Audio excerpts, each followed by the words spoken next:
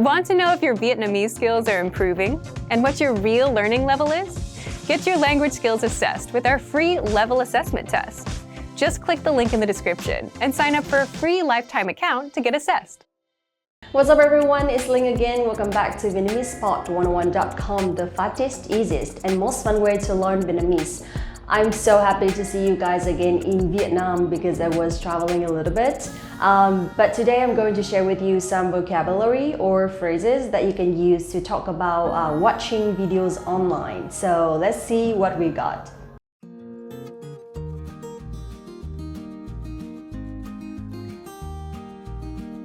Right, so today I'm not gonna share with you like a list of vocabulary. It's not gonna be like too practical, but instead I'm gonna share with you like how to use some related vocabulary in sentences, and I'm gonna break down the sentences so that you know some vocabulary like outside of the topic. All right, so let's start with watching videos online. In Vietnamese we say xem video trên mạng. Xem video trên mạng. Xem video trên mạng. So basically we use video as video and trên mạng as online. However, nowadays like a lot of people have been using online as well, so we can actually say xem video online. Xem video online. Alright, so now let's talk about pronunciation. For example, in English we say online, right? We have like a very tiny ending sound, but in Vietnamese we don't really have that end sound at the end of the word. So we say online, lie, just like ai, online, something like that. And it's the same with like other words. We don't have ending sounds at all. So just sharing. So if you don't want your Vietnamese sounds very hard to understand, or you just want to sound more natural, then just remove the ending sounds. Right, aside from videos, we also have movies, right? And in Vietnamese, we say phim, phim, phim. This is like a borrowing word from French, from film as well, right? So instead of saying xem video trên mạng, we can say xem phim trên mạng, xem phim trên mạng.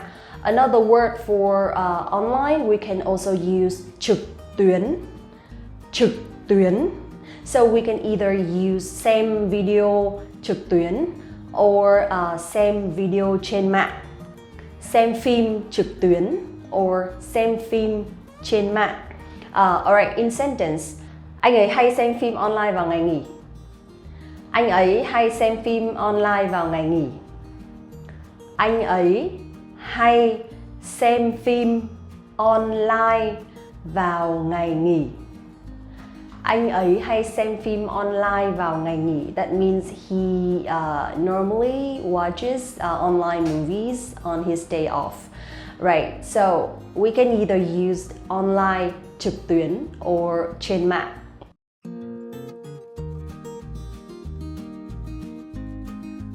The next one, if you want to talk about genres, then you can use thể loại, thể loại, thể loại.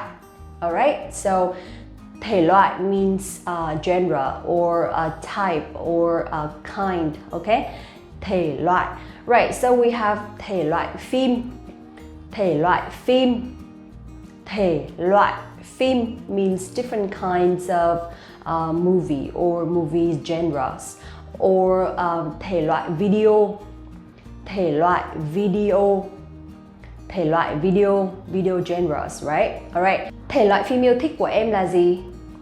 Thể loại phim yêu thích của em là gì? Thể loại phim yêu thích của em là gì? Thể loại phim yêu thích của em là gì? Means what is your favorite genres of movie, or what is your favorite movie genre? Okay, so here you will see yêu thích means favorite. So we don't use as in English, but instead is after the noun. Phim yêu thích, So we don't say favorite movie, right? Phim yêu thích. So yêu thích here plays a role as an adjective. Also, you will see the possessive here. Của em mean your, right? And it will be also like behind the noun. So, thể loại phim yêu thích của em là gì?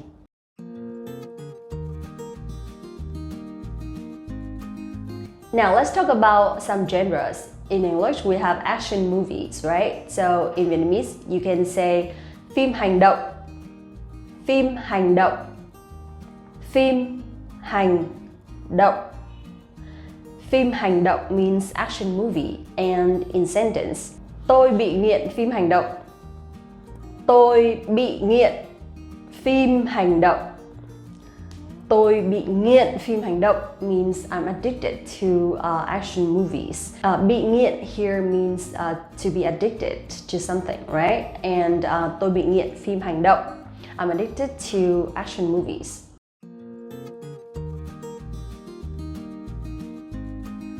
The next genre is comedy, and in Vietnamese we say hài, hài, hài. It sounds like when you say hi, but with a low tone. So hài, hài, hài. Okay, phim hài, comedy movie, phim hài, or video hài, comedy videos. In sentence, hài miền Nam rất buồn cười. Hài miền Nam rất buồn cười. Hài miền Nam rất buồn cười means Southern comedy is super hilarious. Hài miền Nam rất buồn cười. Yeah, it's true because we have different culture from the north to the south. And if in the north our comedy videos or movies are a little bit different, it's still funny. However, it also has some layers of education. However, in the south of Vietnam, when the artists play a comedy video or comedy movie, it just sounds funny and it's just so hilarious and it makes you laugh like immediately with some very silly things. So that's the difference between southern comedy and northern comedy.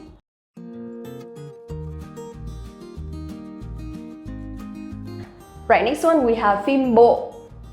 Phim bộ. Phim bộ. Phim bộ means drama. So in sentence, đặt câu means in sentence, okay? Đặt câu, các bà nội trợ rất đam mê phim bộ. Các bà nội trợ rất đam mê phim bộ.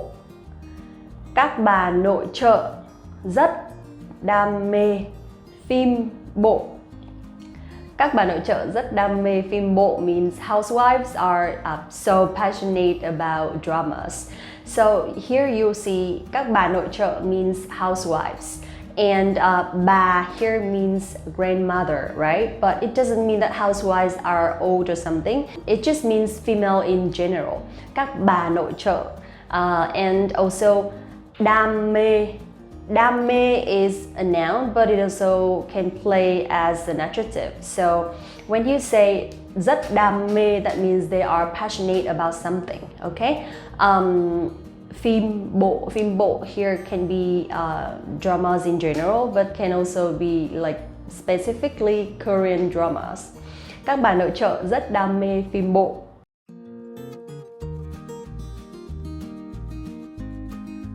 Right, we have another kind of video that is super popular in Vietnam. Video giải trí. Video giải trí. Video giải trí means entertainment videos. So nowadays, young people watch entertainment videos, video giải trí a lot, like literally every day, every single hour. So đặt câu, tôi cực kỳ thích lướt TikTok để xem video giải trí. Tôi cực kỳ thích lướt TikTok để xem video giải trí.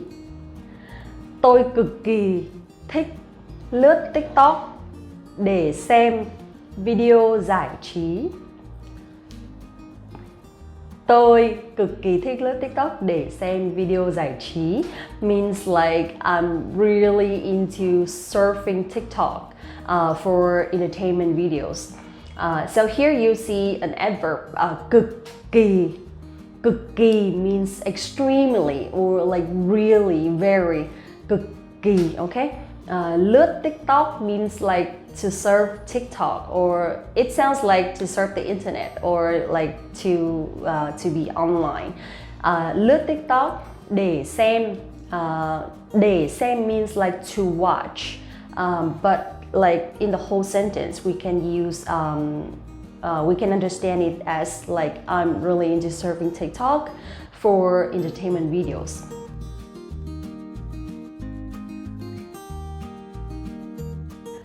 Right, now next one, if you want to watch videos online, of course you need an application, right? So in Vietnamese we say ứng dụng, ứng dụng, ứng dụng. Or maybe you either need a website, and in Vietnamese we also say website, so I'm not gonna talk about it too clearly. Right, ứng dụng, so đặt câu. Netflix là một trong những ứng dụng nổi tiếng nhất để xem phim. Netflix, Vietnamese accent. Netflix là một trong những ứng dụng nổi tiếng nhất để xem phim. Netflix là một trong những ứng dụng nổi tiếng nhất để xem phim. So here you see a grammar point, one of the, or like among these something, alright? So in Vietnamese we say một trong những, một trong những, một trong những. Một trong những means like one of the like numbers of something. Một trong những ứng dụng. Những ứng dụng here means applications, and instead of putting s at the end of the word, we use like a word. We use like a separate word to place a role as something in plural. Right, Netflix là một trong những ứng dụng phổ biến nhất or nổi tiếng nhất để xem phim.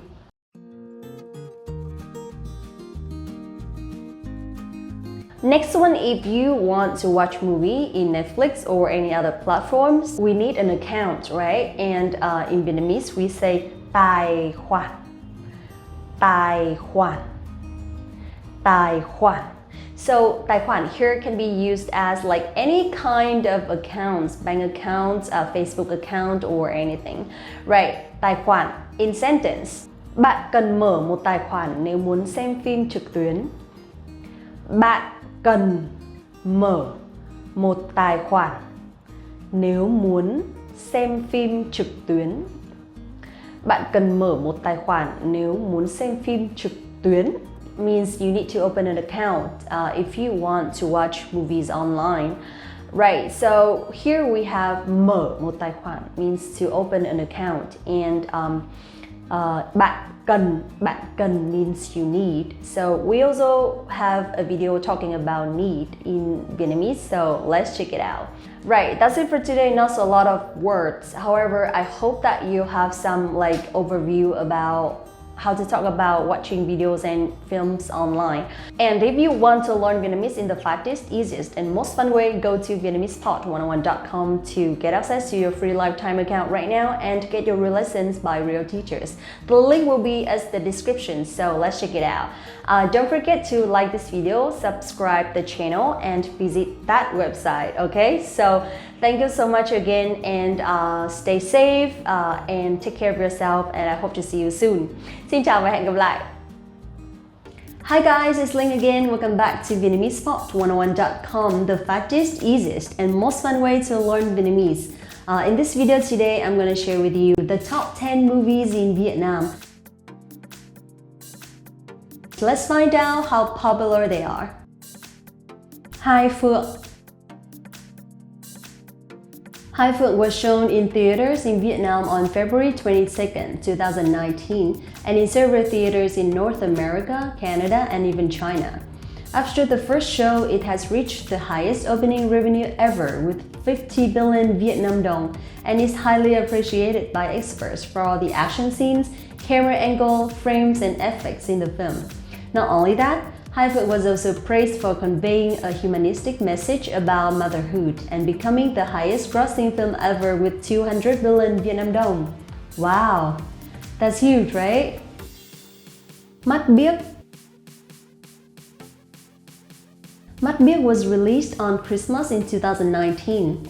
After burning the box office for several weeks in a row, the film continued to open through Tết and received mixed reviews in the community. Mắt biếc is adapted from a literary work that many young people love. The characters, storytelling in the film have made people keep talking about it during the film's premiere. The cast with young faces like Trần Nghĩa, Trúc Anh, Trần Phong, Khánh Vân, Thảo Tâm have also brought a lot of emotions to viewers. Tiệc trăng máu. In Tiệc trăng máu, some young people will have dinner together and start playing a dangerous game. Each of them has to put their cell phone on the table and publish all the texts or phone calls from everyone. Wow! Every message received must be read aloud and incoming calls are put to the speakerphone. Therefore, the countless secrets are revealed and make their long-standing friendship in danger of breaking up.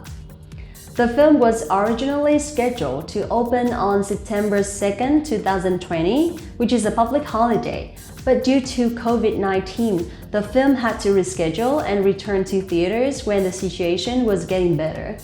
However, with an interesting adaptation scenario and sticking to familiar stories in modern life with a veteran cast, the film has earned 175 billion Vietnam dong. Tiệc trăng máu surpassed Em Chưa 18 revenue and ranked 4th in the top 10 high-grossing Vietnamese films. Lật mặt 4 nhà có khách. Lật mặt 4 is a unique combination of horror and humor from the trio of actors such as Mạc Văn Khoa, Huy Khánh, and Hoàng Cát. They cooperate smoothly together to make the comedy scenes in the movie becomes interesting and is loved by the audience. The film opened on April 12, 2019 in Hùng Vương anniversary and weekend. Plus, the movie content is quite good. So the total domestic revenue is 117.5 billion. Gái già làm chiêu ba. Continuing the love story of Miss Q by Ninh Dương Lan Ngọc and Jack Lê Xuân Tiến, Gái già làm chiêu talks about the life of Miss Q and her fights with her mother-in-law to save the love of her life. Gái già làm chiêu was shown during Lunar New Year 2020. The film emphasizes the feminist element, explores the familiar theme of mother-in-law and the bride of the rich, nobility with Vietnamese culture, and the talented cast. Miss Lê Khanh, people artist, Miss Hồng Vân, people's artist, Ninh Dương Lan Ngọc, and the content is entertaining in the accordance with the festive atmosphere. So, the film has attracted a large audience in the northern and central provinces. Gái già làm chiêu recorded revenue of 168 billion after the premiere. Về nhà đi con. Về nhà đi con is one of the dramas that have recorded many impressions in the hearts of viewers. It has been the second most popular film in Vietnam so far, with the number of viewers up to record number. Về nhà đi con talks about the small family of father, son, and 3 beautiful daughters, Huệ, Thu, Dương. Throughout the movie is a series of challenges that draw into their lives. However, after many ups and downs, the 3 sisters are still strong and resilient and happy because they always have father, son as a solid support. This is a TV series with intimate content, charismatic narrative, and humanistic value, and is worthy for you to watch. Sống chung với mẹ chồng. Sống chung với mẹ chồng is also one of the good, touching dramas that have taken away many tears from the audience. This is a movie that causes TV to increase its broadcasting frequency from 2 episodes per week to 3 episodes per week because the need of search and enjoy the movie is too huge. The film revolves around the contradictions and troubles between the mother-in-law relationship and the bride when living together. Common, right? A series of conflicts occurred that made the husband in the middle of difficult situations and was finally shaken by the stabbing words of his mother, causing his marriage to sink in tears. This is a TV series rated as excellent by viewers. Người phán xử. Released at the same time as Sống chung với mẹ chồng, Người phán xử also proved not to be inferior in terms of attractions to the audience. Người phán xử is a remake film from a script of Israel. However, the film has also been edited up to 50% to be more suitable for Vietnamese audiences. This is also the first Vietnamese film to use criminals as a central character to exploit the dark sides of society. Người phán xử is carefully taken care of a director from sound, images, and footage, taking a lot of tears from viewers in some scenes. Quỳnh búp bê. Compared to other Vietnamese dramas, the journey of Quỳnh búp bê to the audience has many more obstacles. This is the first film in Vietnam with 18+ rating and was forced to pause broadcasting for a long time because it contains many violent and sensitive images. It has made the audience impatient and eagerly looking forward to every day that the film will be reopened. However, because the audience is looking forward to more and more, Quỳnh búp bê is the first films that VFC is willing to break all the principles to bring the worst and worst in life to the screen. The film has a content about the life of villages girls tricked into selling into brothels in order to expose hidden corners in life. Interesting, right? Gạo nếp gạo tẻ. If talking about Vietnamese dramas that take away the viewer's tears the most, surely it is impossible not to mention Gạo nếp gạo tẻ. Originally not a movie with too much PR, however, few people only expected Gạo nếp gạo tẻ to cause such a strong fever in the audience. The film revolves around a family conflict that has many generations, oh my god, where Miss Mai always shows a discriminating attitude towards her children. She loved Han like the second daughter married a rich husband more, but she considered Hương, the poor first daughter, like a thorn in her eyes, constantly scolding and cursing her. It is this distinction of Miss Mai that has turned the lives of her children into a series of tragic days. Thanks to Gạo nếp gạo tẻ, the main actor and actress Trung Dũng and Thúy Ngân won the Best Actor and Best Actress of Mai Vàng Award, the most prestigious award for Vietnamese movies. Congratulations to them! Wow, interesting, right? So I hope one day you'll be able to find them soon and watch them in Vietnamese. Don't forget to like this video, subscribe the channel, and visit the website Vietnamese. Hi guys, it's Linh again. Welcome back to VietnamesePod101.com, the fastest, easiest, and most fun way to learn Vietnamese. If you're also into handsome actors, then this video is definitely for you. Top 10 diễn viên nam ở Việt Nam. Okay, not only are they handsome, but also they're super successful and they contribute a lot to Vietnamese movies. And of course, most of them, no, all of them are loved by a lot of Vietnamese people. So let's find out who they are and also maybe see some of their scenes to see how handsome they are. Trấn Thành.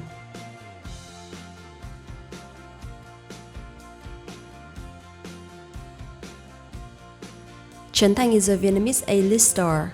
He started his career as a host, then he became popular as a comedian. Not to mention he's also a movie actor, a voice actor, and a producer. Trấn Thành appears very elegant and friendly, which always leaves the audience many different levels of emotions. Talent, intelligence, and funny are words given to him by fans. That is also the reason why Trần Thành is always on the list of the first guests and MC in many of the most famous and popular TV shows today. His fan page has over 17 million followers. He got married to Harry Won, who is a Korean Vietnamese singer. Hứa Vĩ Văn.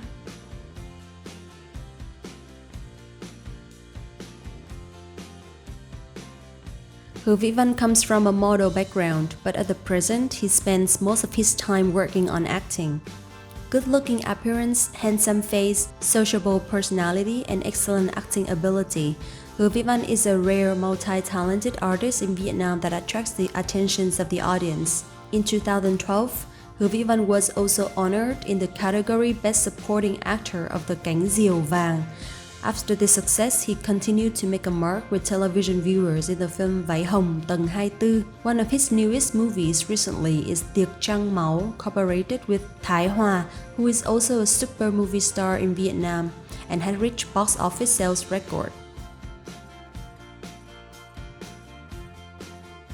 Hoài Linh.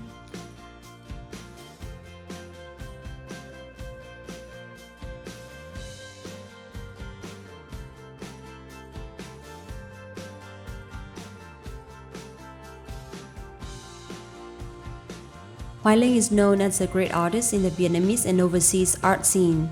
He always receives the love of his colleagues as well as the audience because of his sociable and rustic nature. Almost everyone gave him a certain affection and admiration.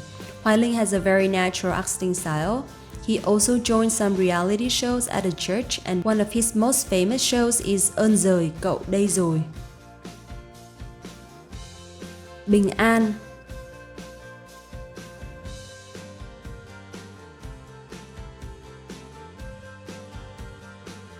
Thanks to the handsome face with an ideal height as well as professional acting talent, Bình An has quickly made a good impression, being famous since 2012 by the Korean-style photoshoots, but it was not until 2014 that the young actor really resonated with the movie Lạc Giới. This is considered one of the first films in Vietnam to take the subject of bisexuality into the main theme. After that, Bình An joined a lot of projects such as Mối tình đầu của tôi, Những cô gái trong thành phố, or Ngược chiều nước mắt. All of these movies have brought him a lot of love from the audience. Nhan Phúc Vinh.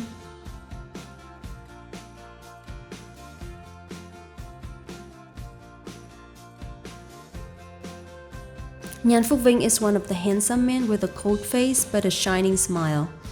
In particular, Phúc Ving's Mona Lisa made many fans fall in love right after watching the movie he acted in. In 2018, he starred in the movie 11 Niềm Hy vọng. His natural acting style and handsome appearance have helped Nhan Phúc Vinh own a large fan base. Also in 2018, when working with Nhã Phương on Ngày ấy ta đã yêu, Nhan Phúc Vinh won the hearts of many audiences with the role of Tùng.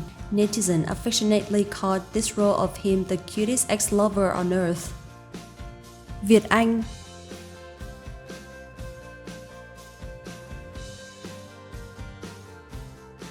Việt Anh was born in 1981. He participated in many different film projects, but only when he succeeded in the role of Cao Thanh Lâm in the TV series Chạy án, his career turned into a new stage. His handsome face and extreme acting style also helped Việt Anh have the opportunity to appear in cult dramas such as Người phán xử, Khi đàn chim trở về, Sinh tử, or Hướng dương ngược nắng. After 10 years of acting, Việt Anh has owned a respectable film fortune with extremely impressive roles. Thái Hòa.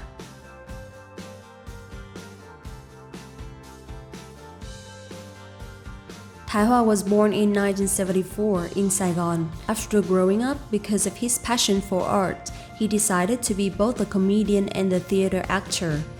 Thái Hòa acting style is very special and witty that many audiences love. Not only that, he also took on the role of stage writer and stage director. His two best-selling works are Người vợ ma and Quả tim máu.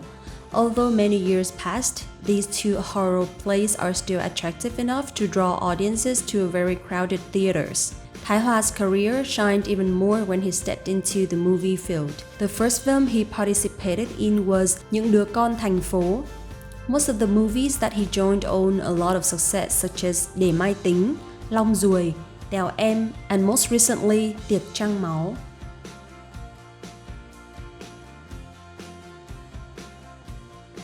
Hồng Đăng.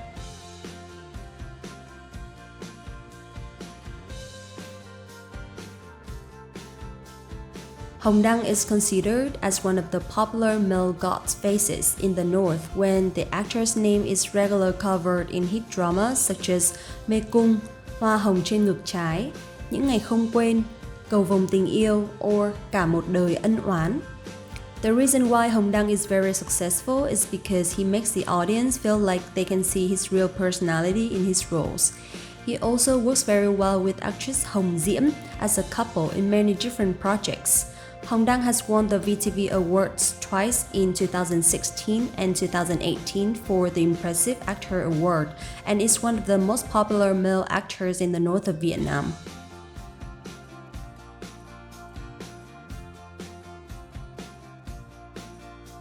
Mạnh Trường.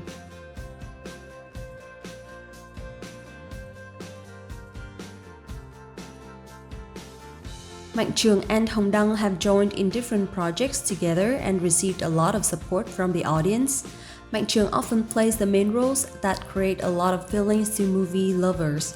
His role is usually a typical successful, talented male character. That's why it attracts a lot of female fans and creates sympathy from viewers. Anyone who has watched Cả một đời ân oán, Ngược chiều nước mắt, or Chạy trốn thanh xuân will see the very natural acting, the bright on-screen appearance of Mạnh Trường, not to mention his flexibility in different types of roles.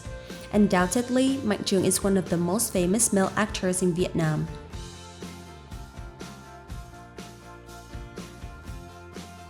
Trung Dũng. Trung Dũng was born in 1973 as a Vietnamese television actor and film actor. In addition, he is also known as a TV show MC. Trung Dũng is remembered by many people for his masculine, thorny face and personality in many dramas and movies. Not only is he famous for his appearance, Trung Dũng also has extreme facial expression that watchers can really feel his roles. He is famous through films such as Lạc giới, Người đàn bà yếu đuối, Ngọn nến hoàng gia.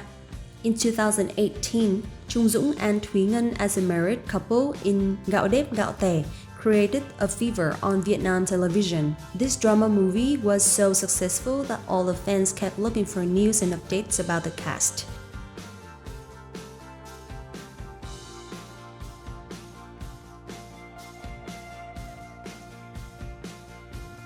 Okay, that's it. I hope you enjoyed it.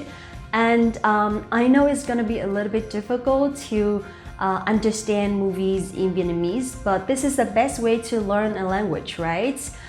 For me personally, I also learned a lot of English while watching movies. So please, maybe take a look at some Vietnamese movies and see if they have subtitles in English and then switch to Vietnamese when you are more confident. Also, if you want to learn Vietnamese in the fastest, easiest, and most fun way, go to VietnamesePod101.com to sign up and get your... Hi guys, it's Linh again. Welcome back to VietnamesePod101.com, the fastest, easiest, and most fun way to learn Vietnamese. In this video today, I'm gonna share with you the top 10, not only 10, but 11 actresses in Vietnam. The reason why is because all of them are very successful and popular and loved by all Vietnamese people. So when I make this video, I can't make it 10, so I decided to make it 11 so that you guys will know about Vietnamese actresses. Let's find out who they are. Hồng Diễm. Hồng Diễm is known as actor Hồng Đăng girlfriend on the screen. They've been acting in many different movie projects and have achieved a lot of success. In 2004 and 2005, she was a famous model. However, she didn't join a lot of fashion shows at the moment. She then turned to become an MC and focused on her acting career. After a lot of effort, in 2020, she won the Best Actress of Cánh Diều Vàng Award, the greatest awards of Vietnamese film industry. In the same year, she also won the Most Impressive Actress of VTV Award. Hồng Diễm has a very instinctive acting style. Hồng Đăng, who is also one of the most popular Vietnamese actors, once said, Hồng Diễm is his best acting partner. Ninh Dương Lan Ngọc.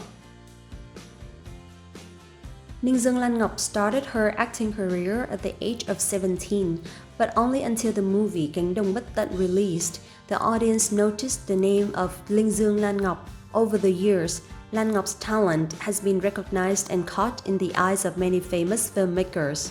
The movie works she participated in always created a box office fever and was loved by the public, including Tấm Cám Chuyện Chưa Kể, Cô Ba Sài Gòn, Gái Già Lắm Chiêu, Cua Lại Vợ Bầu.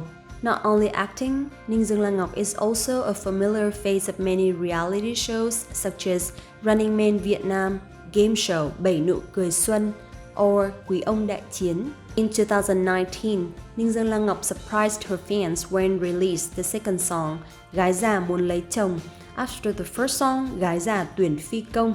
Currently, Ninh Dương Lan Ngọc is one of the hottest names on screen and entertainment shows because of her sense of humor. Nhã Phương. Nhã Phương is one of the most popular comedian's wife. She used to be a hot girl for magazines. She then turned to the acting career and has been well known through many different movies such as Vừa Đi Vừa Khóc, Tuổi Thanh Xuân. Nhã Phương is not only loved by her roles but also known for her gentle and elegant beauty that is suitable for the trend of young people nowadays. Nhã Phương knows how to change her style depending on each event to refresh herself. Therefore, each of her makeup styles, fashion, and her trends are always a role model for girls to follow. Tăng Thanh Hà. Although Tăng Thanh Hà is not acting anymore, she's still very popular and is loved by many Vietnamese people for her beauty and happy marriage. Tăng Thanh Hà used to join some projects which received huge love from the audience for her natural acting style. One of her most successful movies is Bỗng Dưng Muốn Khóc, which brought her closer to the audience. Tăng Thanh Hà is a businesswoman now and she focused on supporting her husband's business. She doesn't join showbiz anymore, but every update on her social media got a lot of likes and comments from her fans. Ngô Thanh Vân. Ngô Thanh Vân, known as Veronica Ngô, is a Vietnamese dancer, singer, and model. She was born in Trà Vinh, Vietnam, but settled in Norway. In 1999, Ngô Thanh Vân returned to Vietnam and won the second runner-up in the Miss Vietnam contest through photos and began to be known to the public. In 2003, Ngô Thanh Vân started her music career with certain successes.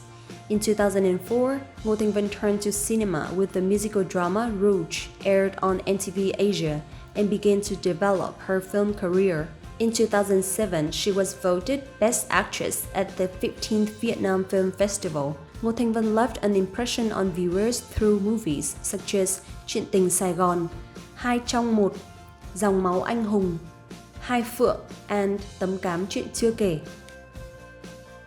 Bảo Thanh. After the success of the movie Sống Chung Với Mẹ Chồng, the best-selling drama in 2017, Bảo Thanh continued to break through the Vietnamese screen in 2019 with the role of Anh Thư in the movie Về Nhà Đi Con. She was highly appreciated by director Nguyễn Danh Dũng for her acting ability and was not dissolved with previous roles. With a beautiful, good-looking appearance and a clear voice, the actress from Bắc Giang captured the audience's hearts through the roles she played. Officially starting her acting career in 2013, Bảo Thanh has proven herself to be a real actress and brought home many honor awards such as VTV Awards for Impressive Actress as Anh Thư in the movie Về Nhà Đi Con, Asia Artist Award 2019 category Outstanding Vietnamese Artist. Phương Oanh. Phương Anh was born in 1989, currently living in Hanoi.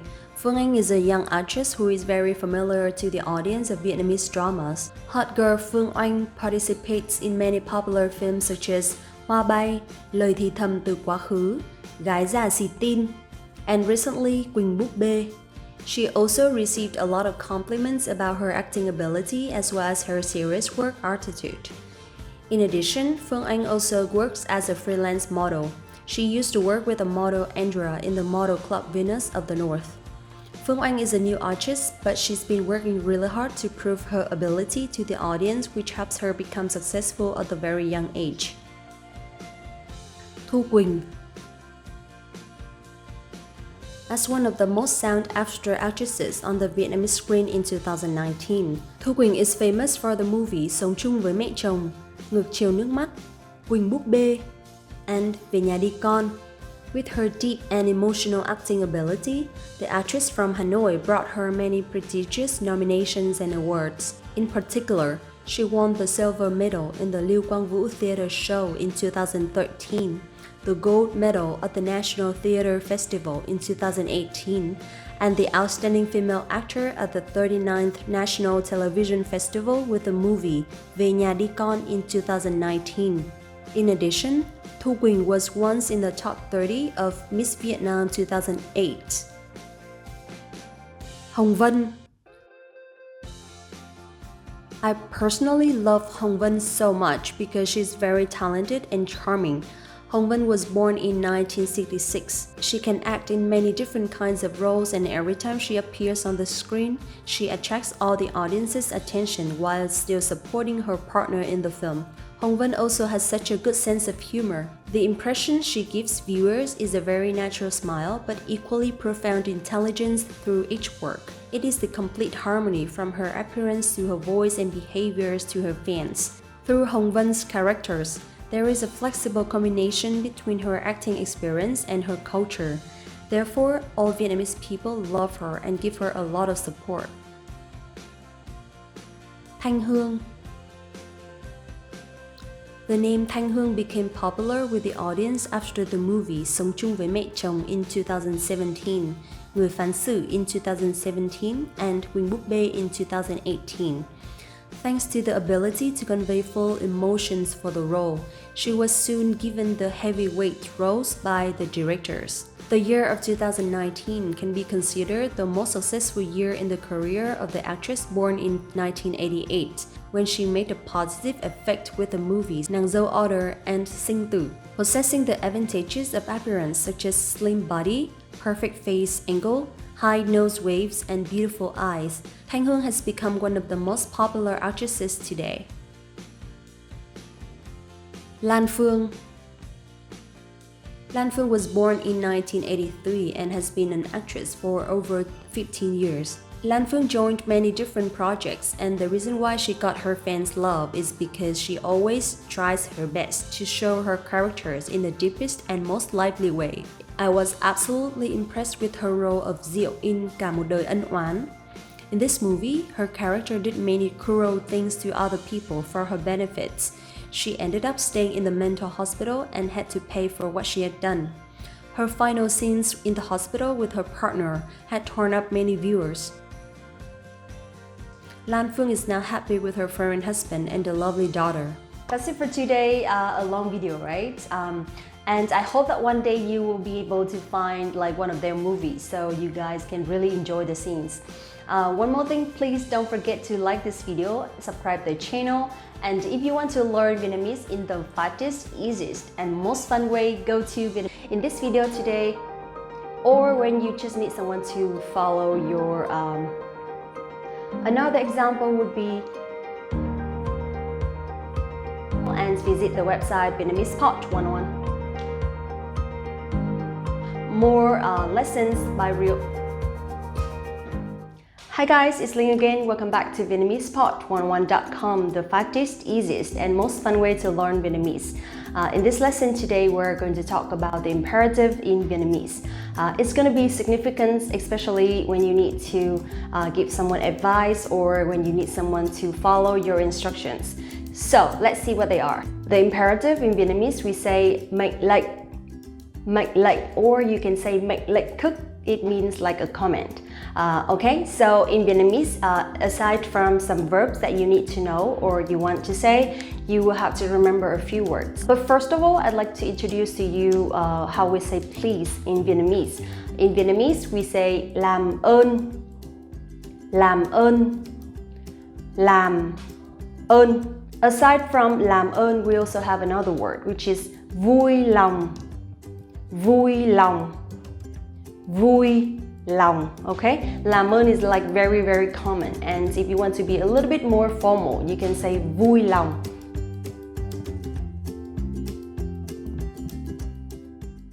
The first word that I want to introduce to you to have an imperative sentence, we can say hãy. Hãy. We use hãy at the beginning of the sentence before the verb to say something like let's do something. Okay. In sentence, hãy làm những gì bạn thấy cần thiết. Hãy làm những gì bạn thấy cần thiết. Hãy làm những gì bạn thấy cần thiết. Hãy dấu ngã, ok? Hãy làm những gì bạn thấy cần thiết means like let's do something that you think is necessary, or do something you think is necessary, okay? Cần thiết here is necessary. Hãy dậy sớm để tốt cho sức khỏe. Hãy dậy sớm để tốt cho sức khỏe. Hãy dậy sớm để tốt cho sức khỏe, meaning get up early for a good health, or waking up early is good for health. Hãy dậy sớm để tốt cho sức khỏe. Okay, so when you hear something with hãy, it sounds like you're giving instructions or giving advice, right? So in these situations, you can use please or not. One more thing that I'd like to share is the word please is not too common in Vietnamese. We have different ways to show that you're politely requesting someone to do something. However, it's not like a very common word.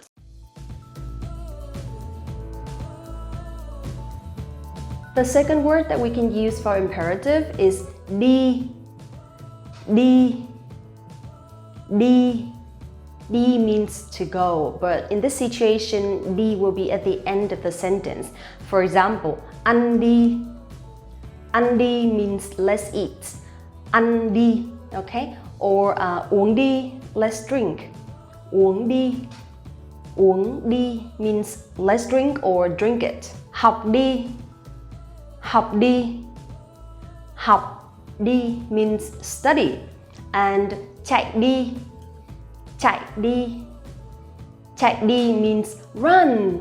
So in this situation, the word đi will be used shortly in short sentences. For example, you can just put the verb before the words and this is gonna be like a full sentence. So basically, we'll use this word đi for a very short comment or just a very short sentence or request.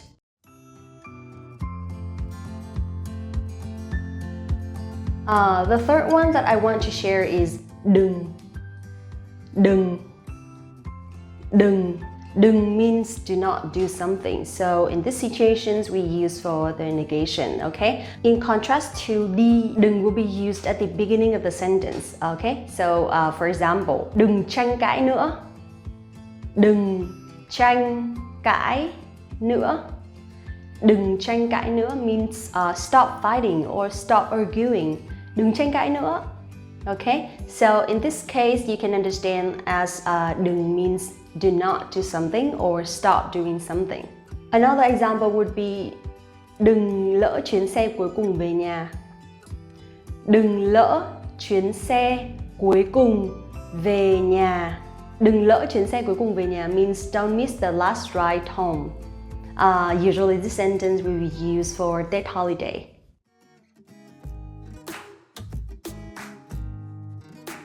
The fourth one, which is also similar to đừng, but it can be used only for do not do something instead of stop doing something, okay? Which is không được. Không được. Không được. Không được dấu nặng, okay? So it has to be a little bit strong. Không được. In sentence, không được uống rượu bia khi lái xe. Không được uống rượu bia khi lái xe. Không được uống rượu bia khi lái xe. Rượu bia means alcohol in general, okay? Không được uống rượu bia khi lái xe means do not drink alcohol while driving. So when you say không được, it sounds like a must, right? It's mandatory. So that means you are not allowed to do it. Không được.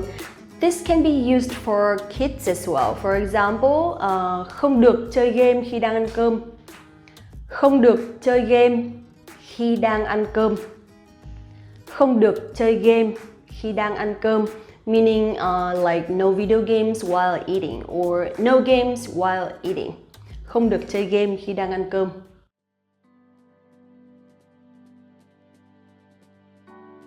The last one that I want to introduce to you is now. Now.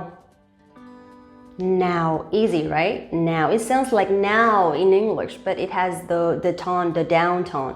Now. Dấu huyền. Now. So, now, okay? This situations now can be used for let's do something or hey, do something, okay? And it's very informal, it's very casual, you can use anywhere. For example, đi ra nào. Đi ra nào. Đi ra nào means like move, move. So, đi ra actually means go out, but in this situations we can understand it means move, please move. Đi ra nào, or lại gần đây nào. Lại gần đây nào. Lại gần đây nào. It means like come here or come closer. Lại gần đây nào. Okay, so now will be at the end of the sentence. Okay, so that's it for today. Let's summarize a little bit. The first one we have hãy. Hãy. Hãy, dấu ngã, okay? Hãy. Hãy can be used at the beginning of the sentence. The next one, đi. Đi. Đi. You can use at the end of the sentence. Đi. Đừng. Đừng. Đừng. Đừng for do not do something or stop doing something, and it can be used at the beginning of the sentence. And next one, không được. Không được. Không được means do not do something, okay? Or is not allowed to do something. And it will be used at the beginning of the sentence as well. Now. Now. Now. Now, this one is informal and it can be used for both formal and informal, and it's gonna be fine. Okay, that's it. Thank you guys for watching. Please don't forget to like this video, subscribe the channel, and if you want to learn Vietnamese in the fastest, easiest, and most fun way, please go. Hi guys, it's Linh again. Welcome back to VietnamesePod101.com, the fastest, easiest, and most fun way to learn Vietnamese. If you want to say I don't do something, or I haven't done something, or I wouldn't do something, how would you say in Vietnamese? It's super easy, trust me, because there is only one word that you have to remember, and let's find out what it is. Phủ định trong tiếng Việt. So, negation in Vietnamese means phủ định. Phủ định. Phủ định. That means is like the opposite to affirmative, right? So, phủ định, but we don't really use it a lot. I mean the word. So, let's see the words that we can use for like almost every situation. Không. Không. Không. Không. It means no, literally. So không is used very easily because basically you only need to put the word không before the verb, and that's fine. That's completely correct. Let's take a look at some example. Tôi không biết. Tôi không biết. Tôi không biết means I don't know. It's very, very common, right? Almost foreigners that I know this sentence. Tôi không biết. Alright, another example would be tôi không chơi bóng rổ. Tôi không chơi bóng rổ. Bóng rổ means basketball. Tôi không chơi bóng rổ. I don't play basketball. Okay? Tôi không chơi bóng rổ. So easy, right? You only need to put không before the verb, and that's fine. And one more thing is we don't have to conjugate the verb in Vietnamese. You only use the verb for all pronouns, and that's fine. So since we are talking about the negations, let's take a look at the tenses also. So you know what exactly to use when it's in the past, the present, or the future. Okay? Chưa. Let's say if you want to say I've never been to Europe, you can say tôi chưa bao giờ đến châu Âu. Tôi chưa bao giờ đến châu Âu. Tôi chưa bao giờ đến châu Âu. Chưa here we can use for the present perfect, okay? It's a little bit different, slightly different to không, but it's still negation. Tôi chưa bao giờ đến châu Âu. Another example would be tôi chưa gặp cô ấy bao giờ. Tôi chưa gặp cô ấy bao giờ. Tôi chưa gặp cô ấy bao giờ. Tôi chưa gặp cô ấy bao giờ means I haven't seen her. I haven't seen her, or I have never seen her. Okay, so only chưa is different. All the other situations we can use không. Another example, tôi chưa biết nữa means like I don't know yet, or I don't know, or I'm not sure yet. Tôi chưa biết nữa. Tôi chưa biết nữa. So in this situation, chưa will means like yet, okay? But it also means I don't know. I don't know yet. Tôi chưa biết nữa. Okay? In this situations, you can use either tôi chưa biết nữa or tôi không biết nữa. Không. Alright, now let's talk about the present tense. So if you want to say like I don't study French but I study English instead, you can say tôi không học tiếng Pháp mà tôi học tiếng Anh. Tôi không học tiếng Pháp mà tôi học tiếng Anh. Tôi không học tiếng Pháp mà tôi học tiếng Anh. Tôi không học tiếng Pháp mà tôi học tiếng Anh. That means I don't study French, I study English. Tôi không thích đồ ăn nhiều dầu mỡ. Tôi không thích đồ ăn nhiều dầu mỡ. Tôi không thích đồ ăn nhiều dầu mỡ. Tôi không thích đồ ăn nhiều dầu mỡ means I don't like greasy foods. I don't like greasy food, or I don't like too oily foods, okay? Tôi không thích đồ ăn nhiều dầu mỡ. I don't, okay? Tôi không thích. I don't like. Sẽ không. Alright, now let's talk about the future. If you want to say like I won't disturb you anymore, so you can say tôi sẽ không làm phiền bạn nữa. Tôi sẽ không làm phiền bạn nữa. Tôi sẽ không làm phiền bạn nữa. Tôi sẽ không làm phiền bạn nữa means I won't bother you anymore, or I won't disturb you anymore. So for the future, you only need to put sẽ as the word for the future tense, and không and the verb. Sẽ không làm phiền, will not disturb. Okay? Tôi sẽ không làm phiền bạn nữa, but please disturb me, okay? I want to receive more questions about Vietnamese, so please leave a comment below. Tôi sẽ không bao giờ ăn món này nữa. Tôi sẽ không bao giờ ăn món này nữa. Tôi sẽ không bao giờ ăn món này nữa means I will never eat this dish again. So, sẽ không bao giờ means will never. Không bao giờ is never. And ăn means to eat. Tôi sẽ không bao giờ ăn món này nữa. I would never eat that food again, or I would never eat this dish again. Okay? Also, there will be some special situations where you will use negation in a little bit different way. For example, if you want to say I'm not married, so that means you at the moment are not married yet. Okay? So in Vietnamese, we will say tôi chưa lấy chồng. Tôi chưa lấy chồng. Instead of saying tôi không lấy chồng. Tôi không lấy chồng means like I will never get married. But if you want to state your status at the moment, tôi chưa lấy chồng I'm not married. That means like I haven't been married yet or I'm not married yet. Okay? Tôi chưa lấy chồng.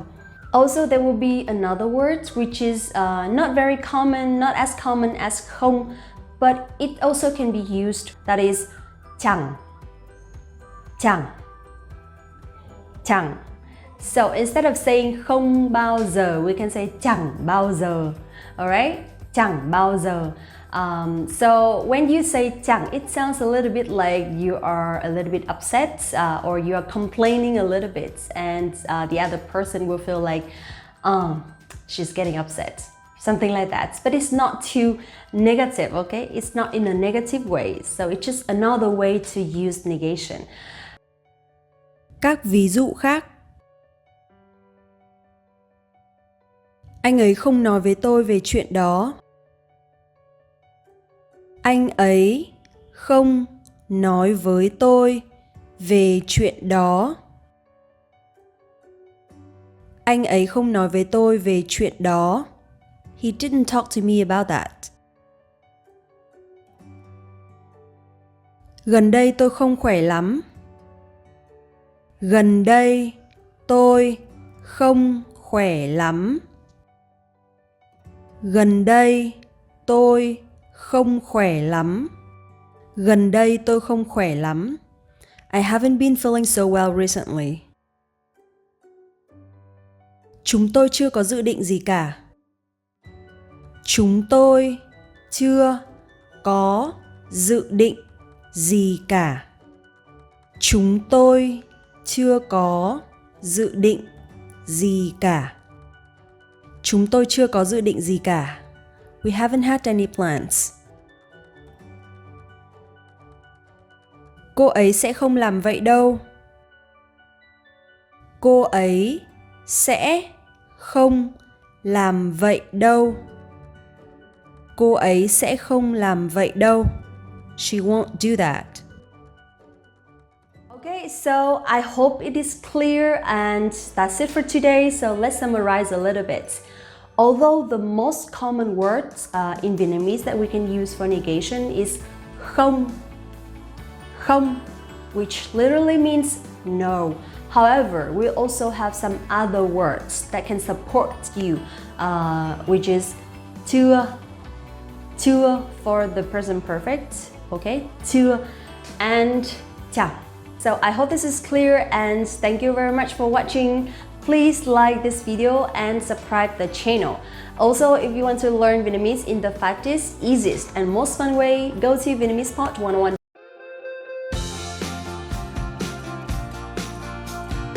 What's up everyone, it's Linh again. Welcome back to VietnamesePod101.com, the fastest, easiest, and most fun way to learn Vietnamese. In this video today, I'm going to talk about something a little bit different, which is superstition. The reason why that I want to tell you about this topic is because in Vietnam, we still have some beliefs that we think it might affect our lives. And not only in Vietnam, but I think it might happen in some Asian countries as well. So, to learn a little bit more about Vietnamese culture, let's find out what they are.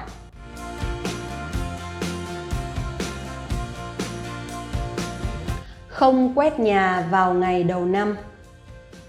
Không quét nhà vào ngày đầu năm. Không quét nhà vào ngày đầu năm. Không quét nhà vào ngày đầu năm means do not sweep the floor on the first day of Lunar New Year. So, when we sweep the floor on the first or the second or the third day of Lunar New Year, this is considered as a sign of bad luck. So that means we sweep away the luck of the whole year. Is this something new for you? So that's the reason why that we spend a few days before that holiday to clean the whole house and to make sure that everything is ready for the holiday, so that we don't have to sweep the floor on the first or the second days. But usually we will have a lot of relatives coming or a lot of guests, so we will clean the floor maybe on the second or the third day.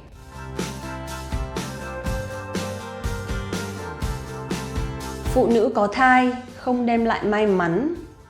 Phụ nữ có thai không đem lại may mắn. Phụ nữ có thai không đem lại may mắn. This one means pregnant women don't bring luck.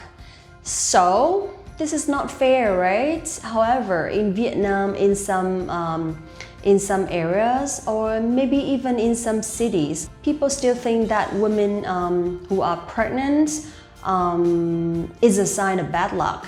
So they will not let that person join a big event or something like a wedding or something. I'm not sure because it doesn't happen in Hanoi or Ho Chi Minh City, okay? However, there are some, maybe some areas that they still follow this rule. But I still think this is not fair for women because they should be appreciated, right? So let's see how we can say in Vietnamese. So instead of saying phụ nữ có thai không đem lại may mắn, we can skip the word không and just say phụ nữ có thai đem lại may mắn. Phụ nữ có thai đem lại may mắn.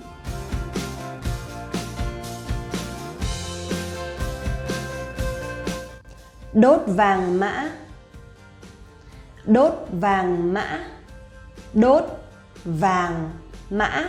So đốt vàng mã is like a very old traditional of Vietnamese people, which means we burn like fake money or fake houses or like stuff in the house. So everything is made of paper, okay? We burn everything and we believe that dead people can receive them. So they can spend money or they can use this stuff in heaven, I don't know. So depends on the family, okay? For example, some Buddhist families, they don't follow that and they don't burn it because we protect the environment, right? However, at some rural areas, it still happens. So I think this is like a kind of culture and we should respect that.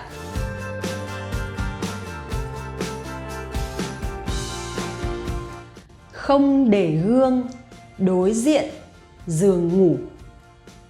Không để gương đối diện giường ngủ. Không để gương đối diện giường ngủ means like do not leave the mirror face the bed. So that means it's not a good sign of luck. According to feng shui, this is not good for the bedroom. So we believe that we should not let the mirror face the bed directly. Instead, we can leave the mirror on the other wall or inside the closet. So depends on the family or depends on the space that you have. So maybe you will have like a better sleep, or maybe you can rest assured that nothing will happen when you sleep.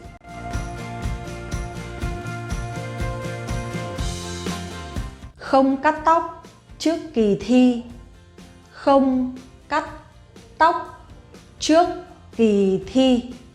Không cắt tóc trước kỳ thi means do not have your hair cut before an exam or a test. So that means if you get your hair cut before the test, so you might have a very bad result, which is weird.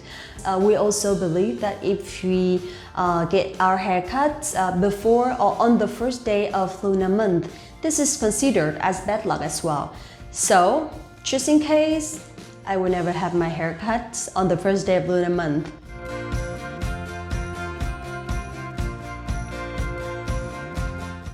Người mở hàng.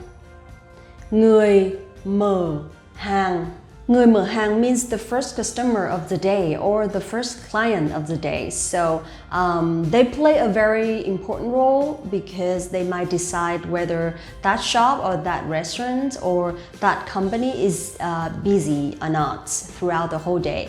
So usually, especially for business women or for people who have a shop or a store, they would expect that the first customer will be very easygoing and very easy when negotiating the price or when buying the stuff. So if you come to Vietnam and if you want to go shopping in the morning, make sure that you don't bargain or make sure that you do the shopping quickly. So that's a sign of luck and you want them to have a very busy day.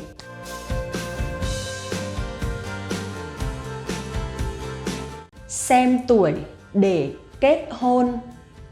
Xem tuổi để Kết hôn, xem tuổi để kết hôn means you want to check the time very carefully before getting married because if you get married in a not very good day, so that means it might affect your marriage, which is funny, right? I know that foreigners usually they get married on weekends. It's the same in Vietnam, however, it depends on when you were born and when your husband or your wife was born as well. And we have to find the best day to get married. Depends on the year of birth or depends on their birthdays as well. So I'm gonna tell you something funny. We all check the year and the day very carefully before getting married to find the best day. However, people still get divorced, so which means it's not very true, right? But our parents, they still expect that we have a happy marriage. So it's better to follow them.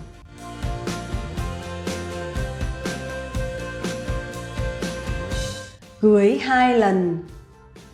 Cưới 2 lần. Cưới 2 lần means you get married twice. Why? No, I'm just kidding. You literally get married once, but you will have to organize the wedding twice, something like that. We just talked about the wedding day, right? However, there will be another situation when you have to get married that year, but it's not a good year for your age or your partner's age. So there is the solution that you will have to get married twice, which means you will have to have a wedding day and like an unofficial wedding day. In the unofficial wedding day, you will have to just go to your husband's house and then come back to your house. And then the next day will be the official day, which is like so complicated. But it happens. So we respect our parents again and we follow them to make them happy.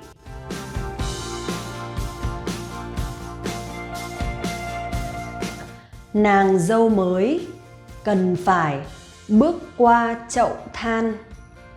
Nàng dâu mới cần phải bước qua chậu than. Nàng dâu mới cần phải bước qua chậu than means the new bride needs to step through a coal pot, which means to remove like all the bad luck before they enter the new marriage or before they enter the new house. So this is also considered as a superstition because it happens only in some rural areas, right? And in Hanoi or in Ho Chi Minh City or in big cities, we don't really do that anymore. However, maybe, I don't know, it might happen somewhere. Remember that if you join a wedding and you see that, it doesn't mean that the bride is disrespected. It's just like a culture, okay?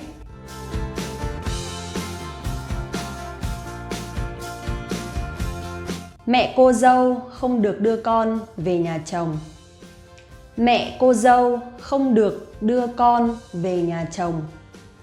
Mẹ cô dâu không được đưa con về nhà chồng. Mẹ cô dâu không được đưa con về nhà chồng means like the bride's mother is not allowed to take the brides to their husband's house on the wedding day. So on the wedding day in Vietnam, usually the bride's family will take the bride to the husband's or the groom's family. So it means, okay, so this is my daughter, I send her to your family and please support her, please take care of her, something like that.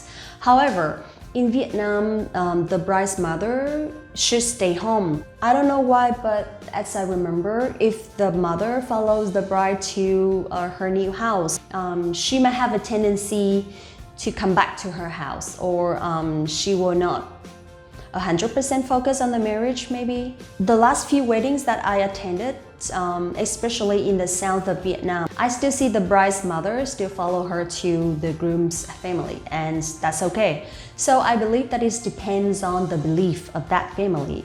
Alright, that's it for today. Superstition in Vietnam, and I hope you enjoyed it. Don't forget to like. What's up everyone, it's Ling again. Welcome back to VietnamesePod101.com, the fastest, easiest, and most fun way to learn Vietnamese.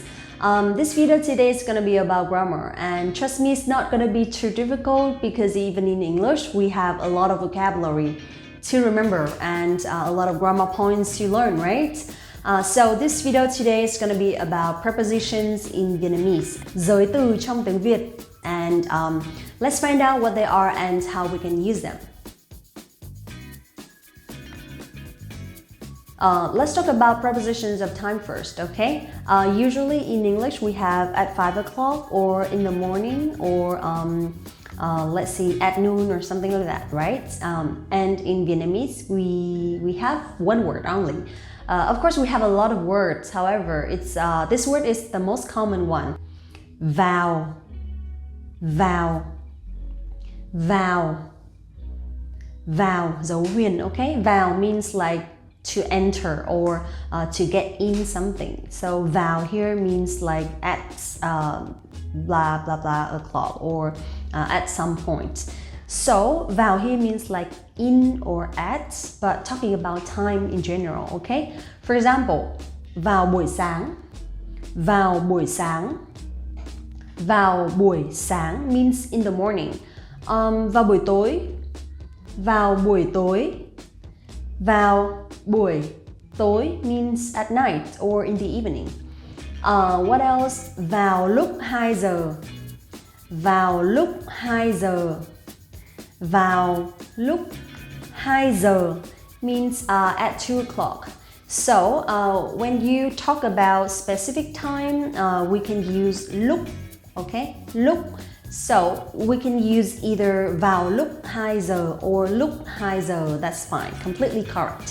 Vào lúc mặt trời mọc, vào lúc mặt trời mọc. How about sunset? Vào lúc mặt trời lặn, vào lúc mặt trời lặn.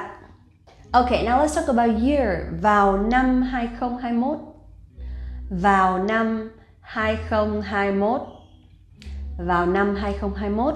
Vào năm 2020, đại dịch Covid đã diễn ra trên toàn thế giới. Vào năm 2020, đại dịch Covid đã diễn ra trên toàn thế giới. Vào năm 2020, đại dịch Covid đã diễn ra trên toàn thế giới. Now let's talk about prepositions of place. In English, we have like in, on, at. However, in Vietnamese, the most common word is ở. Ở. Ở. Dấu hỏi, okay? You have to bend the voice, the sound. Ở. Ở. Alright, so is used for almost every situation that you want to talk about a place. For example, ở trong nhà. Ở trong nhà. Ở trong nhà means in the house. Ở ngoài đường. Ở ngoài đường. Ở ngoài đường means on the street or on the road. So ở đâu means like where. Do you remember where in Vietnamese? Ở đâu, right? Ở đâu. So that means where. Ở công ty. Ở công ty, like at the company or in the company. Ở quán cà phê. Ở quán cà phê. Ở quán cà phê means at the coffee shop or in the coffee shop. However, if you want to talk about some places that you basically stand on it, so we use trên. Sorry, trên. Trên is more correct. Trên. Trên sounds like a train, right? Trên means like here, like on. Okay? So, for example, trên núi. Trên núi because the mountain is very high. Trên núi, on the mountains. Trên núi. So the mountain is high, so you have to be on it. Or trên bãi biển. Trên bãi biển. Trên bãi biển means like on the beach. Trên bãi biển. Trên đường. Trên đường means like on the road. Trên đường. Or I'm on my way. You can say tôi đang trên đường. Okay? I'm on my way. Tôi đang trên đường. Tôi đang trên đường. Okay? So basically the most two common prepositions of place we have ở and trên. Okay? Now let's take a look at some examples. Tôi đang ở quán cà phê. Tôi đang ở quán cà phê. Tôi đang ở quán cà phê means I'm in the coffee shop or I'm at the coffee shop. Tôi đang có cuộc họp ở văn phòng. Tôi đang có cuộc họp ở văn phòng. Tôi đang có cuộc họp ở văn phòng. Tôi đang có cuộc họp ở văn phòng means like I'm having a meeting in the office or I'm in the meeting in my office. Okay? Tôi đang có cuộc họp ở văn phòng. Cô ấy đang ăn tối ở nhà. Cô ấy đang ăn tối ở nhà. Cô ấy đang ăn tối ở nhà. Okay? Cô ấy đang ăn tối ở nhà means she's having dinner at home. Cô ấy đang ăn tối ở nhà. Alright? Now let's talk about other kinds of prepositions. So we have plenty of words in English and it's the same in Vietnamese. For example, về. Về. Về means about. In sentence, chúng tôi đang nói chuyện về anh ấy. Chúng tôi đang nói chuyện về anh ấy. Chúng tôi đang nói chuyện về anh ấy means we're talking about him. Sau khi. No tone, okay? Sau khi means after, and the opposite trước khi. Trước khi means before. So in sentence, chúng tôi kết hôn sau khi chuyển đến Hà Nội. Chúng tôi kết hôn sau khi chuyển đến Hà Nội. Chúng tôi kết hôn sau khi chuyển đến Hà Nội means we got married after moving to Hanoi. Chúng tôi kết hôn sau khi chuyển đến Hà Nội. Em gái tôi ra đời trước khi tôi tốt nghiệp. Em gái tôi ra đời trước khi tôi tốt nghiệp. Em gái tôi ra đời trước khi tôi tốt nghiệp means my sister was born before I graduated from college. Trong suốt.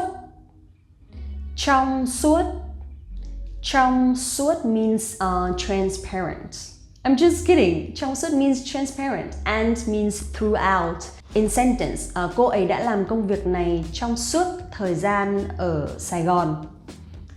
Cô ấy đã làm công việc này trong suốt thời gian ở Sài Gòn. Cô ấy đã làm công việc này trong suốt thời gian ở Sài Gòn, meaning she had been doing this job throughout the whole time in Sài Gòn. Trong khi đó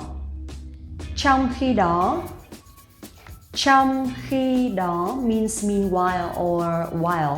In sentence, mẹ tôi nấu ăn trong khi đó em gái tôi học bài. Mẹ tôi nấu ăn trong khi đó em gái tôi học bài. Mẹ tôi nấu ăn trong khi đó em gái tôi học bài, meaning my mom is cooking while my sister is studying, or my mom is cooking meanwhile my sister is studying. Ngoại trừ.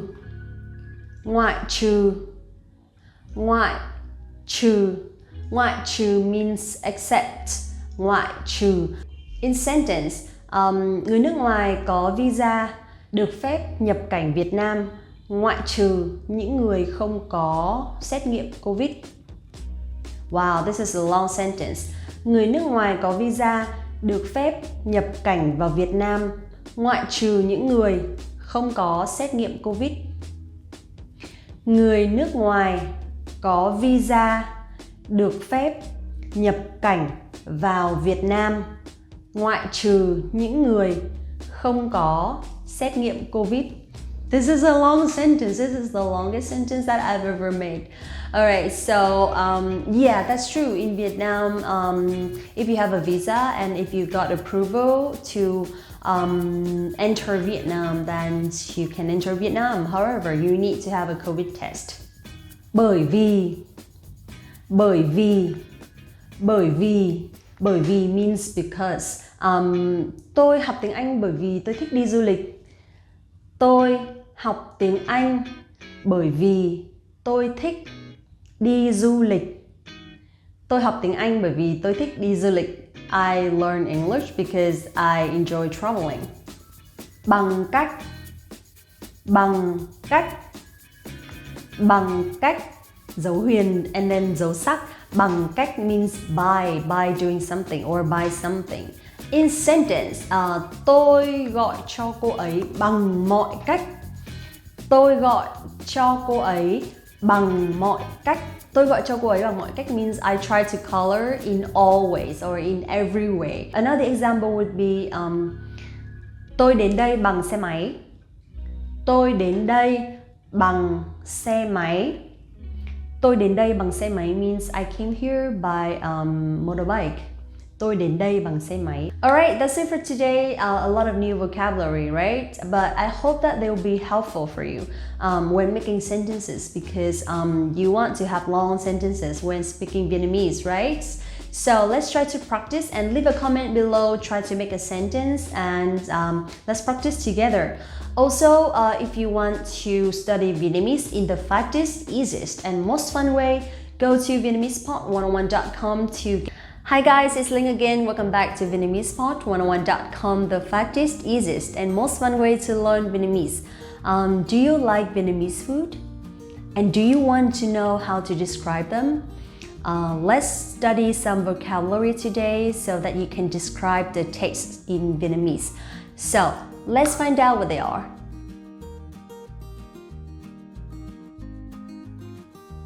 So firstly, I want to introduce the word taste.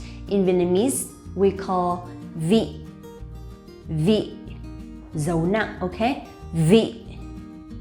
Vị. Vị. Right, we have to be like that. Vị. Alright, so if you don't like a kind of food and you just don't want to eat it and it's not your taste, you can say món này không hợp khẩu vị với tôi. Món này không hợp khẩu vị với tôi. Món này không hợp khẩu vị với tôi. Khẩu vị, okay? Món này không hợp khẩu vị với tôi means like it's not my taste. Or I just don't like it, it's not my taste, okay? Món này không hợp khẩu vị với tôi.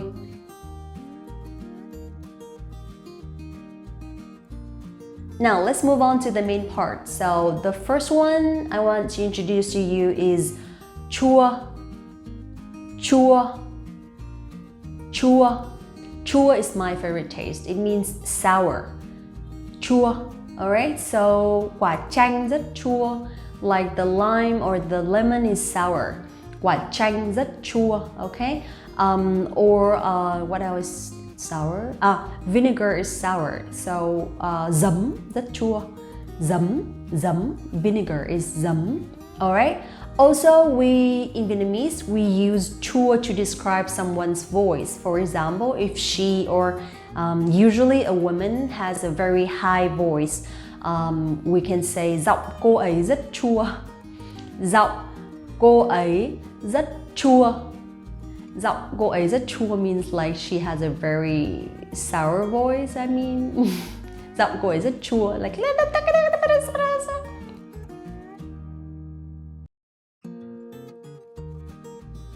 mặn. Mặn. Mặn. Mặn means salty. Mặn. Mặn, okay? Dấu nặng, so you have to be strong. Mặn. Mặn. This is how we remember the tones in Vietnamese. Mặn means like you put too much salt and for example, món này mặn quá. Món này mặn quá. Món này mặn quá, like you just want to show your expressions. Món này mặn quá. Món này mặn quá. Or canh hôm nay hơi mặn. Canh hôm nay hơi mặn means like the soup today is a little bit salty.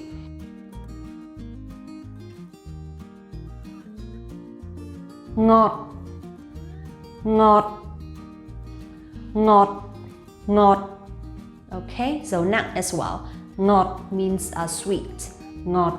Alright, in sentence, ly sinh tố này ngọt quá. Ly sinh tố này ngọt quá. Ly sinh tố này ngọt quá means like this smoothie is too sweet. Ly sinh tố này ngọt quá. Also, we can use ngọt for the sweetness of meat, okay? For example, nước dùng phở rất ngọt. Nước dùng phở rất ngọt. Nước dùng phở rất ngọt. Do you know phở? The most common, the most popular food of Vietnam. Nước dùng phở rất ngọt means like the soup of phở is very sweet. Nước dùng phở rất ngọt.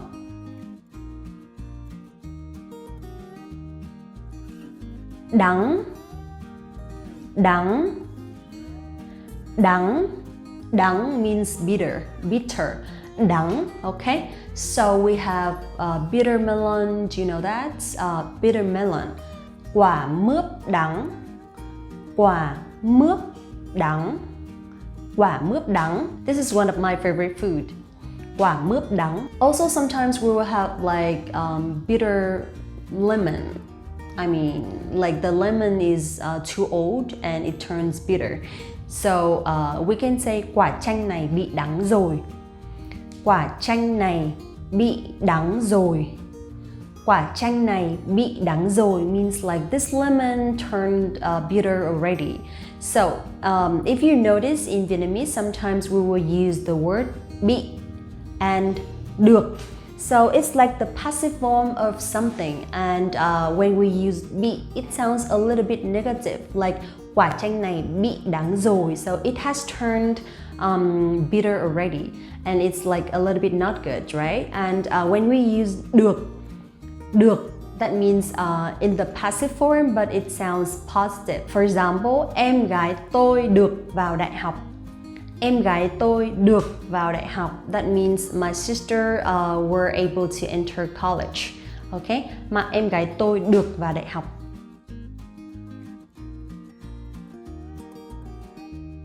Cay.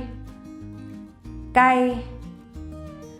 Cay means spicy, and of course the chili is spicy. Ớt cay. Ớt cay. So you will see ớt here is like a subject and cay here is like a verb. Ớt cay, okay? Đồ ăn Hàn Quốc rất cay. Đồ ăn Hàn Quốc rất cay. Đồ ăn Hàn Quốc rất cay. That means Korean food is very spicy. Or tôi thích đồ ăn Thái vì nó chua và cay. Tôi thích đồ ăn Thái vì nó chua và cay. Tôi thích đồ ăn Thái vì nó chua và cay means I like Thai food because it's sour and spicy.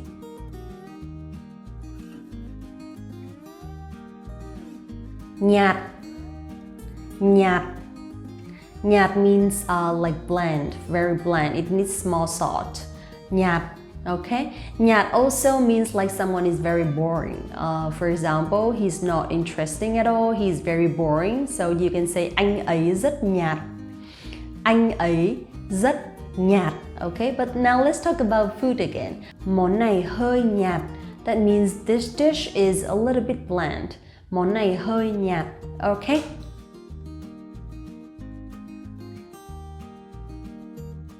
Đậm. Đậm. Đậm. Đậm means like the rich flavor, okay? And that means like when you combine a lot of flavors together, so it brings or it gives the food or the dish very rich flavor, okay? In sentence, cà ri Ấn Độ rất đậm đà. Cà ri Ấn Độ rất đậm đà. Cà ri Ấn Độ rất đậm đà means like Indian curry is very rich. So you will see here that đậm and đậm đà are a little bit similar and they sound similar as well, right? Because they both are adjective. So sometimes we can use đậm for like very rich flavor, or it has a lot of flavors, or it has a lot of spice. And sometimes we can use đậm đà.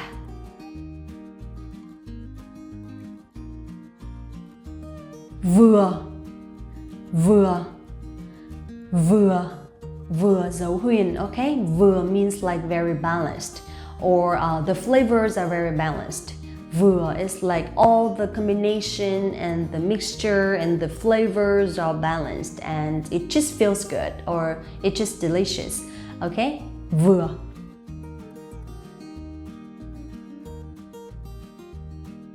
Chát. Chát. Chát. Chát means like when the fruit is not ripe yet and it has a very acerbic flavor, okay? For example, banana. Yeah, banana. So when the banana is still green, you can easily feel like it's a little bit acerbic. Quả chuối này chưa chín nên rất chát. Quả chuối này chưa chín nên rất chát. Quả chuối này chưa chín nên rất chát means like this banana is not ripe yet, so it's acerbic.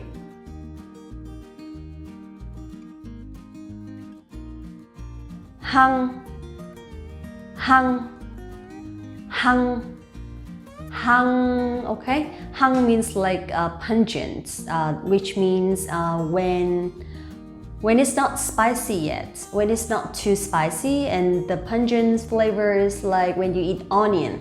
Yeah, onion or green onion or spring onion, okay? So it has a little bit pungent flavor and it's not too spicy, but you will feel like you will feel the flavor in your nose, okay? Pungent. So you can say hành tây rất hăng. Hành tây rất hăng. Hành tây rất hăng means onions is very pungent. Hành tây rất hăng. Okay, so that's it for today. I hope you enjoyed it and I hope that you can use them to describe your favorite food in Vietnamese. Please let me know what topic or what you want to learn in the next video and leave the comment below so I would know and I can do that. Also, if you want to learn Vietnamese in the fastest, easiest and most fun way, go to VietnamesePod101.com to get. Hi there, it's me again. Welcome back to VietnamesePod101.com, the fastest, easiest, and most fun way to learn Vietnamese. In this video today, we're going to talk about onomatopoeia in Vietnamese, which is từ tượng thanh. Từ tượng thanh, okay? Usually we use these words to describe the sound of maybe birds, animals, or rain or something. And we don't really use that for spoken Vietnamese. However, we use a lot for written Vietnamese because they are onomatopoeia and it's really hard to translate. So I will try to describe and explain to you, okay? Let's get started.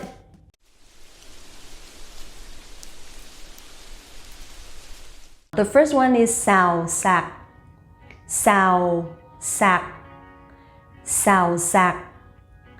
Xào xạc means like the sound of trees and leaves when there is wind, okay? Xào xạc, xào xạc, xào xạc. Do you see that? Do you hear that? Tiếng lá rơi xào xạc. Tiếng lá rơi xào xạc. Tiếng lá rơi xào xạc means the sound of leaves falling. Tiếng lá rơi xào xạc. Okay, it's really hard to make sentences, right? I'm not good in writing as well, I have to say that. So now let's move on to the next one.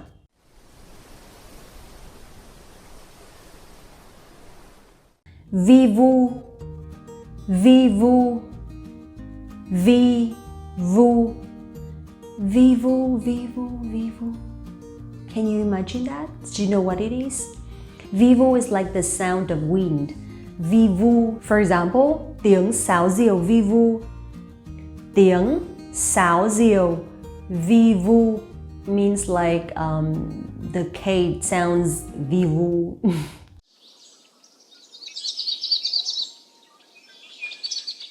Díu dít, díu dít, díu dít.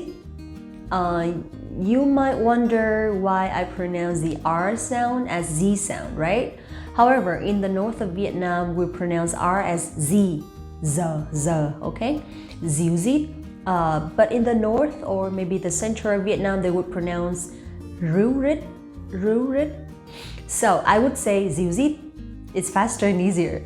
Díu dít, okay? So díu dít is like the sound of people or kids teasing or playing together. In sentence, bọn trẻ đang chơi đùa díu dít ngoài sân. Bọn trẻ đang chơi đùa díu dít ngoài sân. Bọn trẻ đang chơi đùa ríu rít ngoài sân means like the kids are playing in the yard. So you'll see that when we use onomatopoeia in the sentence, that means it plays a role as an adverb and we'll put after the verb. So bọn trẻ đang chơi đùa ríu rít. Chơi đùa means playing. Ríu rít ngoài sân. Alright, bọn trẻ đang chơi đùa ríu rít ngoài sân.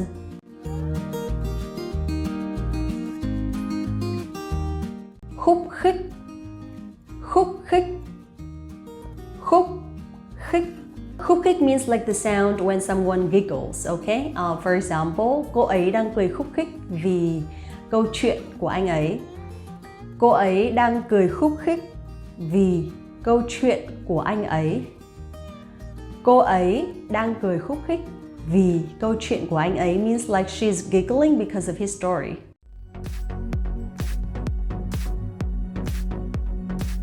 Thủ thỉ.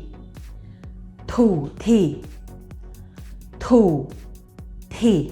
Thủ thỉ is like when you whisper to someone and you don't really make very loud noise or very loud voice, okay?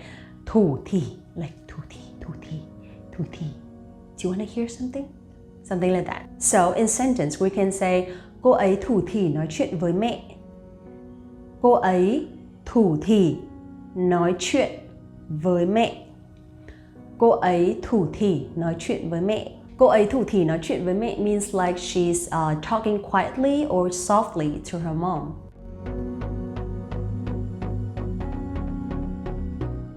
Thút thít. Thút thít. Thút thít. Thút thít means like, how do I say? It means like the sound when someone is crying. Thút thít. Something like that. Thút thít. For example, đứa trẻ khóc thút thít với mẹ vì bị bạn trêu.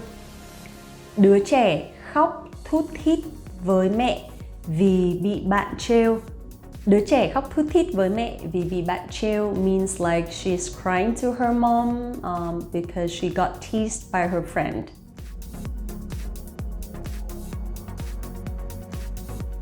Ha ha. Ha ha. Ha ha. Can you guess what it is? Ha ha. Ha ha. Means like when someone is laughing, okay? The sound of someone laughing. Right, in sentence, anh ấy cười ha hả vì chiến thắng. Anh ấy cười ha hả vì chiến thắng. Anh ấy cười ha hả vì chiến thắng means like she or he's laughing for winning. Anh ấy cười ha hả vì chiến thắng, alright? So here you will see that vì means like for or because. So this is like a preposition, okay? Anh ấy cười ha hả vì chiến thắng.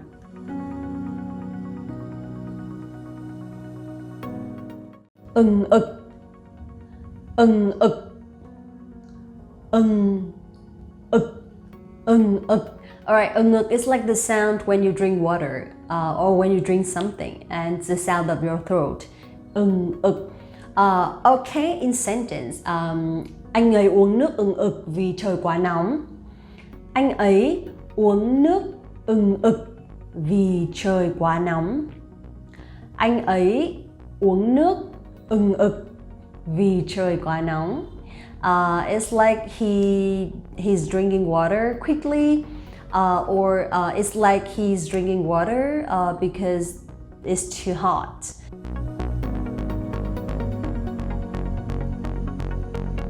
Răng rắc. Răng rắc. Răng rắc. Răng rắc. Răng rắc is like the sound when something is broken or when you break something like pasta, like the hard pasta, or when you break like a thin slide of wood, something like that. So it's like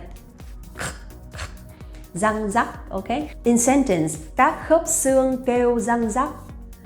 Các khớp xương kêu răng rắc. That means like the sound of your bones when it's broken. Các khớp xương kêu răng rắc.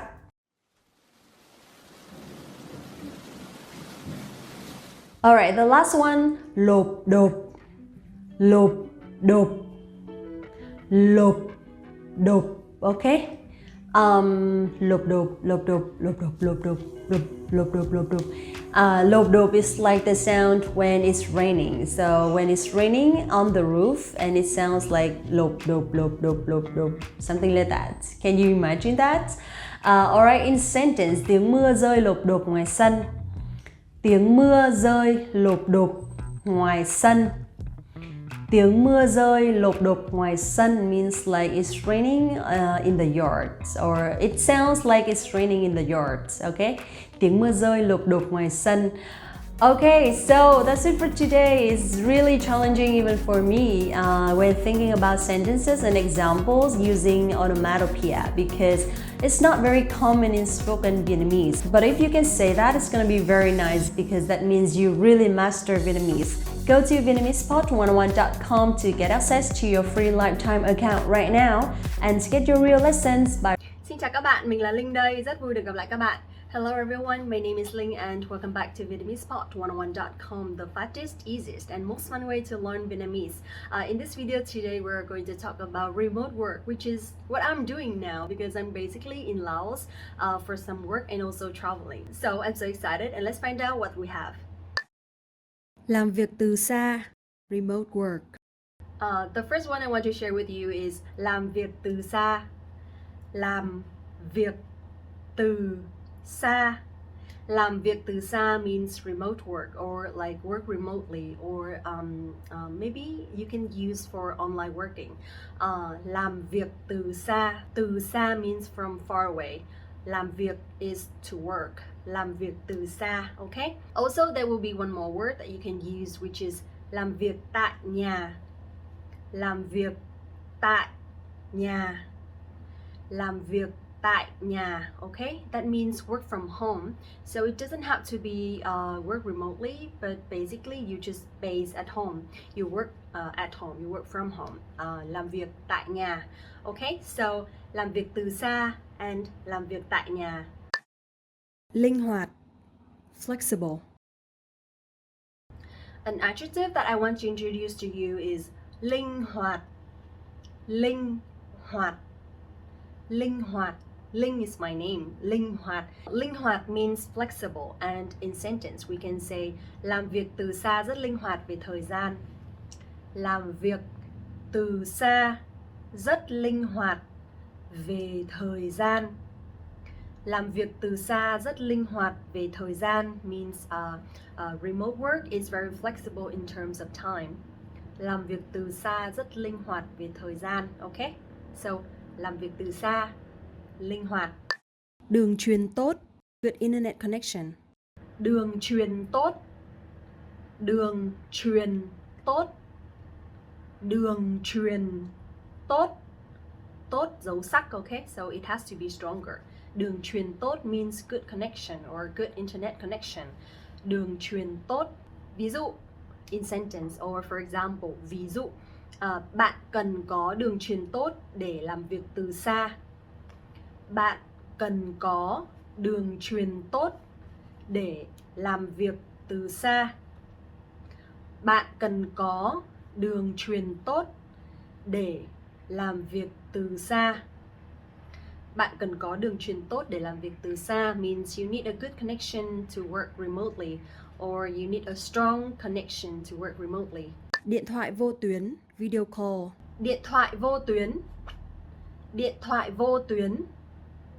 Điện thoại vô tuyến means video call, but nowadays we use video call, which is like video call or like for example in sentence. Những cuộc họp thường được tổ chức qua video call.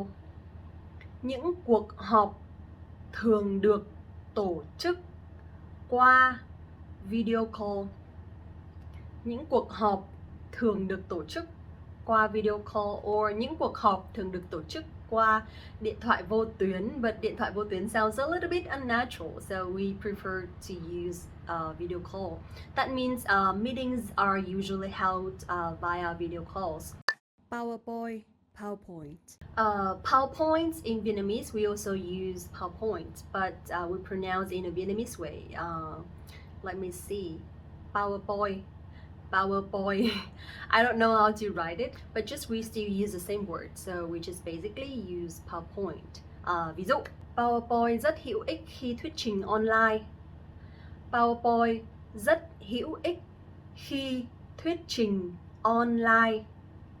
PowerPoint rất hữu ích khi thuyết trình online. Hữu ích is a new word, right? Useful or helpful. PowerPoint rất hữu ích khi thuyết trình online, and thuyết trình here is to present. So PowerPoint is very useful when presenting online. Chia sẻ màn hình, share screen. Chia sẻ màn hình. Chia sẻ màn hình. Chia sẻ màn hình. Chia sẻ means to share. Màn hình is screen. Chia sẻ màn hình, share screen or mirror screen. So chia sẻ màn hình is also very important, right? And very necessary, and very useful as well when you want to share some pieces of information. So in sentence, ví dụ, chức năng chia sẻ màn hình rất tiện mỗi khi cần chia sẻ thông tin nào đó. Chức năng chia sẻ màn hình rất tiện mỗi khi cần chia sẻ thông tin nào đó. Chức năng chia sẻ màn hình rất tiện mỗi khi cần chia sẻ thông tin nào đó. Chức năng chia sẻ màn hình rất tiện mỗi khi cần chia sẻ thông tin nào đó. Means the screen mirroring is very convenient when I need to share certain information. Gián đoạn, interrupt. Gián đoạn. Gián đoạn. Gián đoạn. Gián đoạn means interrupt. Gián đoạn, okay? Ví dụ, các cuộc gọi trực tuyến đôi khi bị gián đoạn bởi đường truyền kém. Các cuộc gọi trực tuyến đôi khi bị gián đoạn bởi đường truyền kém. Các cuộc gọi trực tuyến đôi khi bị gián đoạn bởi đường truyền kém. Các cuộc gọi trực tuyến đôi khi bị gián đoạn bởi đường truyền kém. Means online calls are sometimes interrupted due to poor connection. Múi giờ, time zone. Múi giờ.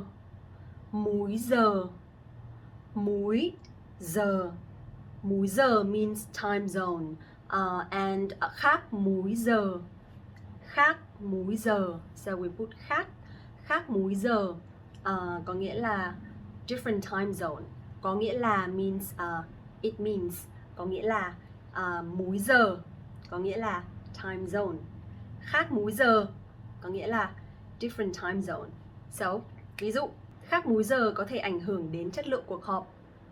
Khác múi giờ có thể ảnh hưởng đến chất lượng cuộc họp. Khác múi giờ có thể ảnh hưởng đến chất lượng cuộc họp. Khác múi giờ có thể ảnh hưởng đến chất lượng cuộc họp. Có nghĩa là different time zone might affect the quality of the meeting. Khác múi giờ có thể ảnh hưởng đến chất lượng cuộc họp. Phản hồi, feedback. Phản hồi. Phản hồi. Phản hồi. Phản hồi. Phản hồi có nghĩa là feedback or feedback. So basically nowadays we use feedback as well even in Vietnamese. So we don't really say phản hồi but we say feedback. Ví dụ, phản hồi vô cùng quan trọng nhằm cải thiện chất lượng sản phẩm. Phản hồi vô cùng quan trọng nhằm cải thiện chất lượng sản phẩm. Phản hồi vô cùng quan trọng nhằm cải thiện chất lượng sản phẩm. Có nghĩa là feedback is extremely important to improve the quality of the products. Phản hồi or feedback là vô cùng quan trọng nhằm cải thiện chất lượng sản phẩm. Chậm trễ, delay. Chậm trễ. Chậm trễ. Chậm trễ. So it's slightly different, okay? Chậm trễ. But actually you can say the same. Chậm trễ. It's okay. It's understandable. If you want to be like more correct, then you can say chậm trễ. Chậm trễ means delay. Chậm trễ có nghĩa là delay. Ví dụ, Làm việc từ xa có thể gây ra chậm trễ trong quá trình trao đổi. Làm việc từ xa có thể gây ra chậm trễ trong quá trình trao đổi.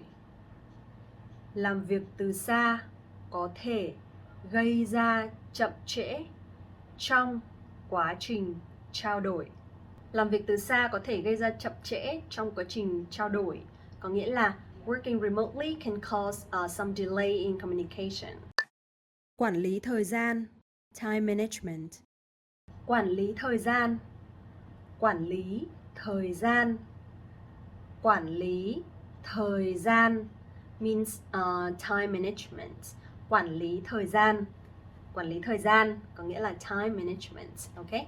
Ví dụ, một trong những yếu tố để quản lý thời gian tốt là lên kế hoạch rõ ràng. Một trong những yếu tố để quản lý thời gian tốt là lên kế hoạch rõ ràng. Một trong những yếu tố để quản lý thời gian tốt là lên kế hoạch rõ ràng, có nghĩa là one of the keys for good time management is clear planning. Cải thiện thu nhập, improve income. One more benefit about working remotely is làm việc từ xa có thể cải thiện thu nhập nhờ tối ưu hóa thời gian. Làm việc từ xa có thể cải thiện thu nhập nhờ tối ưu hóa thời gian. Làm việc từ xa có thể cải thiện thu nhập nhờ tối ưu hóa thời gian. Làm việc từ xa có thể cải thiện thu nhập nhờ tối ưu hóa thời gian, có nghĩa là working remotely can help improve income by optimizing time. Okay, that's it for today. I know this is a difficult topic, not because of the topic itself, but because the way we make sentences and the ways we use the language, the ways we produce the language, right? So let's try and let's practice if you are working remotely. If you really want to learn Vietnamese in the fastest, easiest, and most fun way, go to VietnameseSpot101.com for your free lifetime account right now. Get your real lessons by real teachers. Thank you so much for watching again, and don't forget to like this video, subscribe the channel, and I will see you in the next video. Xin chào và hẹn gặp lại các bạn. Xin chào các bạn, mình là Linh đây, rất vui được gặp lại các bạn. Hi guys, it's Linh again. Welcome back to VietnameseSpot101.com, the fastest, easiest, and most fun way to learn Vietnamese. In this video today, we're going to talk about grammar. But trust me, it's not too difficult because we just learn about some grammar terms or like some words, some kinds of words. Các thuật ngữ trong ngữ pháp. Grammar terms. So basically, I want to introduce to you some overview about Vietnamese grammar. We have a sentence: phong ba bão táp không bằng ngữ pháp Việt Nam. That means even storms are not as hard as Vietnamese grammar. So today I want to introduce to you some different kinds of words and some terms in grammar so that you will have some idea about how Vietnamese grammar works. Okay, so let's get started. Danh từ. Noun. Danh từ. Danh từ. Danh từ. Danh từ is a noun. Noun, easy, right? So we have like a lot, like bàn, cái bàn is a table, or ghế, cái ghế is a chair, or cái giường, a bed, or con người, people, or human being. Also, we have like plenty of nouns, rất nhiều danh từ bầu trời, the sky, or căn phòng, the room. Okay, so danh từ, noun. Động từ. Verb.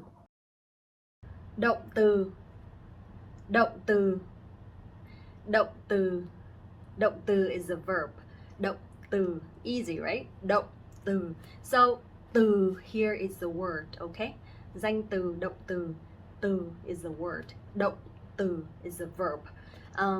Let's see, for example, làm việc, to work. Đi bộ, to walk. Chạy, chạy, chạy, to run. Ngủ, ngủ, ngủ. Okay, so a lot of động từ, rất nhiều động từ. Tính từ, adjective. Tính từ, tính từ, tính từ is an adjective. Tính từ, another từ. Danh từ, động từ, tính từ, tính từ. To, to is big, and nhỏ, nhỏ, it's small, right? For example. What else? Cao, cao means tall, and thấp, thấp có nghĩa là short or low, thấp. Số từ, numbers. Số từ, số từ, số từ. Số có nghĩa là number, and từ có nghĩa là word. Số từ means like words of numbers, so it can be numbers and it can be ordinal numbers as well. Ví dụ 1, 2, 3, 4 means like 1, 2, 3, 4, right? Số từ, so those are numbers. And also thứ nhất, thứ hai, thứ ba, thứ tư có nghĩa là ordinal numbers. The first, the second, the third, and the fourth. Thứ nhất, thứ hai, thứ ba, thứ tư. I remember that we have one video about numbers and ordinal numbers already, so let's check it out. Lượng từ, Lượng từ, lượng từ. Lượng từ means words that indicate the amount of something. Lượng từ. Lượng means amount. Từ means word. Lượng từ. Ví dụ, tất cả. Tất cả có nghĩa là all. Một vài. Một vài. Một vài. Có nghĩa là a few or some. Mấy. Mấy. Mấy có nghĩa là a few to. Một vài, mấy, vài. They are similar. They are like the same. We can use for some or a few. And in Vietnamese, we don't have singular or plural nouns. phó từ, supporting words. Phó từ, phó từ, phó từ.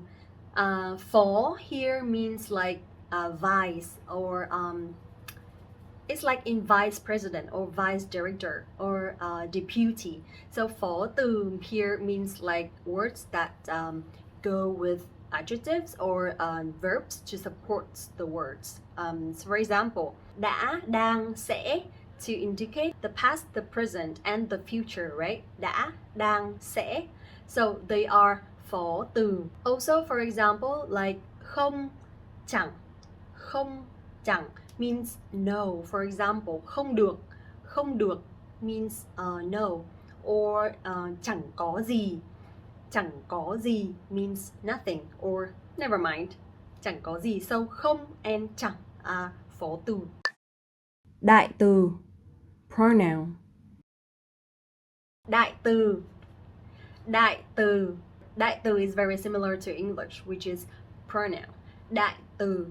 So we have tôi, bạn, anh ấy, cô ấy, họ, I, you, or me, you, her, or him, or them. So đại từ, pronoun.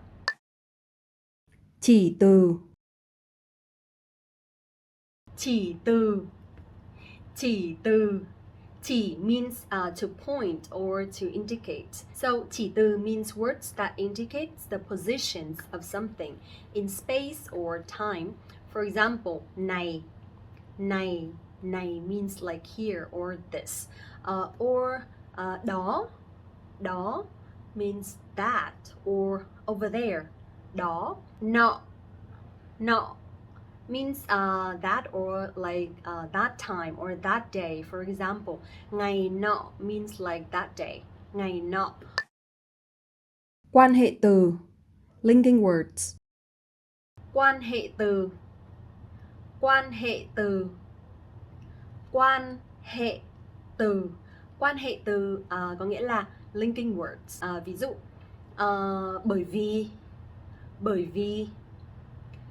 vì, because, nên, like so, like just because something, so we can use bởi vì, nên.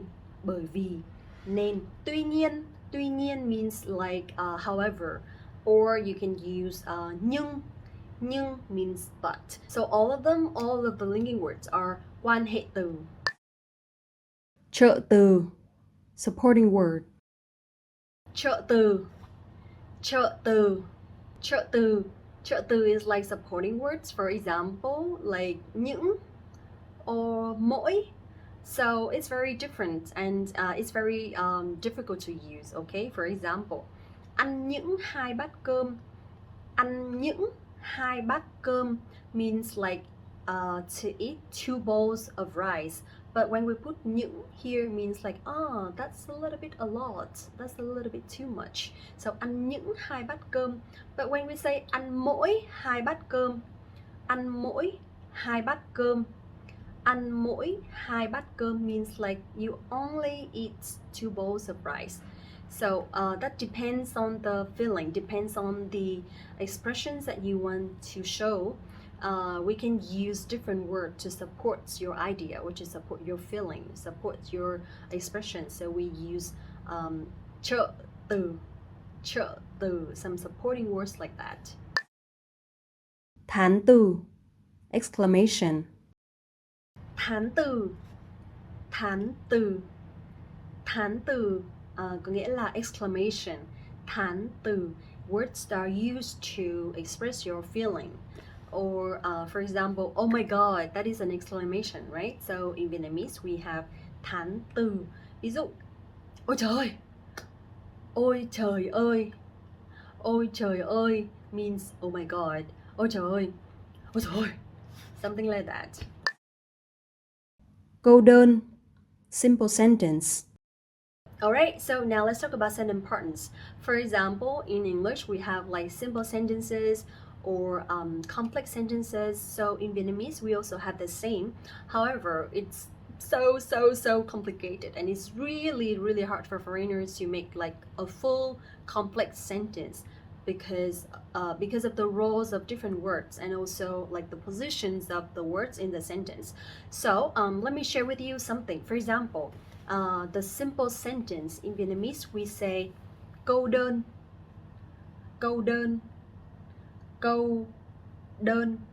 Câu đơn, đơn is like single, and single or simple. Câu đơn is simply a sentence with the subject and a predicate. For example, tôi làm việc, tôi làm việc, tôi làm việc. Tôi is I, làm việc is work. Tôi is a subject, right? And làm việc is a verb, but it's also a predicate. Tôi làm việc is a simple sentence or a single sentence. However, we also have like complex sentences. Câu phức, câu phức, Complex sentence. câu phức, câu phức. Câu phức means like a complicated sentence, which is very complicated. For example, let me give you an example, like a very long sentence.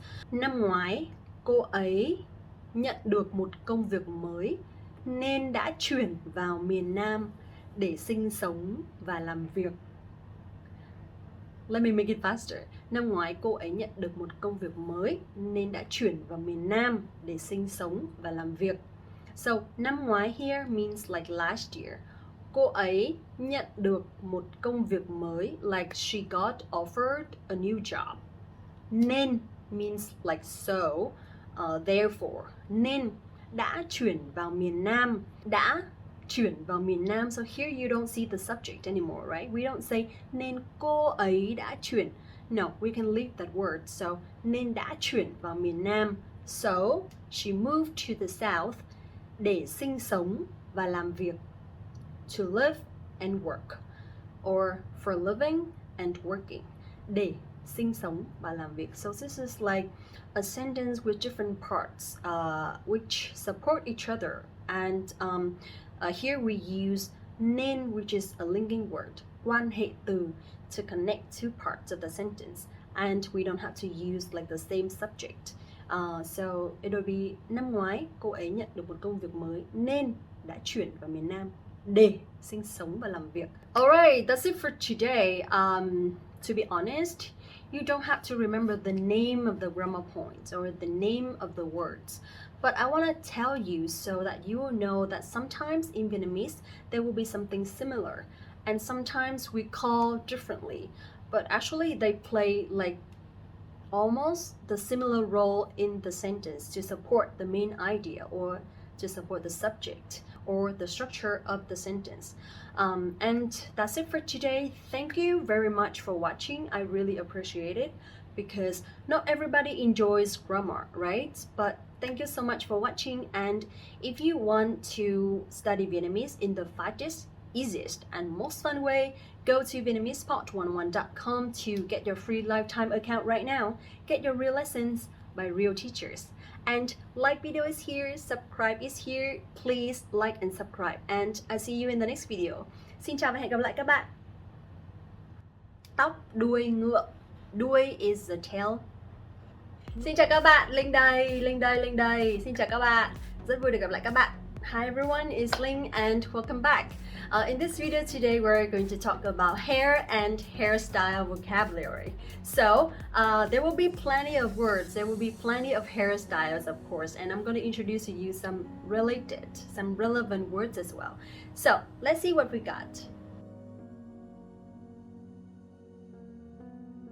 Now let's talk about hairstyles first. We have tóc. Tóc means hair. Tóc, dấu sắc. Tóc, okay? So we have tóc ngắn. Tóc ngắn. Tóc ngắn means short hair. And tóc dài. Tóc dài. Dài. Tóc dài means long hair. Tóc ngắn. Tóc dài, okay? Tóc ngắn. Tóc dài. Tóc xoăn. Tóc xoăn. Tóc xoăn. Tóc xoăn. Tóc xoăn means curly hair. And tóc thẳng. Tóc thẳng.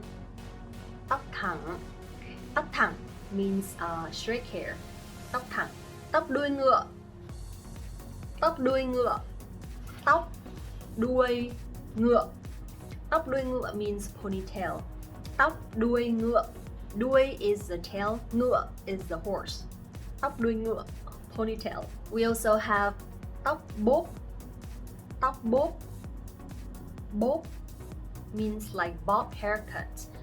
Means it's very, very short. Like Victoria Beckham, like long time ago, when she has a very famous bob hairstyle.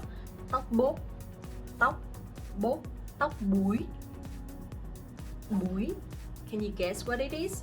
Tóc búi. Tóc búi. Tóc búi means hair bun. Tóc búi. And do you know the very famous messy bun? Tóc búi rối. Tóc búi rối.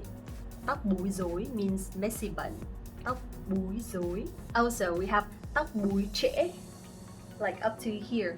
Tóc búi trễ. Búi trễ means low bun. Tóc búi trễ. How about high bun? Tóc búi cao. Tóc búi cao. Tóc búi cao, okay? Low bun, high bun, tóc búi trễ, tóc búi cao. Tóc búi trễ, tóc búi cao. Tóc tết.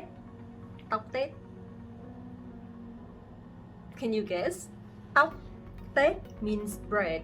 Tóc tết. Tóc vàng. Tóc vàng. Tóc vàng means blonde.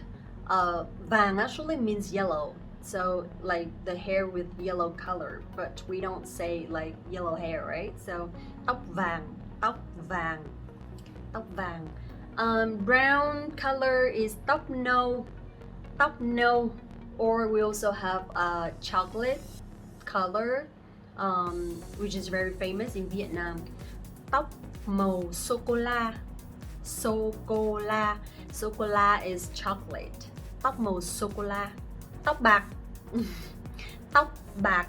Tóc bạc means gray hair. We used to say tóc trắng means white hair, but it's a bit unnatural, so usually we say tóc bạc, gray hair. Tóc gợn sóng, like this. Tóc gợn sóng is like not too curly, but it's like wavy hair. Tóc gợn sóng, like a little bit wavy, like very romantic, very natural. Tóc gợn sóng, and a lot of Vietnamese women like it. Tóc gợn sóng. To curl your hair, we use uốn tóc. Uốn tóc. Uốn tóc. Not uống, okay? Uốn tóc. Uốn tóc means to curl. Duỗi tóc. Duỗi, dấu ngã. Duỗi tóc có nghĩa là to make it straight or flat, to straighten your hair. Duỗi tóc. We also have hỏi. Hỏi means bald. Of course, hỏi means no hair, right? So we don't say tóc hỏi. No. Hỏi, just hỏi is fine. Hỏi, dấu sắc. The opposite is tóc dày. Tóc dày means thick hair. Tóc dày, okay? And the opposite to thick is thin, right? Tóc mỏng.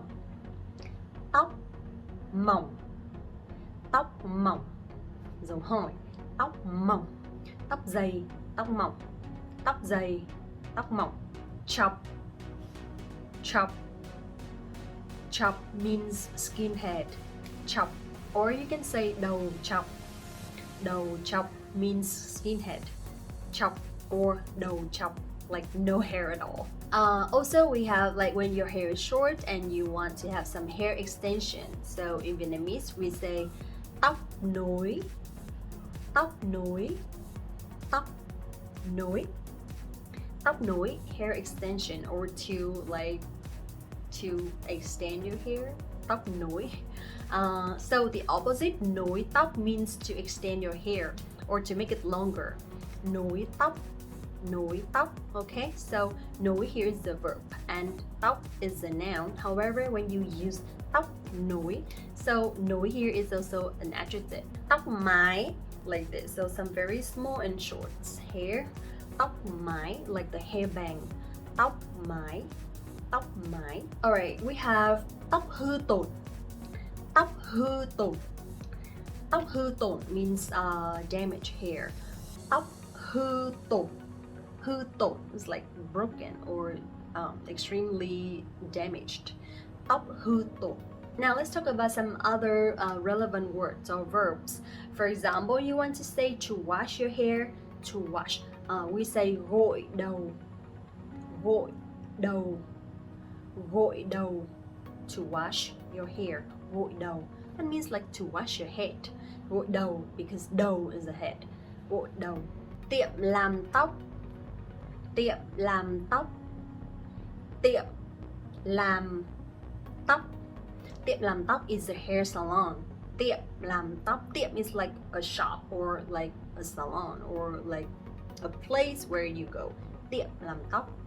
It can be a boutique as well. Tiệm làm tóc.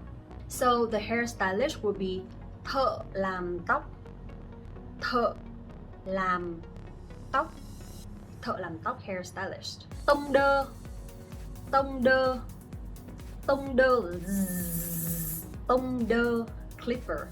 Or can we say trimmer? Like the machine to cut your hair. Tông đơ, clipper. Tông đơ, comb. Lược.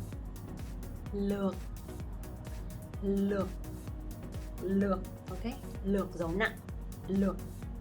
Nhuộm tóc. Nhuộm tóc means to dye your hair. Nhuộm tóc, or to change the color, right? To dye, to change the color. Nhuộm tóc. Sấy tóc.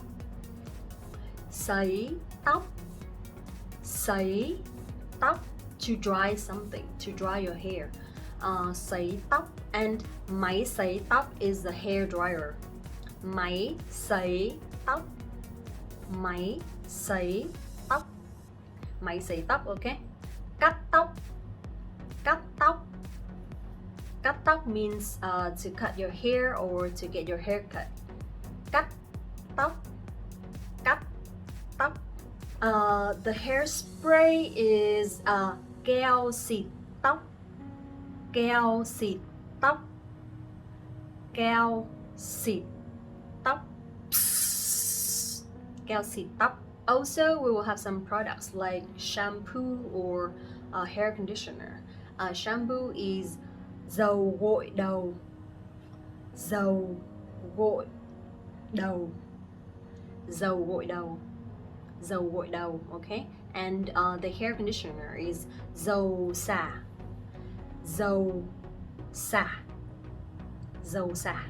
Dầu here means oil, but it's like when going together, dầu gội, dầu xả. Dầu gội, dầu xả. Mặt nạ cho tóc. Mặt nạ is a mask. Cho tóc means like for hair. Mặt nạ cho tóc, hair mask. Mặt nạ cho tóc. We also can use like face mask. So we use just mặt nạ in general. Mặt nạ only means like the face mask.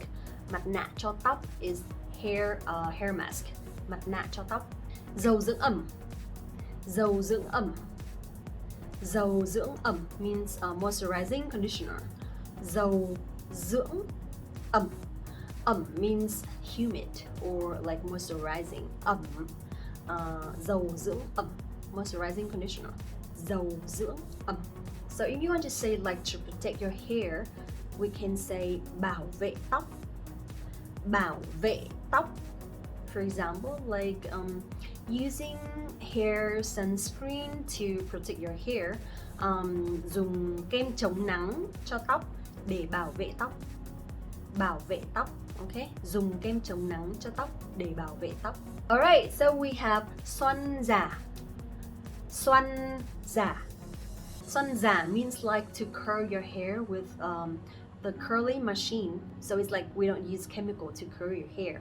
But when we say xoăn thật, xoăn thật, xoăn thật, that means you curl your hair with chemicals.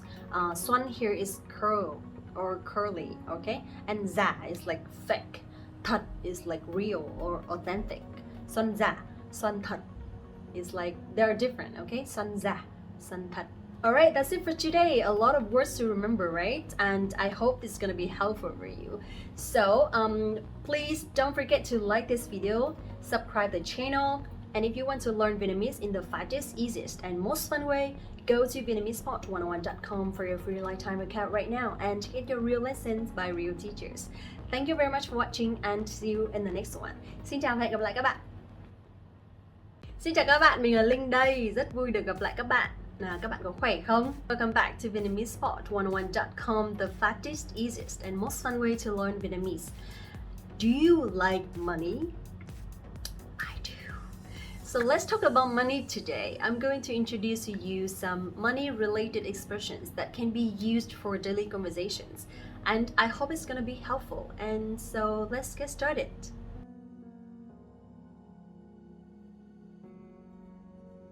So in general, there will be a lot of vocabulary, but I'm gonna introduce to you in sentences so that you know how to make sentences and how you really use the language, how you really produce a language, okay? So we have money in Vietnamese is tiền, tiền, tiền, but we have like plenty of words and terms related to money.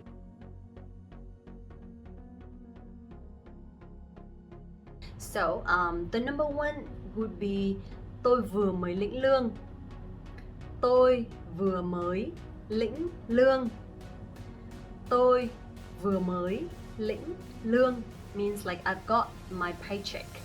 Tôi vừa mới lĩnh lương. So lương here is salary or paycheck, but usually lương means salary, okay? Tôi vừa mới lĩnh lương, okay? So I've just got my paycheck.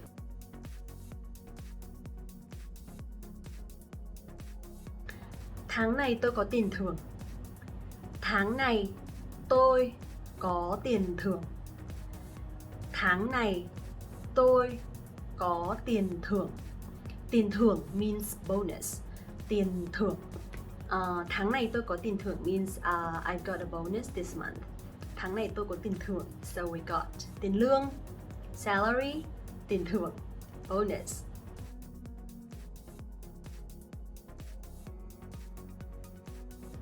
So if you want to say like someone is rich and someone is poor, we have giàu, nghèo in Vietnamese. Giàu for rich and nghèo for poor.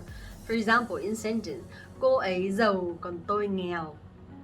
Cô ấy giàu còn tôi nghèo. Cô ấy giàu còn tôi nghèo. She's rich and I'm poor. Cô ấy giàu còn tôi nghèo.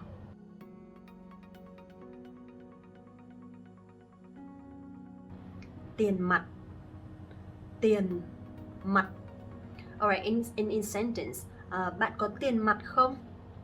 Bạn có tiền mặt không? Bạn có tiền mặt không means like, do you have any cash? Or if you want to say like, do you want to pay by cash or by credit cards? You can say, bạn muốn thanh toán bằng tiền mặt hay bằng thẻ? Bạn muốn thanh toán bằng tiền mặt hay bằng thẻ?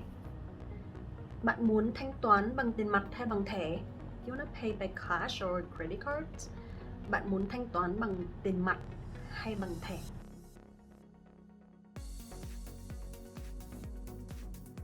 So if you wanna say like money exchange, we can say đổi tiền. Đổi tiền. Đổi is to exchange and tiền is money. And in sentence, tôi có thể đổi tiền ở đâu?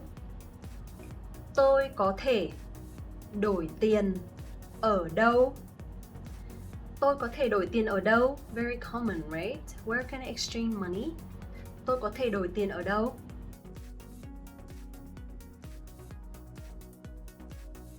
If you want to say like you want to treat someone dinner or you want to buy someone dinner, in Vietnamese we say khao. Khao. Khao.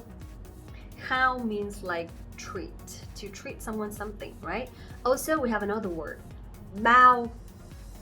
Bao. Bao. Bao is more casual, okay? It's like for friends. In sentence, hôm nay tớ bao. Hôm nay tớ bao. Hôm nay tớ bao. Tớ here means I, but in a casual way. Like for friends, so we say tớ instead of tôi. Tôi is very formal. Hôm nay tớ bao means like meals on me today, or it's my treat today.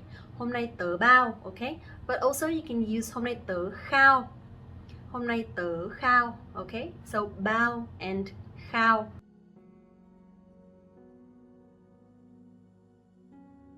Alright, so if you want to share the bill, we can say share, but in Vietnamese accent, say. No, not really share, because I usually say like share, share, say, share, yeah, share. So also we can say chia. Chia means like to split the bill or to share the bill.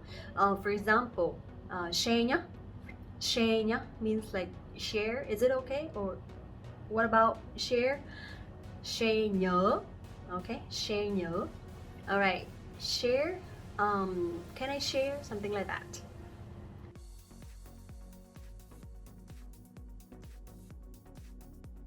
So if you want to say like you owe someone money, we say nợ. Okay, nợ can be used as a verb, but at the same time as a noun. For example, as a verb, we can say tôi nợ bạn bao nhiêu? Tôi nợ bạn bao nhiêu? Bao nhiêu means how much. Tôi nợ bạn bao nhiêu is like how much do I owe you? Tôi nợ bạn bao nhiêu? But there will be a situation where nợ can be used as a noun. For example, like you're in debt, right? So you can say tôi đang nợ. Tôi đang nợ. Tôi đang nợ. I'm in debt.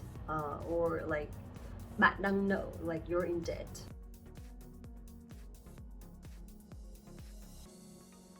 if you want to say like to save money, we say tiết kiệm. Tiết kiệm.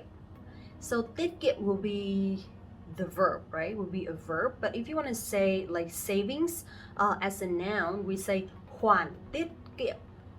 Khoản tiết kiệm. So that would be a noun. For example, ví dụ, tôi cần phải tiết kiệm hơn. Tôi cần phải tiết kiệm hơn. That means I need to save more. Tôi cần phải tiết kiệm hơn. But if you want to say it like I have some savings or I have savings, you can say tôi có một khoản tiết kiệm. Tôi có một khoản tiết kiệm.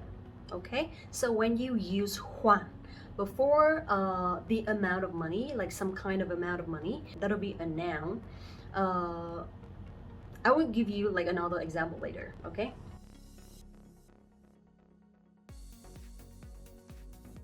So if you want to say like to invest in something, in Vietnamese we say đầu tư. Đầu tư. Đầu tư means to invest. And again, if you want to use like an investment as a noun, right? So we say khoản đầu tư. Khoản đầu tư. Alright, ví dụ tôi muốn đầu tư vào chứng khoán. Tôi muốn đầu tư vào chứng khoán. That means I want to invest in stocks. Tôi muốn đầu tư vào chứng khoán. Chứng khoán is stocks. But if you want to say like tôi có một khoản đầu tư ở bất động sản. Tôi có một khoản đầu tư ở bất động sản. That means like I have an investment in real estate. Tôi có một khoản đầu tư ở bất động sản.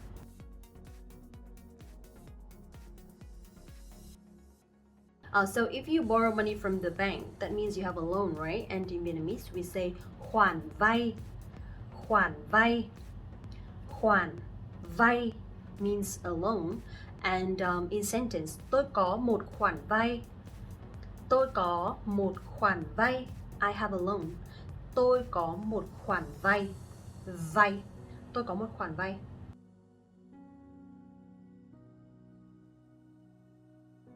To lend some money. For example, like she lent me some money. We say cô ấy cho tôi vay tiền. Cô ấy cho tôi vay tiền. So vay here is a verb. To lend. Cô ấy cho tôi vay tiền. Cho vay means to lend money. But cho tôi vay, so tôi here will be like the object, an object, right? So cô ấy is a subject. Cho vay is the verb, lend. Cho tôi vay, so the object will be in the middle of cho and vay. Cô ấy cho tôi vay tiền. She lent me money.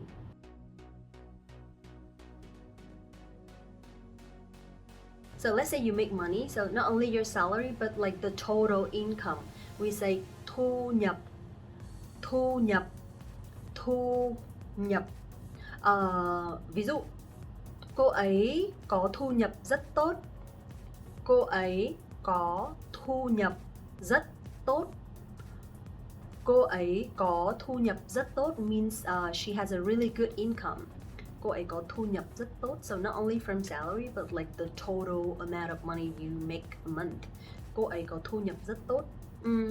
Another example would be người nước ngoài có thu nhập tốt hơn người Việt Nam.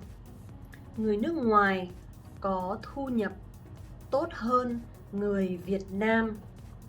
Người nước ngoài có thu nhập tốt hơn người Việt Nam means like foreigners have better income than Vietnamese people. Người nước ngoài có thu nhập tốt hơn người Việt Nam.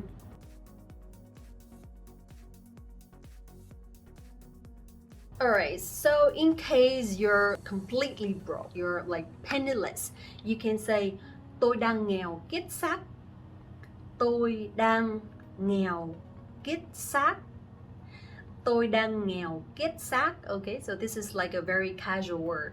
It's informal, very, very casual. Tôi đang nghèo kiết xác. Like I'm completely broke. Okay, last one I want to finish by a very interesting sentence. Cái gì không mua được bằng tiền có thể mua bằng rất nhiều tiền.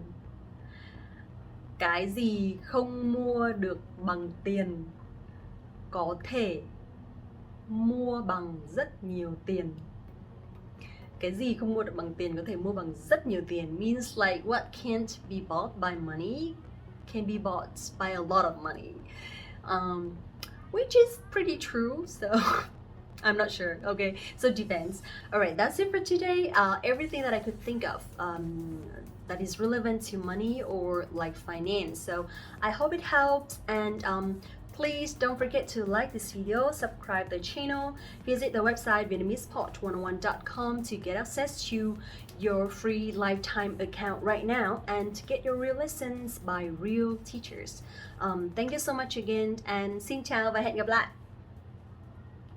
Xin chào các bạn, mình là Linh đây. Hi guys, it's Linh. Welcome back to VietnamesePod101.com, the fastest, easiest, and most fun way to learn Vietnamese.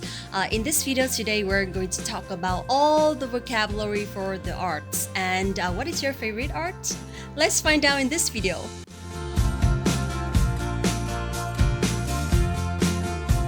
Let's see what we got. Number one, very easy, and I think it's very common. Vẽ tranh. Vẽ tranh. Vẽ tranh. That means to paint or to draw. Vẽ tranh. Vẽ dấu ngã, so we have to bend the sound a little bit. Vẽ tranh. Màu. Màu. Màu means color. So in order to paint, you need colors, right? Để vẽ tranh chúng ta cần có màu sắc. Để vẽ tranh, chúng ta cần có màu sắc. Màu sắc means like colors in general. Màu or màu sắc. Giấy. Giấy. Giấy. So we've got giấy is paper in general. And like drawing paper specifically, we say giấy vẽ. Giấy vẽ. Giấy vẽ. Okay? Bạt vẽ. Bạt vẽ. Bạt vẽ. Bạt vẽ means canvas, or it's like the fabric that you use for drawing. Bạt vẽ. Thước vẽ. Thước vẽ. Thước vẽ. Thước vẽ means the bridge. Độ sáng. Độ sáng. Độ sáng. So if you want to talk about the brightness, we use độ sáng, like how bright it is or how dark it is. Độ sáng. The opposite would be độ tối, because tối is like the opposite of sáng, but it sounds a bit unnatural, so we can use mức độ tối. Mức độ tối. Mức độ is like the level of the darkness. Mức độ tối. Next one, if you want to talk about the brushes, we use cọ vẽ.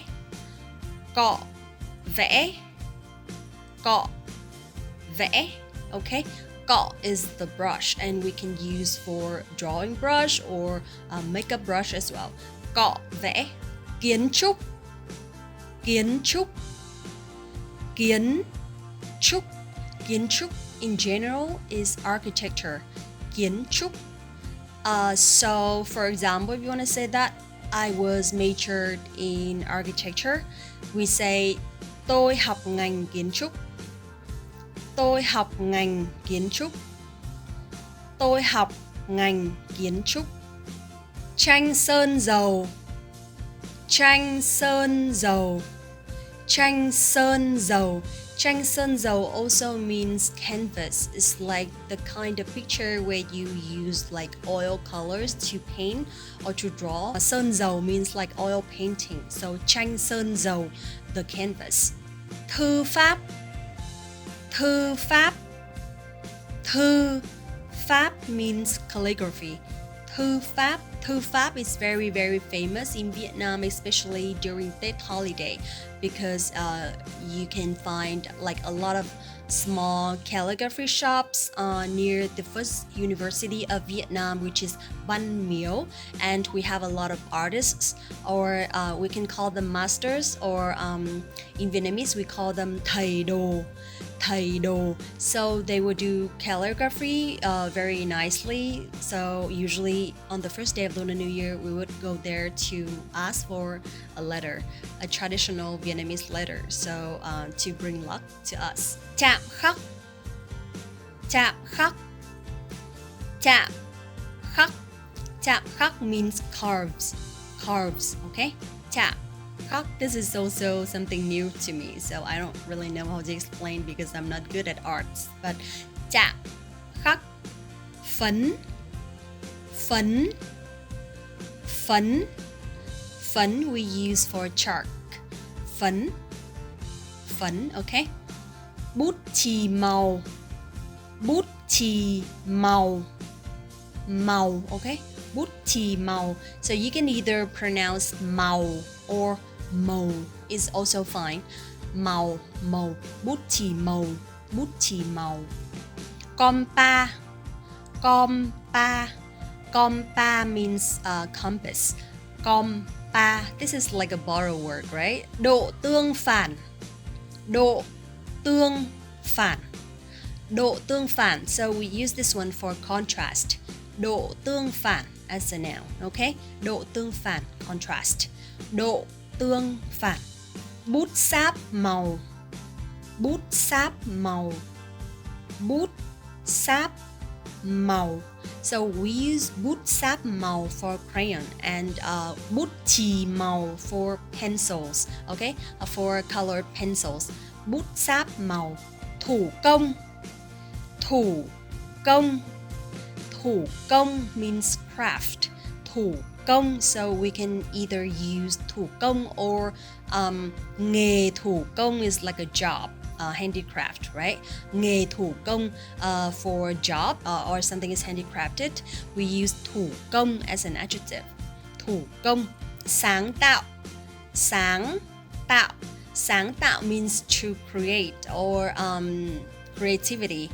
Sáng tạo. So sáng tạo here in Vietnamese we can either use for a noun or for a verb. Sáng tạo. For example, like cô ấy rất sáng tạo means like she is very creative, right? Cô ấy rất sáng tạo. But if you want to say like I like your creativity, we can say tôi thích sự sáng tạo của bạn. Tôi thích sự sáng tạo của bạn. Tôi thích sự sáng tạo của bạn. Đánh bóng, đánh bóng. Đánh bóng means cross-hatching. Đánh bóng. Also, nghệ thuật, nghệ thuật, nghệ thuật. Nghệ thuật means art. So, nghệ sĩ, nghệ sĩ, nghệ sĩ. Nghệ sĩ means artists or people who do art for a living. Artist, nghệ sĩ. If you want to use like artists in general, we use nghệ sĩ. However, more specifically, if you want to use like họa sĩ, họa sĩ, họa sĩ, that means a painter. Họa sĩ. Or if you want to say singer, we use ca sĩ, ca sĩ. So when you put sĩ at the end of the words, that means like people who do arts. Also, not very relevant, but bác sĩ means doctor. So what else? Let me see.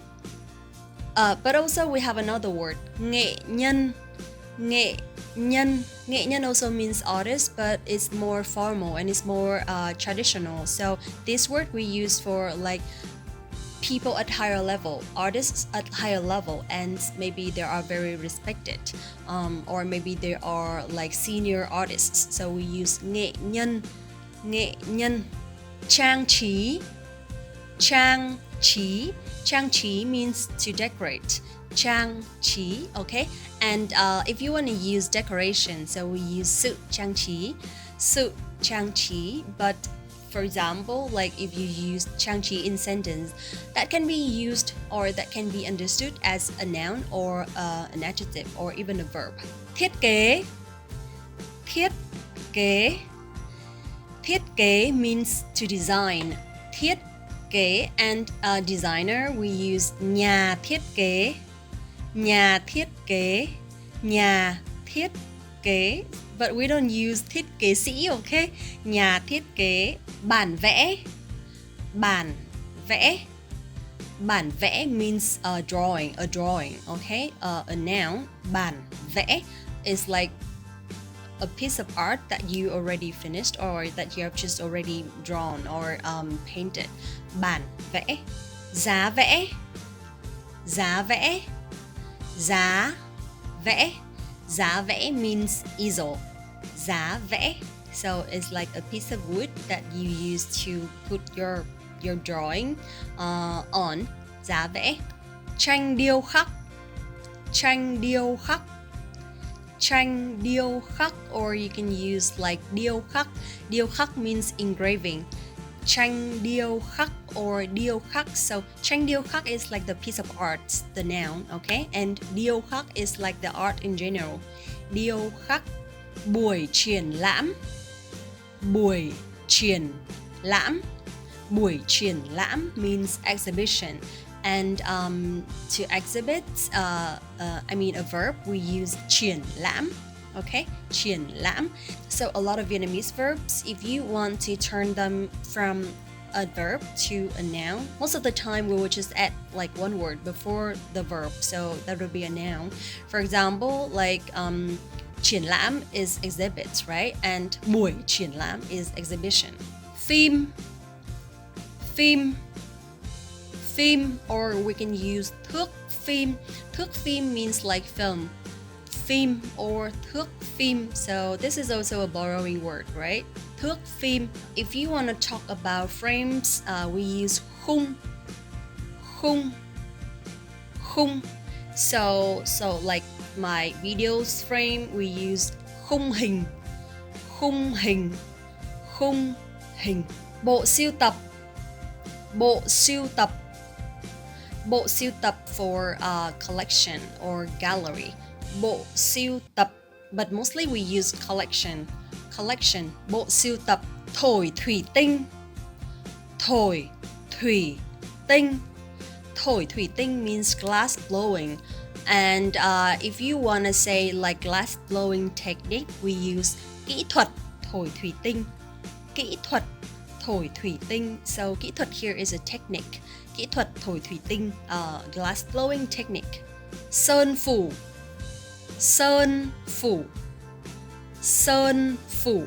Sơn phủ is like the glaze, like the top layer of something, a painting, or even for cakes, baking cakes. Sơn phủ, okay? But for cakes we don't use sơn phủ, we use lớp phủ. It's like the cover layer.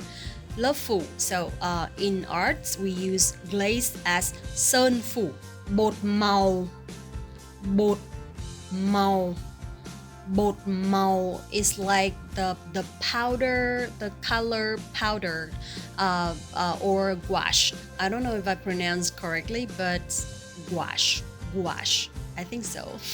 Also, one more word, thiết kế đồ họa. Thiết kế đồ họa.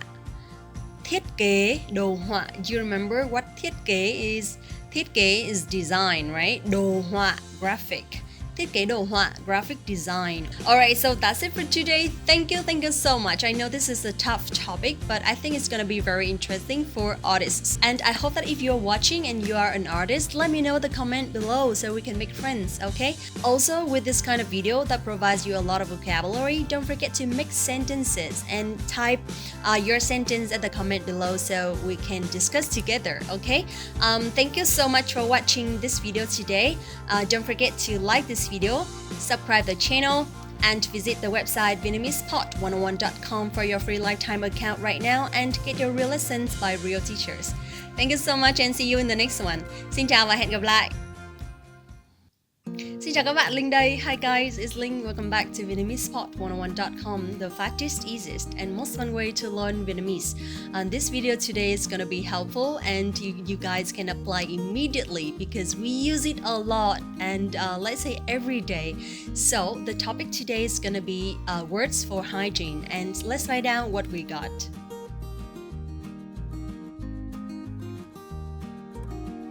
So what you do first in the morning when you wake up every day, of course we have to do hygiene, right? Personal hygiene. So in Vietnamese we say vệ sinh cá nhân. vệ sinh cá nhân. Vệ sinh cá nhân. Vệ sinh is hygiene and cá nhân is personal. Vệ sinh cá nhân, so it's like it's everything that we need to make ourselves clean, right? So vệ sinh cá nhân. Now let's go more specific. First, maybe you would warm up a little bit. So we use khởi động. Khởi động. Khởi động for warm up. Khởi động. So you can either khởi động trên giường means like warm up on bed. Khởi động trên giường or like khởi động ở ngoài sân means to warm up in the garden or in the yard. Khởi động ngoài sân. So next one, I would brush my teeth, right? So we say đánh răng. Đánh răng. Đánh răng. Đánh răng. And rửa mặt. Rửa mặt. Okay, to wash my face or to wash up. Rửa mặt. Of course, we need to use something to brush our teeth. So, toothpaste. Kem đánh răng. Kem đánh răng. Kem đánh răng. Kem is like cream or paste. Kem đánh răng, toothpaste. And bàn chải đánh răng. Bàn chải đánh răng. Bàn chải đánh răng, toothbrush. Bàn chải đánh răng. Also, we're gonna need some xà phòng. Xà phòng. Xà phòng for soap. Xà phòng. So xà phòng here is like hand washing soap. But if you want to use like cleanser for your face, we use sữa rửa mặt. Sữa rửa mặt. Sữa rửa mặt. Okay, good job. Next one, if you use towels, so we say khăn mặt. Khăn mặt. Khăn mặt. Khăn mặt is like the small towel for face, right? And if you want to use the big towel for after washing or after taking a bath, we use khăn tắm. Khăn tắm. Khăn tắm is a big one. Khăn tắm. Good job. If you want to remove your makeup, we use kem tẩy trang. Kem tẩy trang. Kem cream. Kem tẩy trang có nghĩa là makeup remover. Kem tẩy trang, so it's like cream or oil or any kind of makeup remover. Kem tẩy trang. And also if you want to use like the cotton pad that we use to remove makeup, we say bông tẩy trang. Bông tẩy trang. Kem tẩy trang, bông tẩy trang. So if you want to do some skincare, like to take care of your skin, to make it nicer, smoother and brighter, we use chăm sóc da. Chăm sóc da. Chăm sóc da. Da là skin and chăm sóc là to take care. Chăm sóc da. Now, if you want to take care of your hair, there are some products that we can use. For example, dầu gội đầu. Dầu gội đầu. Dầu gội đầu. Dầu gội đầu, shampoo, right? And dầu xả. Dầu xả. Dầu xả. What is the next step after shampoo? Hair conditioner. Dầu xả. So in general, we say chăm sóc tóc. Chăm sóc tóc. Chăm sóc. Chăm sóc tóc. Chăm sóc tóc. Hair care. Next, if you want to take a bath, what do you need? Shower gel. So we say sữa. Sữa. Sữa tắm. Sữa tắm, okay? Sữa tắm. Sữa is like milk or like the liquid, right? Sữa tắm. Tắm is taking a bath or taking a shower.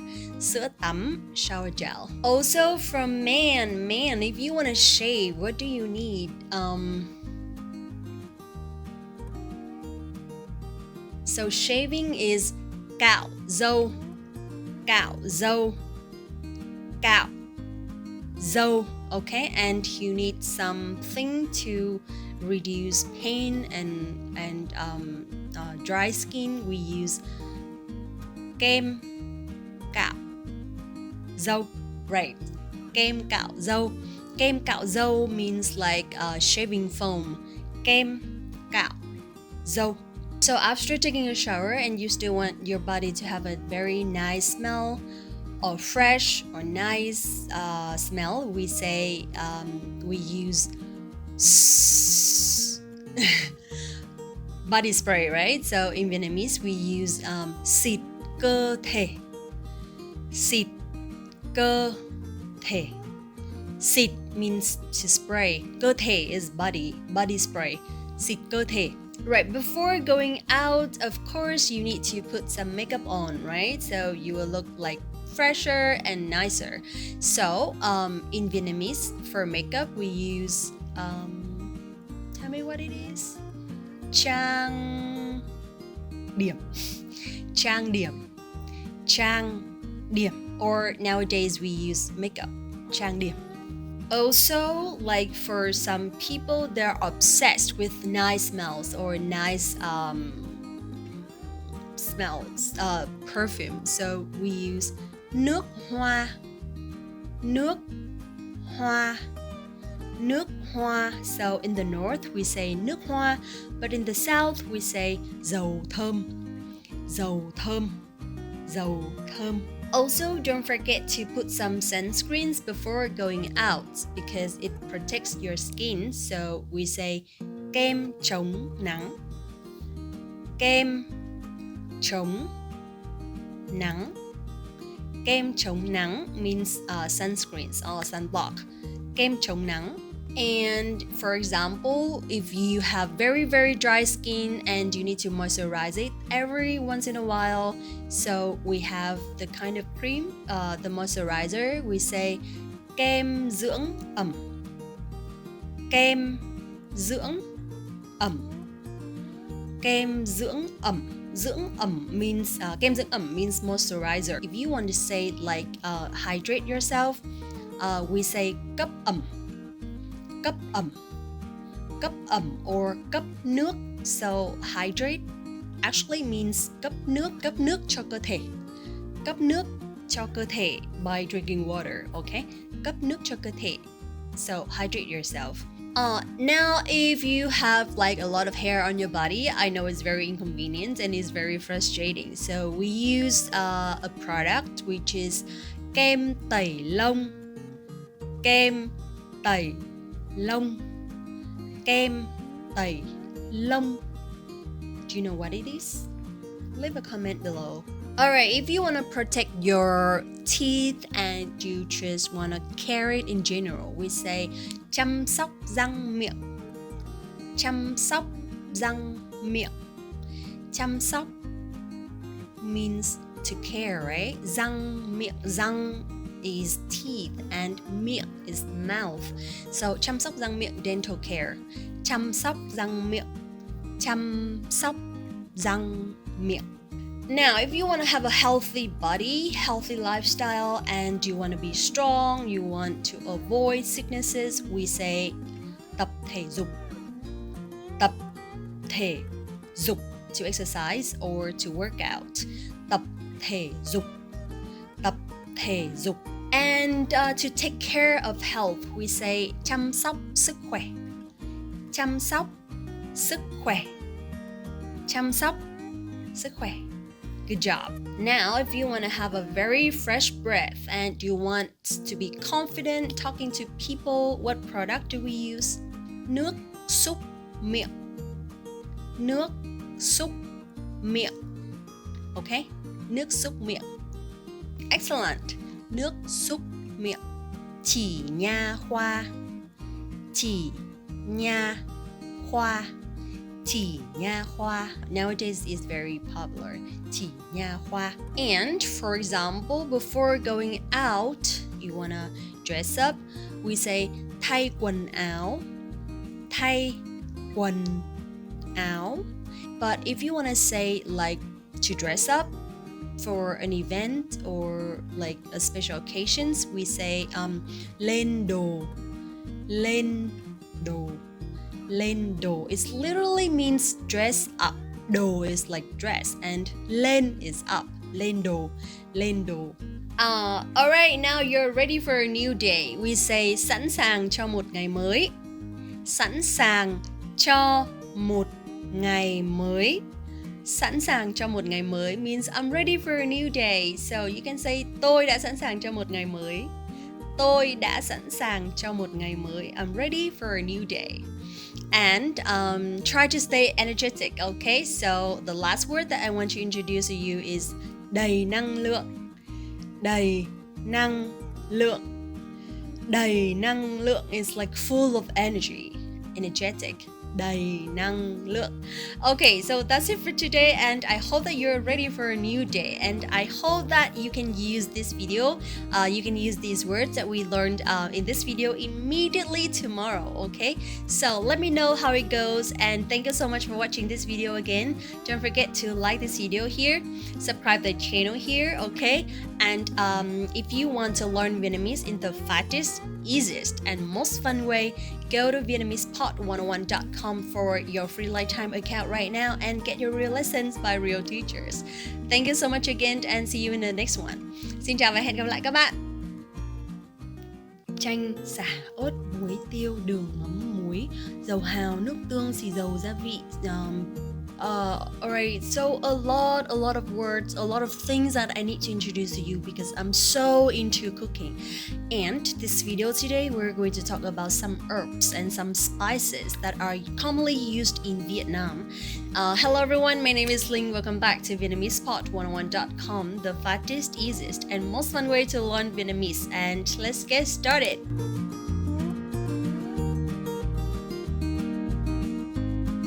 Alright, so you know that in Vietnam we have a lot of spices and herbs, right?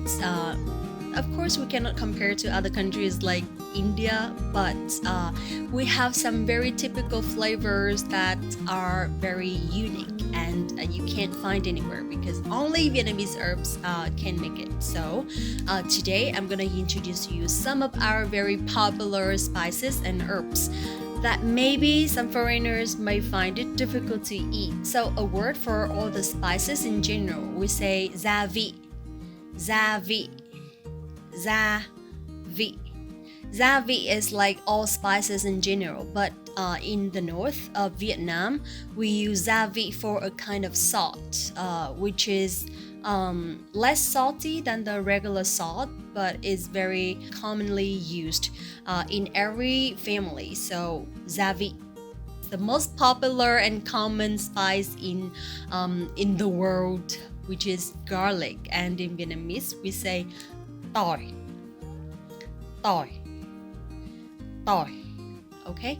Tỏi. So tỏi is very common, but the Vietnamese garlic, the tỏi Việt Nam, or we say tỏi ta is super spicy. It's very small, all the globes are very small, but it's super spicy and it smells strong. Also, we have ớt. Ớt is chili pepper, and Vietnamese ớt Việt Nam is super spicy, okay? So one of the most popular chilies in Vietnam is ớt chỉ thiên. Ớt chỉ thiên. Ớt chỉ thiên. Ớt chỉ thiên is the one of the very small chilies, and it's very spicy, and usually it goes like up, so it points to the sky. So we say chỉ thiên, that means pointing to the sky. Ớt chỉ thiên. Also, we have a very popular garlic, which is tỏi đen. Tỏi đen. Tỏi đen is the black garlic and is very expensive because it's very helpful for curing some illnesses. Tỏi đen. Next one is hành khô. Hành khô. Hành khô. Hành khô is a purple onion and is very spicy as well. In Vietnam, the hành khô is just very small, but it's very tasty and spicy and smells good. Now, next one we have hành tây. Hành tây. Hành tây is onion in general, right? And is also very common. So hành tây. Hành tây. One sentence: Thái hành tây rất cay mắt. Thái hành tây rất cay mắt. Also, we talked about salt, right? In Vietnamese, we say muối. Muối. Muối. Muối is a natural salt. Muối. So if you want to visit like some of the very famous and beautiful salt farms in Vietnam, you can visit Ninh Thuận. Ninh Thuận Ninh Thuận is the province in the center of Vietnam, and there are like two very famous farm which are Cà Ná, Ninh Thuận. They're very famous with with salt farm, and also Phương Cựu. It is also a very famous salt farm. Also, one more word. This is like a slang, okay? If you want to say someone is very interesting and very entertaining, we say vựa muối. Vựa muối. Vựa muối is like a huge farm of salt. So that means that person is not boring at all. That person is so entertaining and so funny. Vựa muối. Now let's talk about sugar. In Vietnamese, we say đường. Đường. So we have the natural sugar is đường. But if you want to say like the sugar cane, we say mía đường. Mía đường. Mía đường. One more ingredient that I want to introduce to you is nghệ. Nghệ. Nghệ. Nghệ is super popular in Vietnam, and the turmeric of Vietnam is so good. Very good quality. Nghệ. So for turmeric starch, we say tinh bột nghệ. Tinh bột nghệ. Tinh bột nghệ is the starch, the turmeric starch, and we export a lot because it's very expensive. Not expensive, sorry, it's very good quality. Next one, this one is like the number one popular and famous ingredient in Vietnam. Nước mắm. Nước mắm Vietnam is the best. I have to say it's the best. Nước mắm, fish sauce. Nước mắm. Nước mắm. So one of the most popular places in Vietnam with nước mắm is Phú Quốc. Phú Quốc, you have to go there. It's so popular with all the beaches, the nice beaches, and also like a lot of nice seafood. Nước mắm Phú Quốc. Nước mắm Phú Quốc. So do you know why bún chả is so popular all over the world? Because the sauce is from fish sauce and it is just delicious. This one is unique. I love it. Mắm tôm. Mắm tôm. Mắm tôm. Do you know what it is? Bún đậu mắm tôm. Bún đậu mắm tôm is like the number one dish in Vietnam. Bún đậu mắm tôm. So mắm tôm is like the shrimp paste, and you can't find anywhere in the world. And all the mắm tôm that you know or you can buy somewhere, I think it's from Vietnam. It's super smelly, and if you like smell it for the first time, you might get shocked. But it's very tasty. Now let's talk about vegetables. So if you want to talk about vegetables in general, like the raw vegetables that you can use, you can actually eat raw with some dishes like bún chả or bún đậu mắm tôm, or like nem lụi nướng. So you can use rau sống. Rau sống. Rau sống. Rau sống means vegetables, raw vegetables that you don't have to cook. Rau sống. Now we have a lot of kinds of rau sống, absolutely, right? Rau tía tô. Rau tía tô. Rau tía tô. I don't know if you have this in English, but I'm gonna check and I'm gonna give the translations later here. Sorry. Next one we have rau húng. Rau húng. Rau húng. Rau húng. And what else? We have salad. Salad. Salad is like the salad lettuce. Salad is specifically for salad. What else? We have rau mùi. Rau mùi. Rau mùi. Rau mùi. And also we have rau mùi tàu. Rau mùi tàu. This one smells really good and is so good with duck. Rau mùi tàu. Rau mùi tàu. Also we have rau bạc hà. Rau bạc hà. Rau bạc hà. Bạc hà is mint. Rau bạc hà is like peppermint. What else? We have hồi. Hồi is anise. Hồi, it smells really, really good. Hồi. And the very good friend of hồi is quế. They go well together. They just go well together. Quế, hồi quế. Giềng, galangal. Giềng. This one goes really well with pork and duck. Yeah. Giềng. What else? We have xả, lemongrass, and this one is super good with chicken feet. We have chân gà xả ớt, chicken feet with lemongrass and chili.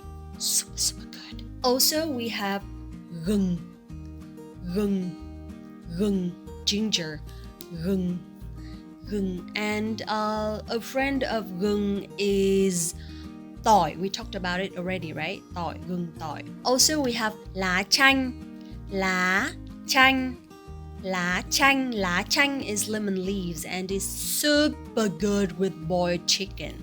Trust me, only Vietnamese chicken is so good and is so sweet. I mean, the natural flavor is, oh my god.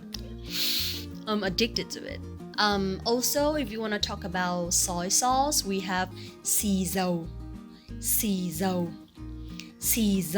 And Vietnamese xì dầu Vietnam is very good. The sauce is very thick because the soybeans is good in Vietnam. Xì dầu. Also, we have dầu hào. Dầu hào is oyster sauce, and dầu hào is also very delicious in Vietnam because we have a lot of seafood, fresh seafood, right? So oysters are everywhere, and trust me, how Vietnamese oysters, absolutely good. Next one I want to introduce to you is ớt bột. Ớt bột is chili flakes. Ớt bột. And ớt tươi is a fresh chili. Ớt tươi. And if you want to talk about bell peppers, we use ớt chuông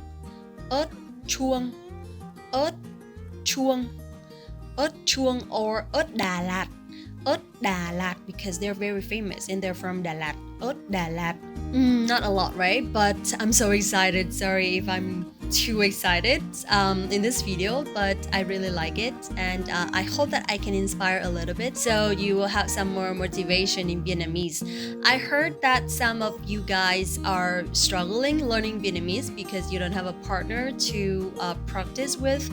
But if you really want it, you can do it. And trust me, because I struggle learning another language as well, and I know that Vietnamese is hard. But if you want to learn Vietnamese in the fastest, easiest, and most fun way, go to VietnamesPod101.com right now to get your free lifetime account and get your real lessons by real teachers. Thank you so much for watching this video today. Don't forget to like this video and subscribe the channel. And I'll see you in the next one. Xin chào và hẹn gặp lại các bạn. Xin chào các bạn, mình là Linh đây, rất vui được gặp lại các bạn. Hi guys, it's Linh. Welcome back to VietnamesPod101.com, the fastest, easiest, and most fun way to learn Vietnamese. So if you come to Vietnam for the first time and you need some basic phrases, or you don't know how to answer some phrases in Vietnamese, trust me, this video is for you. And not only some basic phrases, but I'm gonna tell you how to answer some questions and how to survive restaurants in Vietnam. So let's see what we got.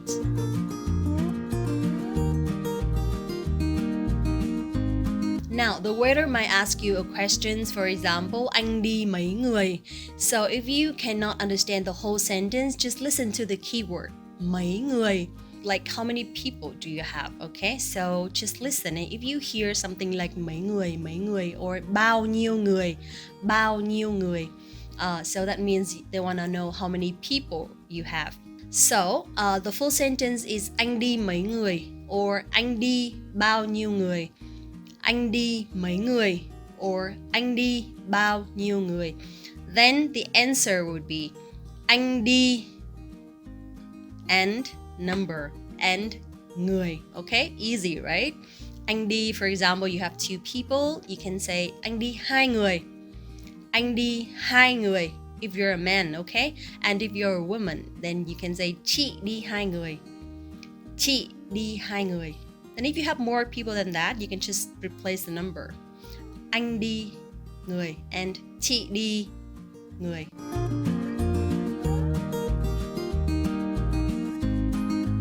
Now, they might ask you another question, which is anh đã đặt bàn chưa? Anh đã đặt bàn chưa? Anh đã đặt bàn chưa? So, if you don't understand the whole sentence, but if you hear something like đặt bàn, so reservation. So that means, have you reserved a table yet? Or do you have a table already reserved?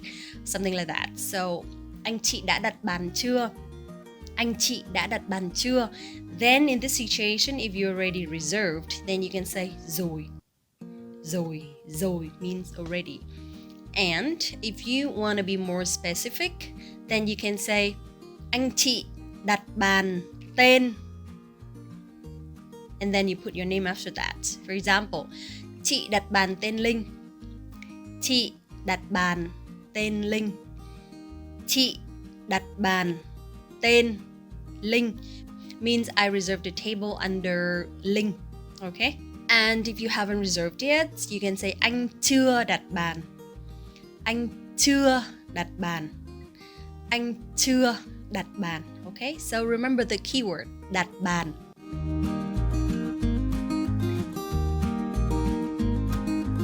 Alright, next one, if you already settled at some tables, so you want to ask whether this restaurant has like something. So the structure is em có không? That means do you have blah blah blah. Em có không? For example, do you have any let's say, do you have any do you have vegetables? So you can say em có rau sống không? Em có rau sống không? Em có rau sống không means do you have any vegetables? Or if you want to ask like if they have any fruits for desserts, you can say em có hoa quả không? Em có hoa quả không? Em có hoa quả không? Okay, so basically this question literally means like do you have anything, but it means like can I have something? Okay, another example would be em có bia Hà Nội không? Em có bia Hà Nội không? Em có bia Hà Nội không? Bia Hà Nội is very famous in Vietnam, so you want to say like do you have Hà Nội beer? Em có bia Hà Nội không? Okay, so remember the structure. Em có, and then the thing that you want, and then không, do you have anything? Or I would like something.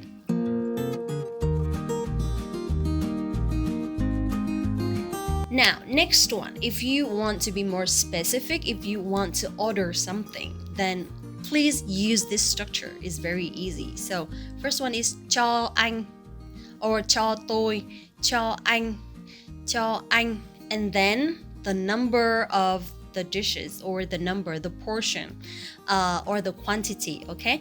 And then the name of the dish, okay? And then the last one, it's maybe the size. So that is how you order in Vietnam. For example, cho anh một bát phở bò nhỏ, okay? Cho anh một bát phở bò nhỏ.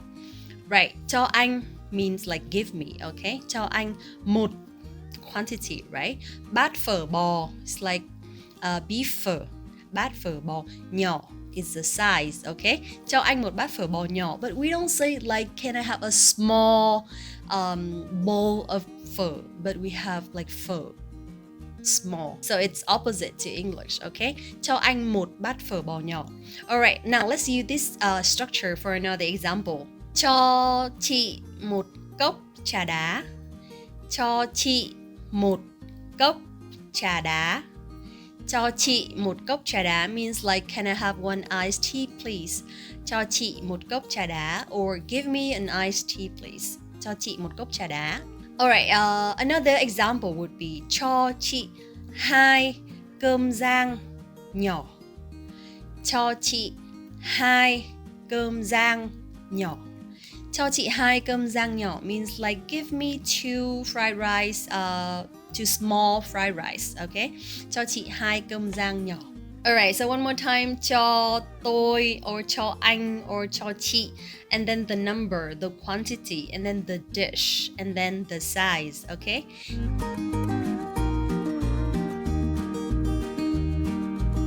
Now, if you want to ask the price of something, then you can just simply say món này bao nhiêu tiền?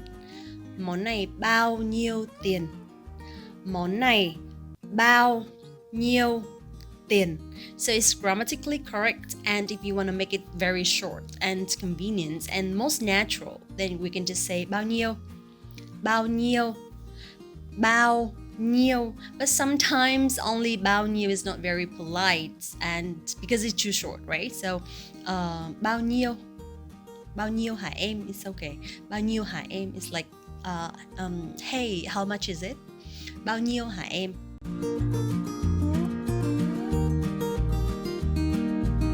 Now, if you want to ask if this dish is good for 2 people, or you don't know whether this dish is good for like how many people, then you can simply ask a question. Món này cho mấy người ăn? Món này cho mấy người ăn? Món này cho mấy người ăn means like, how many people is this dish good for? Món này cho mấy người ăn, okay? And they will say like 2 people, 3 people, or just a single dish.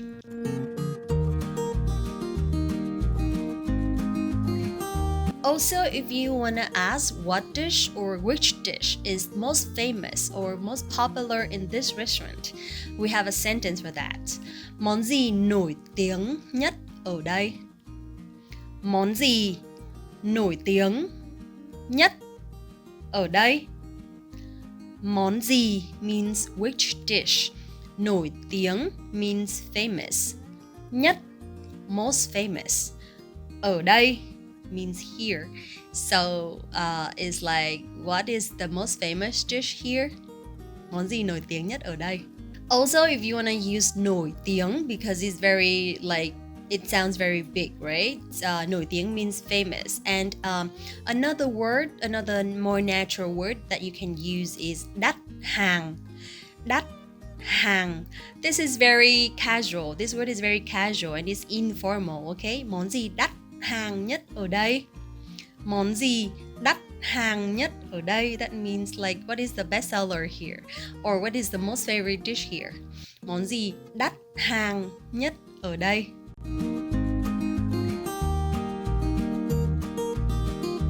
Now, if you don't want any specific kind of ingredients, you can use this sentence. Anh không ăn. Anh or tôi or chị. Anh không ăn. Anh không ăn means I don't eat something, and then you add the ingredients or the flavor that you don't want. For example, anh không ăn ớt. Anh không ăn ớt. Anh không ăn ớt. Anh không ăn ớt. Anh không ăn ớt means I don't eat chili or no spicy please. Anh không ăn ớt. Or if you don't eat mắm tôm. Mắm tôm. Mắm tôm is like the number one famous thing, ingredients in Vietnam. Mắm tôm is the shrimp paste. If you don't eat that, if you can't stand the smell and you're not familiar with the flavor, you can say anh không ăn mắm tôm. Anh không ăn mắm tôm. Anh không ăn mắm tôm means I don't eat shrimp paste. I don't eat mắm tôm. But please try. Also, a lot of people cannot eat spring onion. For example, in phở. Phở, you know, right? So some people can't eat that. So you can say anh không ăn hành. Anh không ăn hành. Anh không ăn hành. Okay?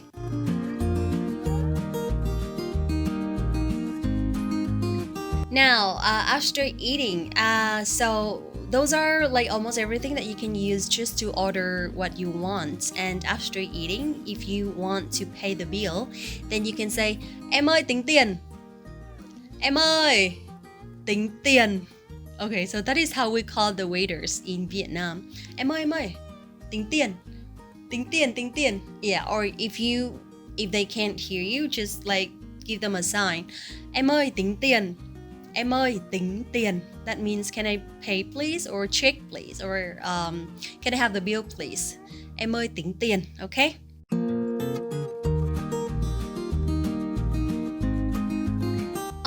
For example, most of the restaurants in Vietnam are like some very casual restaurants that you will have to pay by cash. But nowadays there are more like big restaurants, and they also use some technology. So you can ask, if you want to pay by credit card, you can ask, Anh trả thẻ được không? Anh trả thẻ được không? Anh trả thẻ được không? That means, can I pay by credit cards? But if you cannot make a long sentence, you can just say trả thẻ. Trả thẻ. Trả thẻ. Okay? Trả thẻ means credit cards. And I would like to notice you that in Vietnamese, if you just speak short sentences or words like that, it doesn't sound so respectful, okay? But since you are foreigners, so we understand. But if local people speaking together like that is not very polite. So, if you can't make the full sentence, like Anh trả thẻ được không? Then you can say trả thẻ with a very like respectful gesture, so they would understand you. Okay, Anh trả thẻ được không?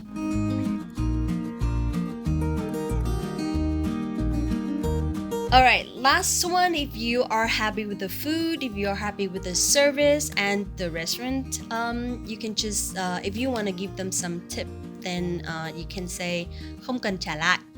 For example, if your bill is like 220 Vietnam dong, 220,000 Vietnam dong, and you want to give them like 250 and you don't need change, then you can say không cần trả lại.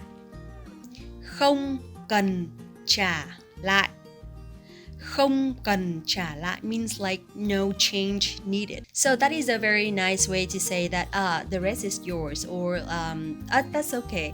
So that would also bring some joy and happiness to the waiters as well. So không cần trả lại. Alright, that's it for today. Thank you so much for watching this video. If you like this video, please give us a like and subscribe. And also, if you want to learn Vietnamese in the fastest, easiest, and most fun way, go to VietnamesePod101.com for your free lifetime account right now and get your real lessons by real teachers. Thank you so much again, and see you in the next one. Xin chào và hẹn gặp lại các bạn. Hi guys, it's Ling. Welcome back to VietnamesePod101.com, the fastest, easiest, and most fun way to learn Vietnamese. I know I look very formal today, right? But it's relevant to the topic. So today I'm gonna share with you some resume-related vocabulary so that you know how to use these words when writing a resume. So let's get started.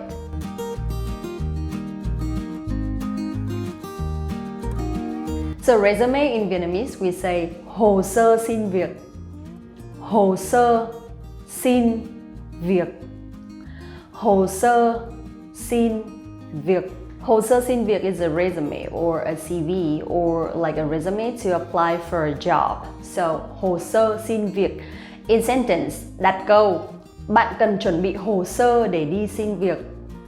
Bạn cần chuẩn bị hồ sơ để đi xin việc.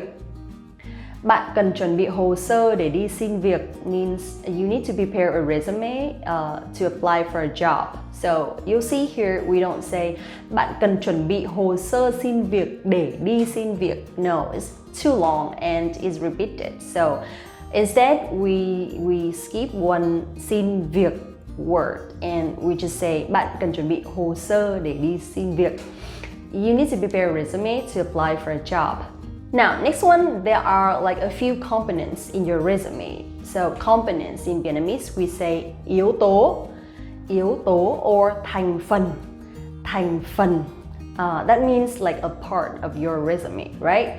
So the first one, the most important one we need to share is thông tin cá nhân. Thông tin cá nhân means personal information. Thông tin cá nhân, so in thông tin cá nhân we need to share tên or ngày tháng năm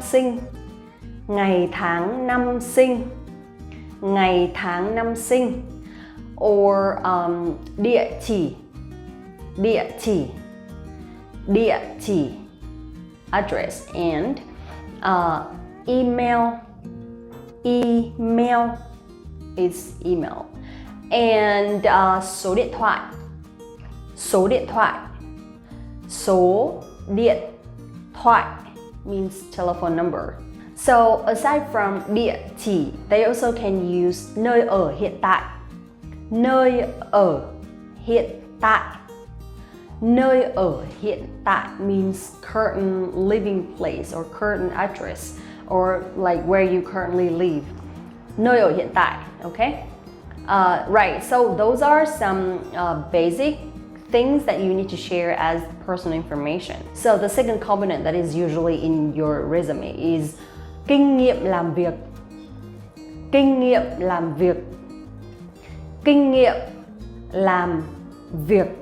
work experience. Kinh nghiệm làm việc, you'll be having like 1 year experience or 2 years experience. So in Vietnamese we say một năm kinh nghiệm. Một năm kinh nghiệm means 1 year experience and the same with 2 years. 2 năm kinh nghiệm.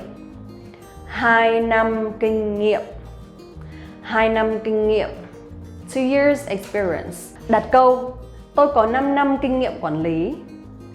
Tôi có 5 năm kinh nghiệm quản lý. I have 5 years of management experience. So you see here, năm means 5 and also means year.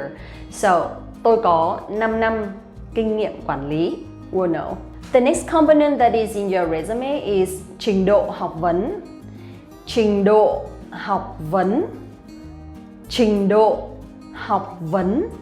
Or we can use bằng cấp chứng chỉ. So trình độ học vấn literally means like academic level and bằng cấp chứng chỉ means qualifications. So you can use either of them, it's fine. So in this component you'll be listing like all the qualifications that you had, okay? Bằng cấp chứng chỉ, trình độ học vấn. For example, if you have a bachelor degree in Vietnamese, we say bằng đại học.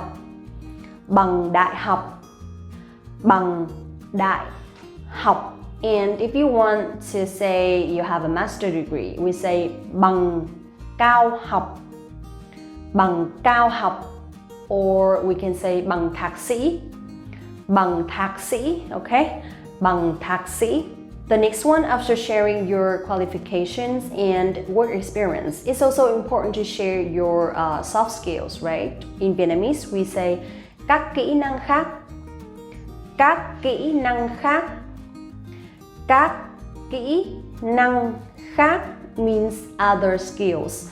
Or in Vietnamese, soft skills means kỹ năng mềm. However, when using words in resume, we use các kỹ năng khác. We don't really say các kỹ năng mềm in the resume, okay? So let's talk about some skills. We have kỹ năng tin học văn phòng. Kỹ năng tin học văn phòng means like your office skills. If you are good at time management, it's also very valuable to add in your resume. We say Kỹ năng quản lý thời gian. Kỹ năng quản lý thời gian. Kỹ năng quản lý thời gian. Time management. You can say to the recruiter, tôi có kỹ năng quản lý thời gian rất tốt. Tôi có kỹ năng quản lý thời gian rất tốt. Tôi có kỹ năng quản lý thời gian rất tốt means I have excellent time management skills. Also, if you're applying to a managerial position, so it's very important to mention your leadership, right? Kỹ năng lãnh đạo. Kỹ năng lãnh đạo. Kỹ năng lãnh đạo. Kỹ năng lãnh đạo là một trong những kỹ năng quan trọng nhất của một người quản lý. Kỹ năng lãnh đạo là một trong những kỹ năng quan trọng nhất của một người quản lý. Kỹ năng lãnh đạo là một trong những kỹ năng quan trọng nhất của một người quản lý. Leadership is one of the most important skills of a manager. Kỹ năng làm việc đội nhóm. Kỹ năng làm việc đội nhóm. Kỹ năng làm việc đội nhóm means team working or team working skill. Kỹ năng làm việc đội nhóm rất cần thiết. Kỹ năng làm việc đội nhóm rất cần thiết. Kỹ năng làm việc đội nhóm rất cần thiết. Team working skill is very important. Kỹ năng làm việc đội nhóm rất cần thiết. Right, last one. You also can share some of your hobbies or some of your interests, right? And it also helps the recruiter know a little bit more about you or like how you spend your free time. So in sentence or in Vietnamese, we say sở thích. Sở thích. Sở thích means hobbies or interest. Right, we can share something like I love watching movies or I love traveling. We can just write shortly in your resume like this. Du lịch or xem phim. Du lịch or xem phim, like traveling and watching movies. So it doesn't need to be too long, right? Alright, now let's summarize a little bit. We need to list at least 5 components, 5 most important components. The first one is thông tin cá nhân. Thông tin cá nhân. Thông tin cá nhân. I'm not gonna translate anymore. Right, next one is kinh nghiệm làm việc. Kinh nghiệm làm việc. Kinh nghiệm làm việc. Okay, and then what is that? Bằng cấp. Bằng cấp. Okay, bằng cấp or trình độ học vấn. Trình độ học vấn. And next one, các kỹ năng khác. Các kỹ năng khác. Các kỹ năng khác. Okay, and last one, sở thích. Sở thích. Alright, so I've just shared with you some components or some like main things, main factors that we need to mention in your resume.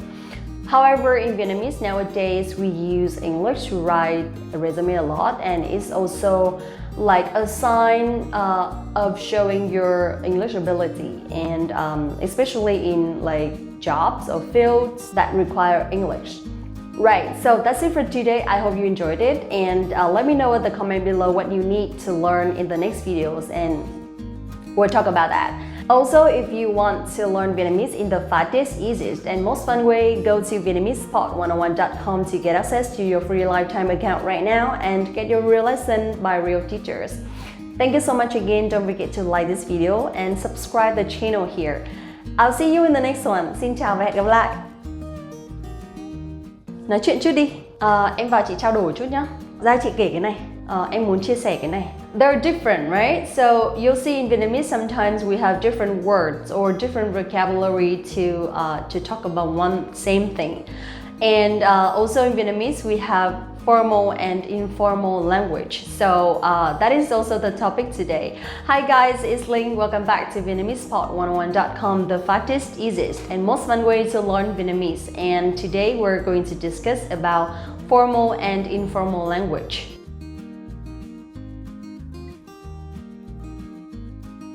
Right, first you need to understand what formal means in Vietnamese, right? So we can use trang trọng. Trang trọng means like very formal.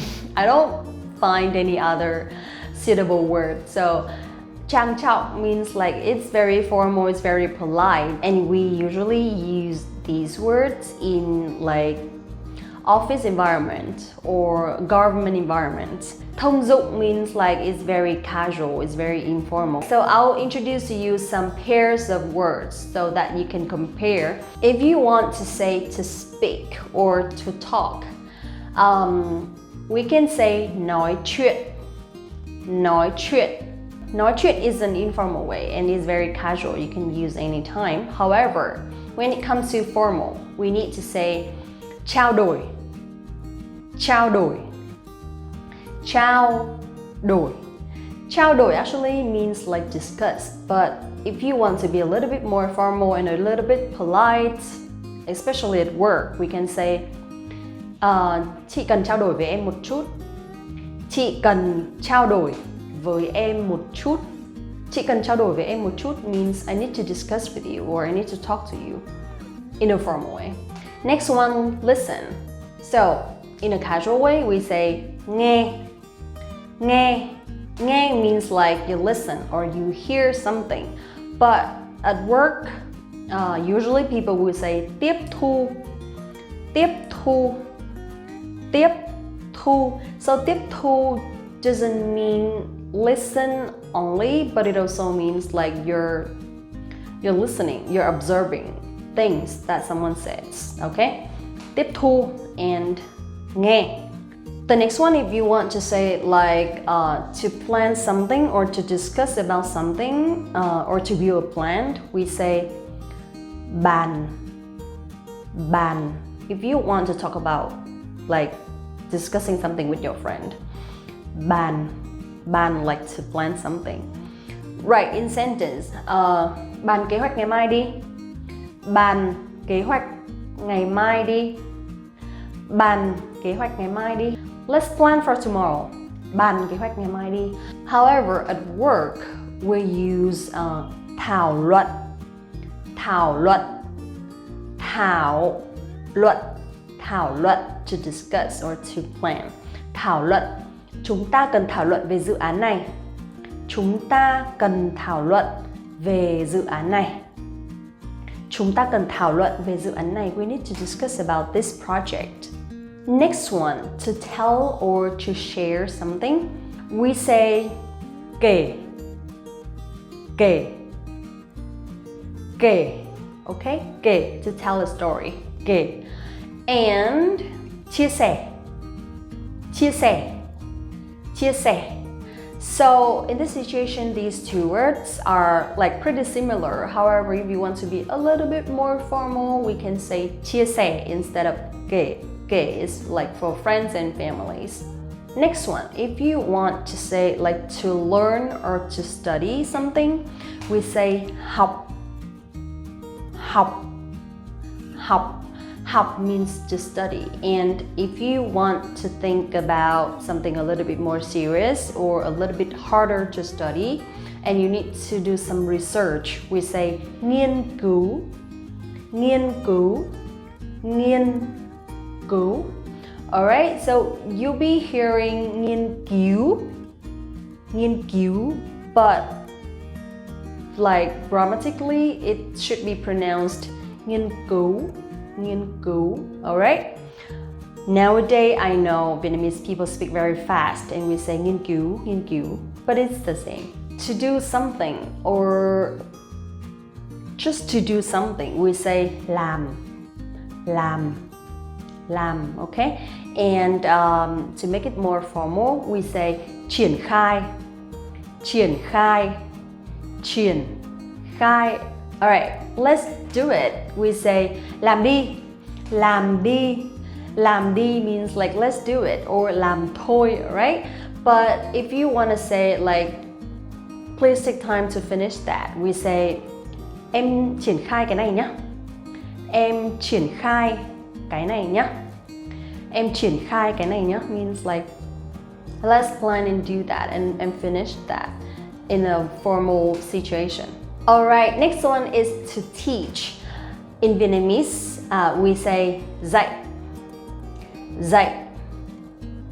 So you can either pronounce dạy or dạy, it's fine. Dạy. And in a formal way, we say đào tạo. Đào tạo.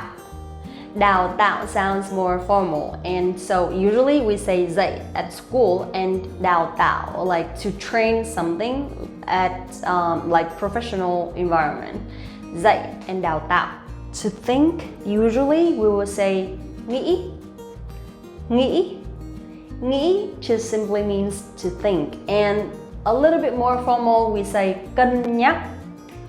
Cân nhắc. Cân nhắc. Let me give you an example. Để tôi nghĩ đã. Để tôi nghĩ đã. Để tôi nghĩ đã. Để tôi nghĩ đã. But if you want to use cân nhắc, we say tôi sẽ cân nhắc về việc này. Tôi sẽ cân nhắc về việc này. Tôi sẽ cân nhắc về việc này. Tôi sẽ cân nhắc về việc này means I'll think about that, or I'll give it a thought in a very formal way, and it sounds very polite. Next one, if you're very happy, we say happy, right? But in a casual way, we say vui. Vui. Vui. Vui quá, vui quá, vui quá. Or like cô ấy rất vui. Cô ấy rất vui. She's very happy. Cô ấy rất vui. However, if you want to say like someone is very happy at work, or like if you want to describe someone's happiness at work in a formal language, we use phấn khởi. Phấn khởi. Phấn khởi. Phấn khởi. Sếp rất phấn khởi vì kế hoạch đã thành công. Sếp rất phấn khởi vì kế hoạch đã thành công. Sếp rất phấn khởi vì kế hoạch đã thành công. Nhanh. Nhanh. Nhanh means very fast or quick. Nhanh. But khẩn trương. Khẩn trương. Khẩn trương. Nhanh lên, nhanh lên, nhanh lên, nhanh lên. Khẩn trương lên, khẩn trương lên. Dẫn dắt. Dẫn dắt means like to lead. And in a formal way, we say lãnh đạo. Lãnh đạo. Lãnh đạo. So lãnh đạo here means a leader, and it also means a verb. Dẫn dắt, or like to lead someone, or like to control or to manage. Anh ấy đã dẫn dắt tôi qua từng câu chuyện. Anh ấy đã dẫn dắt tôi qua từng câu chuyện.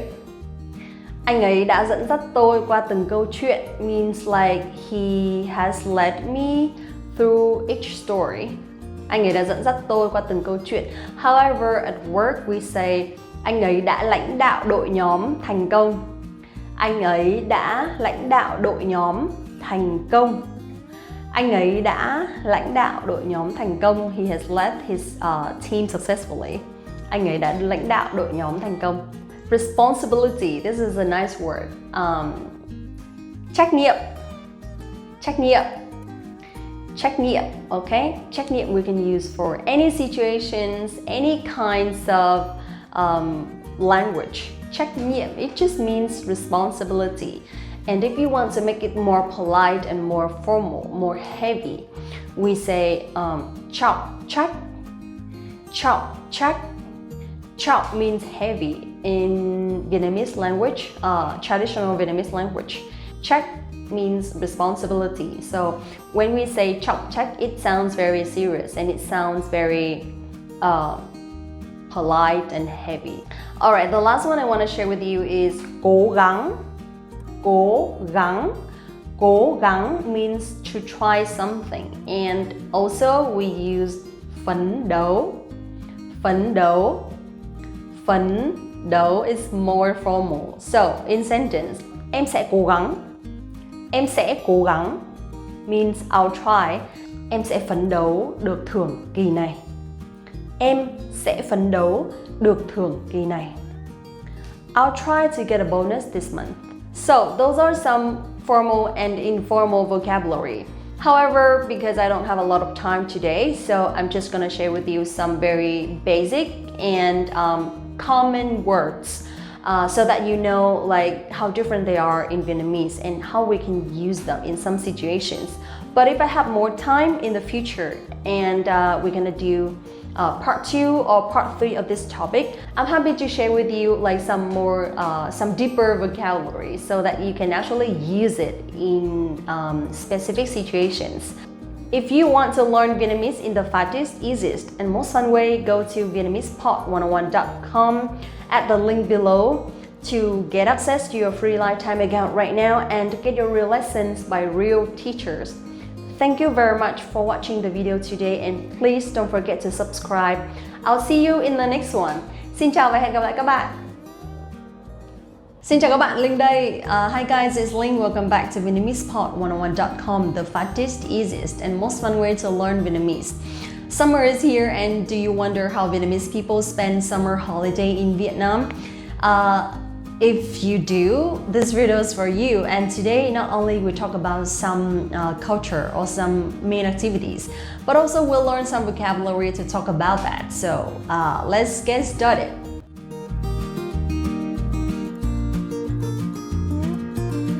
Usually in Vietnam, there are different kinds of weather, of climate. So if in the north, we have summer, winter, autumn, and spring very like clearly. But in the south of Vietnam, it's summer whole year. So they basically don't have like summertime. However, when it comes to summer break, we say nghỉ hè, nghỉ hè, nghỉ hè. Nghỉ hè means summer vacation or summer break. So it's around like from May, June, July. So people have some time to travel with the kids. And that's how we spend summer in Vietnam. However, what exactly do we do during that time? Usually the number one, the most common things in Vietnam is traveling. And in Vietnamese, we say đi du lịch, đi du lịch. We can go to a lot of places. For example, đi biển, đi biển. Đi biển means going to the beach. And đi leo núi, đi leo núi. Đi leo núi means to go to the mountains. Đi leo núi or to go hiking. Next one, we can đi du lịch nước ngoài. Đi du lịch nước ngoài.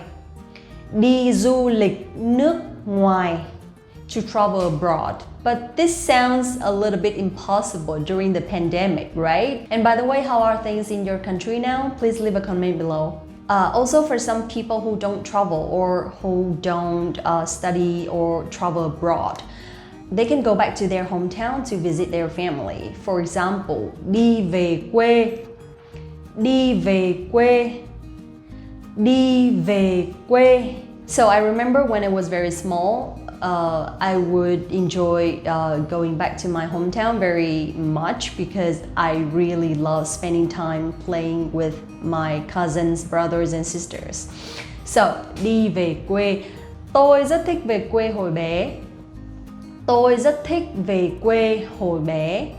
Tôi rất thích về quê hồi bé. I love going to my hometown when I was small.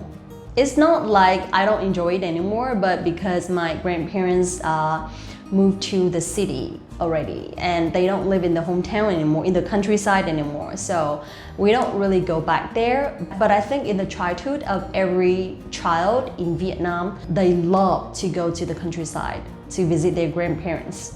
Summer break, but it's also a time to study. It's not like regular study, but it's about some extra classes. And trust me, this is like a very interesting activity for kids during the summer because if they don't go to school for a long time, they might lose their interest in learning, right? So we have some lớp học thêm, lớp học thêm, lớp học thêm. Lớp học thêm means extra classes and it's not only for children but also for adults. For example, lớp học nhảy, lớp học nhảy. Lớp học nhảy means dance class for both children and adults. Or lớp học nấu ăn, Lớp học nấu ăn. Lớp học nấu ăn means cooking class. And also probably lớp học cắm hoa. Lớp học cắm hoa. Lớp học cắm hoa. And of course we also have lớp học vẽ. Lớp học vẽ. Lớp học vẽ. Right. So those classes are examples of extra classes that people usually do when they have free time, especially in summer, because the kids are not studying, right? So they don't have to take care of them all the time. They don't really have to follow them all the time with lessons, with school lessons. So it's a little bit more relaxing for the parents as well. The next activity that we usually do when we have free time, not only in summer break, but also like anytime that we want, it's also a very popular activity recently, which is meditation course or retreat. Okay, so nowadays a lot of Vietnamese people enjoy joining meditation courses or retreats. So in Vietnamese we say tham gia khóa tu. Tham gia khóa tu. Tham gia khóa tu. And or tham gia khóa thiền. Tham gia khóa thiền. Tham gia khóa thiền means to attend a meditation course, and tham gia khóa tu is a little bit more religious because you'll be doing some religious activities while being in this course. Tham gia khóa tu. Okay, so usually Vietnamese parents really like to send their kids to these courses so that they learn a little bit more about how to control their mind or their behavior or manners. So this is one of the very common activities in Vietnam these days. Also, one of the very popular activities nowadays is to learn languages, especially English, because it's very important to us. So summertime is also a chance for us to develop ourselves and to learn new things because we have more time, right? So học ngoại ngữ. Học ngoại ngữ. Học ngoại ngữ. Học ngoại ngữ means to learn languages or to learn another language. Học ngoại ngữ, it can be English, it can be French, it can be Korean. But if you want to learn Vietnamese, go to VietnamesePod101.com. Another activity that we'd like to do in summer holidays is tập thể dục. Tập thể dục. Tập thể dục means to exercise in general, and there are a lot of activities. For example, tập yoga, tập yoga, tập yoga, or tập gym, tập gym, tập gym, or tập thiền, tập thiền. So those activities are to improve your not only physical health but also mental health. And since we will be traveling a lot during summer, right? So it's very good to have a nice body and a strong health. Tập thể dục. Also, we love shopping, especially girls, you know, right? So during summer holidays, we have a lot of chance to travel or to meet people. So we'd love to have some new outfits and đi shopping. Đi shopping. Đi shopping. Đi shopping means to go shopping and is a borrowing word. Đi shopping in a Vietnamese accent. Also, since the pandemic is still spreading a lot and it's not safe to travel abroad, and it's not possible as well, especially when we're not vaccinated yet. So we also like shop online, and there are like plenty of shopping online websites that can provide us like literally everything. So shopping online or mua sắm online. Mua sắm online, or you can either use mua sắm trực tuyến. Mua sắm trực tuyến. Mua sắm trực tuyến. Another activity that we'd like to do during summer is to to renovate our house. because we have plenty of time and the price is a little bit more affordable compared to the end of the year when everybody wants to fix their house. So, sửa chữa nhà cửa. Sửa chữa nhà cửa. Sửa chữa nhà cửa. Sửa chữa nhà cửa means to fix our house or to fix our home or to renovate our home. Sửa chữa nhà cửa. Alright, so those are some very common activities that we like to do during summer holidays. It's not only about traveling, it's also about how to improve our health, activities that can help us improve our life quality. So that's it for today. Thank you so much for watching this video. I hope you enjoyed it. And if you want to learn Vietnamese in the fastest, easiest and most fun way, go to VietnamesePod101.com for your free lifetime account right now and get your real lessons by real teachers. Thank you again. Don't forget to like this video and subscribe the channel here, and I'll see you in the next one. Xin chào và hẹn gặp lại. There might be plenty of times that you don't want to go out with someone or you just simply want to say no. So how do you say that in Vietnamese?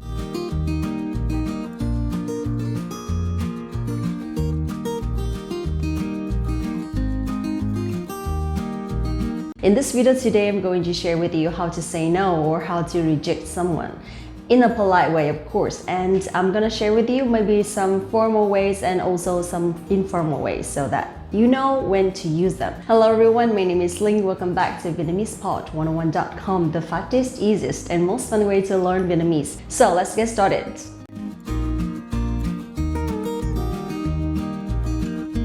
The first and the most common one, you just want to simply share that you're busy. So let's say you're talking to someone who is older than you, right? And it's a man. So in Vietnamese, we can say em bận rồi. Em bận rồi. Em bận rồi. Em bận rồi means I'm busy already. This one is very common and is not impolite at all. It's just probably you're not busy, but this is like the most common way to reject. So em bận rồi. Or if you're a man, we say anh bận rồi. Anh bận rồi. Anh bận rồi. Okay? So remember em and anh for someone who is younger. And if just for friends, we can just simply say tớ bận rồi. Tớ bận rồi. Tớ bận rồi.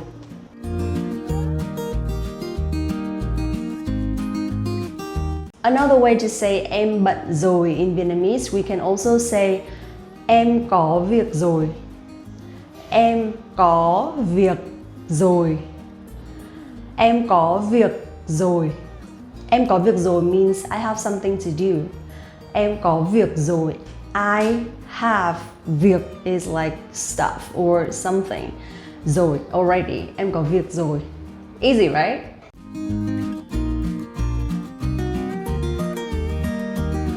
One way to say that your schedule is full or your schedule is very tight or you have a full schedule.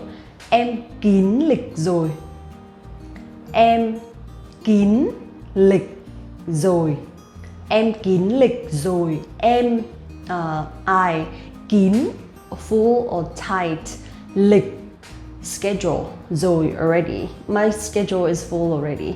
Em kín lịch rồi. Okay?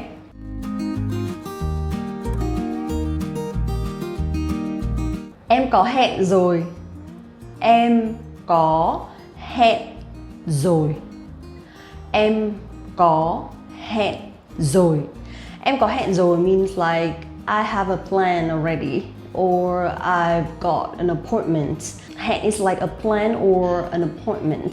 Em có hẹn rồi. I've got a plan. I've got an appointment. Sorry, I can't go. You'll see that these sentences that I've just mentioned are pretty short, right? So in Vietnamese, when we talk in a casual way, usually we just say it very short. We just use very short sentences. So it's still polite, okay? Don't worry.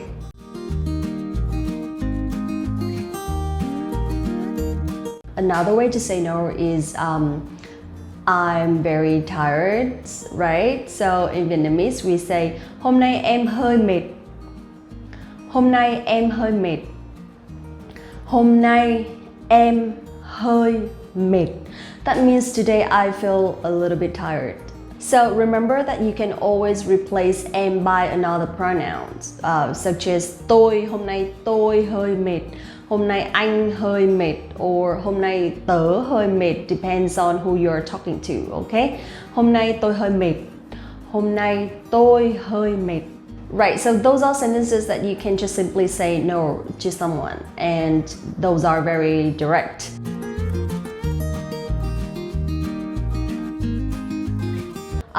In some situations that you don't really want to say no, there are some ways to maybe to buy some time that you can use so that the other person doesn't feel like you're saying no to them.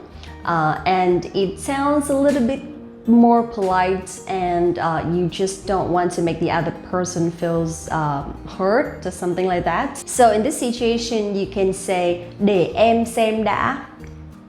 Để em xem đã, or để tôi xem đã. Để tôi xem đã. That means let me see. Để tôi xem đã. Hôm nay em có bận không? Để em xem đã.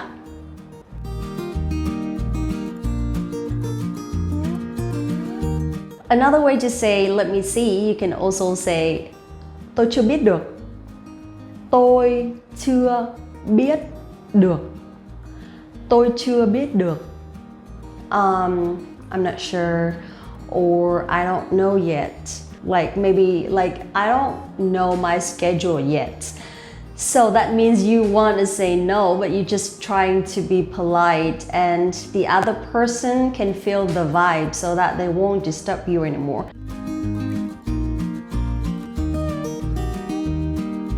Another way to say no, but it's very polite, and it gives the other person feel like you're contacting them later. In this situation, you can say có gì tôi nhắn sau nhé. Có gì tôi nhắn sau nhớ. Có gì tôi nhắn sau nhớ. It means I'll text you later, or I'll send you a message, something like that. Okay? Có gì tôi nhắn sau nhớ. Nhớ here, you'll see there are a lot of times that you will see those single words standing at the end of the sentence to finish or to close a sentence. Those words don't really mean anything. So usually it just plays a role as a supporter or supporting word, okay? So don't worry if you don't use them, that's fine. You can either say có gì em nhắn or có gì tôi nhắn.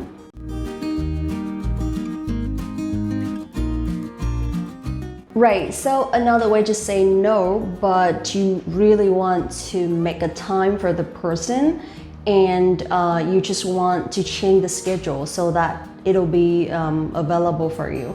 So in this situation, you can say chuyển sang hôm khác được không? Chuyển sang hôm khác được không? Chuyển sang hôm khác được không? Chuyển sang, chuyển here means like can we move or like change. Hôm khác means another day. Hôm is another word for day. Instead of using ngày, we can say hôm khác is different. Được không, like is that okay? So can we change to another day, or can we change to another time? Okay, chuyển sang hôm khác được không? So if you want to sound like closer to the person, you can say chuyển sang hôm khác được không em? Chuyển sang hôm khác được không em, if you're talking to a younger girl, and chuyển sang hôm khác được không anh, if you're talking to an older man. So usually we will put the pronoun at the end of the sentence to sound more friendly. Okay? Chuyển sang hôm khác được không anh?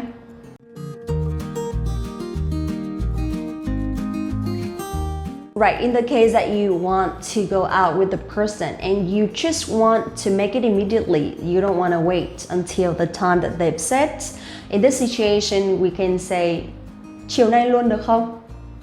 Chiều nay luôn được không? Chiều nay luôn được không? Means like let's make it this afternoon. chiều nay, this afternoon. Luôn is like immediately. Được không? Is it okay? Instead of saying this afternoon, we can also say like today. Let's make it today. Hôm nay luôn được không? Hôm nay luôn được không? Hôm nay luôn được không? Hôm nay luôn được không?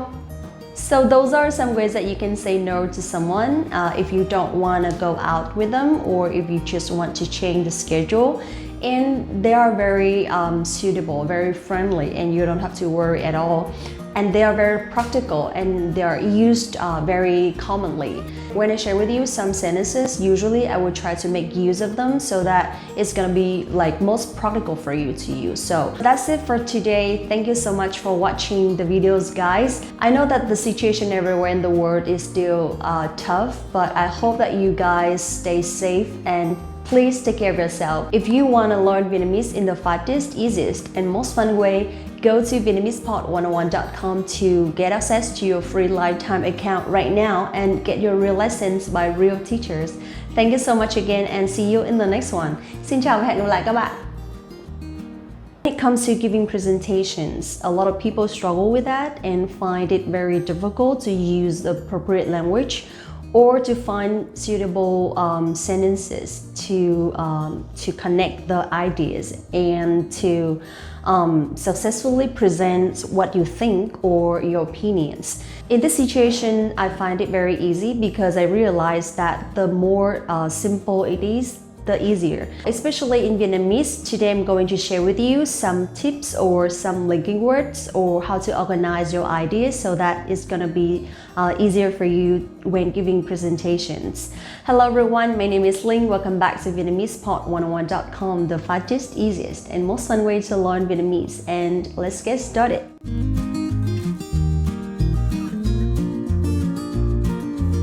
No matter how good you are in Vietnamese, you can always start the presentation with đầu tiên tôi xin trình bày về. Đầu tiên tôi xin trình bày về. Đầu tiên tôi xin trình bày về. That means first I'd like to talk about or I would like to talk about. Trình bày literally means present. Đầu tiên tôi xin trình bày về. So first if you want to talk about the agenda, you can say đầu tiên tôi xin trình bày về nội dung của buổi hôm nay. Đầu tiên tôi xin trình bày về nội dung của buổi hôm nay. Đầu tiên tôi xin trình bày về nội dung của buổi hôm nay. Nội dung is like the content and it also means the agenda of the presentation today. Đầu tiên tôi xin trình bày về nội dung của buổi hôm nay. If you want to talk about the next idea after the first one or the following ideas, you can say tiếp theo, tiếp theo, tiếp theo, okay? Tiếp theo tôi xin trình bày về. Tiếp theo tôi xin trình bày về. Tiếp theo tôi xin trình bày về. Tiếp theo tôi xin trình bày về. Okay? Next, I'd like to talk about another useful word that you can use, which is phân tích. Phân tích. Phân tích. Phân tích. Okay? Phân tích means analyzing, to analyze. Phân tích. Tiếp theo tôi xin phân tích về điểm mạnh, điểm yếu của dự án. Tiếp theo tôi xin phân tích về điểm mạnh, điểm yếu của dự án. Điểm mạnh, điểm yếu means strengths and weaknesses, okay? Tiếp theo tôi xin phân tích về điểm mạnh, điểm yếu của dự án. That means next I'd like to analyze the strengths and weaknesses of the project. Tiếp theo tôi xin phân tích về điểm mạnh, điểm yếu của dự án. So instead of using trình bày to present, we can also use phân tích to analyze and chia sẻ, to share. To discuss, we use trao đổi, trao đổi, trao đổi, trao đổi to discuss. Yeah, so those are like 4 common words that we use a lot in presentations. Another point that you probably will mention in your presentations is the reasons of something, right? So in this situation, we will use tiếp theo tôi xin phân tích nguyên nhân. Tiếp theo tôi xin phân tích nguyên nhân. So this is like a collocation in Vietnamese. Instead of using like to present the reasons, we say to analyze the reasons. Phân tích nguyên nhân. Phân tích nguyên nhân. That means to analyze it. And for example, if you haven't had the reasons yet and you'd like to collect everyone's ideas, you can say trao đổi nguyên nhân. So that means to discuss the reasons of this project. Trao đổi nguyên nhân. Okay? Tiếp theo tôi xin phân tích nguyên nhân của dự án. Or tiếp theo tôi xin trao đổi nguyên nhân của dự án.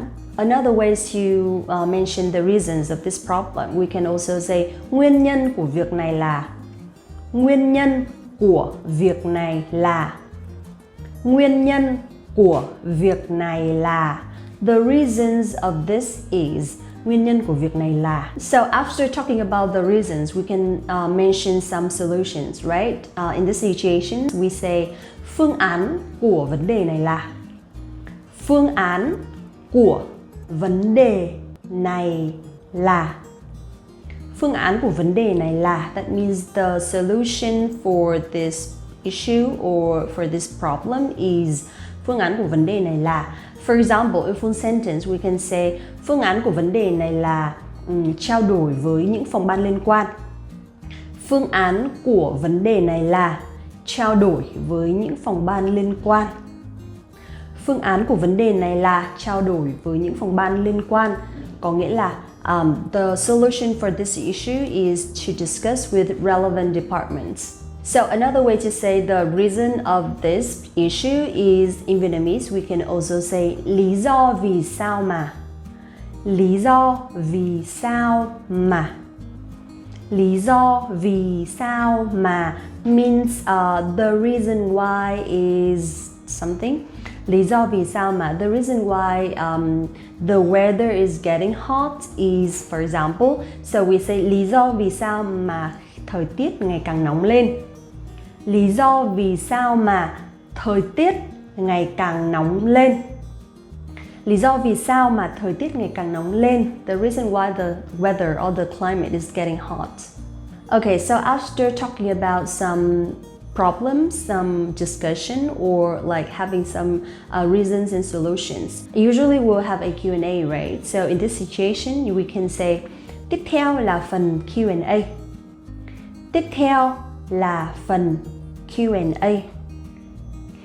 Tiếp theo là phần Q&A. That means có nghĩa là next is Q&A part, okay? Next is Q&A.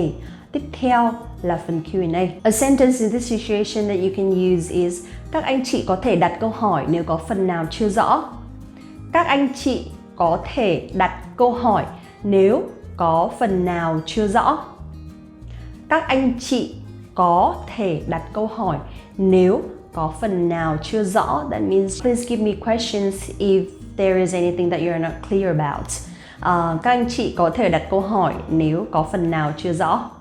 Right, so when you're about to finish the presentation, so you can usually say something to finish or to wrap up, right? In this situation, we say cảm ơn các anh chị đã tham gia buổi hôm nay. Cảm ơn các anh chị đã tham gia buổi hôm nay. Cảm ơn các anh chị đã tham gia buổi hôm nay. Có nghĩa là thank you for spending time with us today. Cảm ơn các anh chị đã tham gia buổi hôm nay. Thank you for joining with us today. Cảm ơn các anh chị đã tham gia buổi hôm nay. Okay, so these are some very common and simple ways to give a presentation. I know that there will be a lot of advanced vocabulary and it's not going to be easy to present 100% in Vietnamese. However, these sentences you actually can use in a daily basis or when you speak to your friends and your colleagues, because even though they sound formal, but it's not too formal, okay? Basically in Vietnamese, we don't really distinguish between formal and informal language a lot, except in some specific professions or like some very formal situations, like for example in government office or something like that. So if you're not going to have a presentation anytime soon, please practice it at home and try to introduce about yourself or try to introduce something about your background or your work experience or something. So when it comes to the presentation, you'll be ready. Thank you so much for watching the videos today, guys. If you love to learn Vietnamese in the fastest, easiest, and most fun way, go to VietnamesePod101.com to get your free lifetime account right now and get your real lessons by real teachers. Xin chào và hẹn gặp lại các bạn. See you in the next one. Guys, you need to stay here. This is gonna be interesting, trust me. I know that it's not gonna be easy to travel to Vietnam this time, and I don't know when you can actually travel to Vietnam. But we have the internet, right? And you can start the conversation with anyone, anytime. So today I'm gonna share with you some sentences, some phrases that you can use to start the conversation with, and you can use to make friends. So my name is Linh. Welcome back to VietnamesePod101.com, the fastest, easiest, and most fun way to learn Vietnamese, and stay tuned.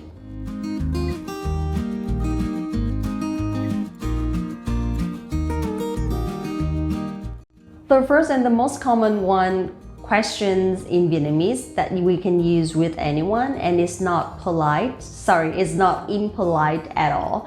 Em sinh năm bao nhiêu? When were you born? So this is something like all Vietnamese people do, but the other part of the world doesn't, because this is just our culture. It's not offensive to ask someone's age, and it's very common actually. So in this situation in Vietnamese, we can say em sinh năm bao nhiêu or anh sinh năm bao nhiêu. That means when were you born? Em sinh năm bao nhiêu? Anh sinh năm bao nhiêu? The reason why is because we have a lot of pronouns for different people and different age. So that's the reason why that we need to know when they were born, so that it's easier for us to use the proper pronoun. So em sinh năm bao nhiêu? Anh sinh năm bao nhiêu? Anh biết em qua. I know you through. The next one, if you want to introduce yourself, and this is like the first time you talk to the person and you want them to know how you know them, we say anh biết em qua. Anh biết em qua. I know you through, or I've known you through, or by something, through someone or by something. Anh biết em qua Facebook. Anh biết em qua Facebook, or em biết anh qua anh Sơn. Em biết anh qua anh Sơn. Em làm ở đâu? Where do you work? So after introducing yourself, you can ask about each other's job. We say anh làm ở đâu? Anh làm ở đâu? Anh làm ở đâu? Ở đâu is where. Anh, you, làm, work. So in Vietnamese, the position of the words will be like opposite to English. Instead of saying where do you work, we say you work where. Anh làm ở đâu? It's the same with em làm ở đâu? Em làm ở đâu? Em làm ở đâu? Em làm ở trung tâm tiếng Anh. Em sống một mình hay sống với gia đình? Do you live alone or with your family? Another common question is, do you live with your family or do you live alone? So nowadays it's very common to live separately from the family, of course. However, some people still live with their family. For example, I do. Because like before marriage, usually people will live with their family. Unless you live in another city or you move somewhere to work, something like that. Because I work in Hanoi and I used to live separately, but now I live with my family. So I can say, em sống với bố mẹ. Em sống với bố mẹ. Em sống với bố mẹ. Em sống với bố mẹ. I live with my parents. So it's completely normal, okay? As long as we still support the family and we still contribute to the family. So if you live separately or if you live on your own, we can say em sống một mình. Em sống một mình. Em sống một mình or anh sống một mình. Anh sống một mình. So if you want to know where the other person lives, we can ask anh sống ở đâu? Anh sống ở đâu? anh sống ở đâu or em sống ở đâu. That means where do you live? And we can answer anh sống ở quận Hoàn Kiếm. Anh sống ở quận Hoàn Kiếm. Or em sống ở quận Hoàn Kiếm. That means I live in Hoàn Kiếm district. Em có bạn trai chưa? Do you have a boyfriend? When making friends, it's easier for you to know whether the other person is in the relationship or not, right? Even though you don't really care or it's not something that you really want to know, but it's easier for you to, how to say, to keep distance or to get closer to the person if you know whether they are in a relationship. So in this situation, we say, anh có bạn gái chưa? Anh có bạn gái chưa? Anh có bạn gái chưa? That means do you have a girlfriend? Or em có bạn trai chưa? Em có bạn trai chưa? Em có bạn trai chưa? That means do you have a boyfriend? This is very common and very normal, so don't worry. Bình thường em thích làm gì? What do you do in your free time? Another question that we usually use to know the other person's hobbies or what they do in their free time, we say, bình thường em thích làm gì? Bình thường em thích làm gì? Bình thường em thích làm gì? Bình thường em thích làm gì? That means what do you do in your free time or what do you do for fun? Bình thường em thích làm gì? Or bình thường anh thích làm gì? To answer this question, we can say em thích xem phim. Em thích xem phim. Or anh thích xem phim. Anh thích xem phim. Anh thích đi du lịch. Anh thích đi du lịch. Anh thích đi du lịch. Em thích nghe nhạc. Em thích nghe nhạc. Em thích nghe nhạc. Em thích nấu ăn. Em thích nấu ăn. Em thích nấu ăn.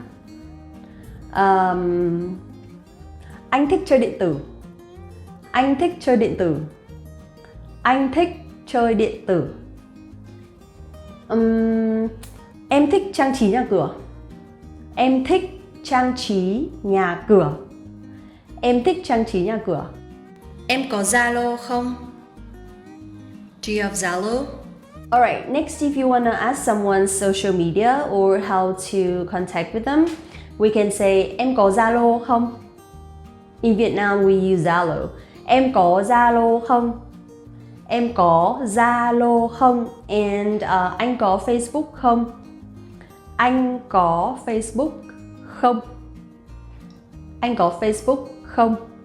Do you have Facebook? So Zalo and Facebook are commonly used in Vietnam, and maybe they're the most common channel, social media to use in Vietnam. Cuối tuần này em rảnh không? Are you free this weekend? Since you've been talking to each other for some time and you want to ask the other person out on a date, not really on a date, but just hang out, we say, cuối tuần em rảnh không? Cuối tuần em rảnh không? Cuối tuần em rảnh không? Means are you free in weekend? Cuối tuần em rảnh không? Or are you free this weekend? Cuối tuần em rảnh không? Cuối tuần anh rảnh không? Or if you want to meet this person immediately tomorrow, we can say, ngày mai em rảnh không? Ngày mai em rảnh không? Ngày mai em rảnh không? That means are you free tomorrow? Hôm nào em rảnh, anh mời em uống cà phê nhé. Would you like to go out for a coffee one day? Another way to ask someone out is, hôm nào em rảnh, anh mời em đi uống cà phê nhé.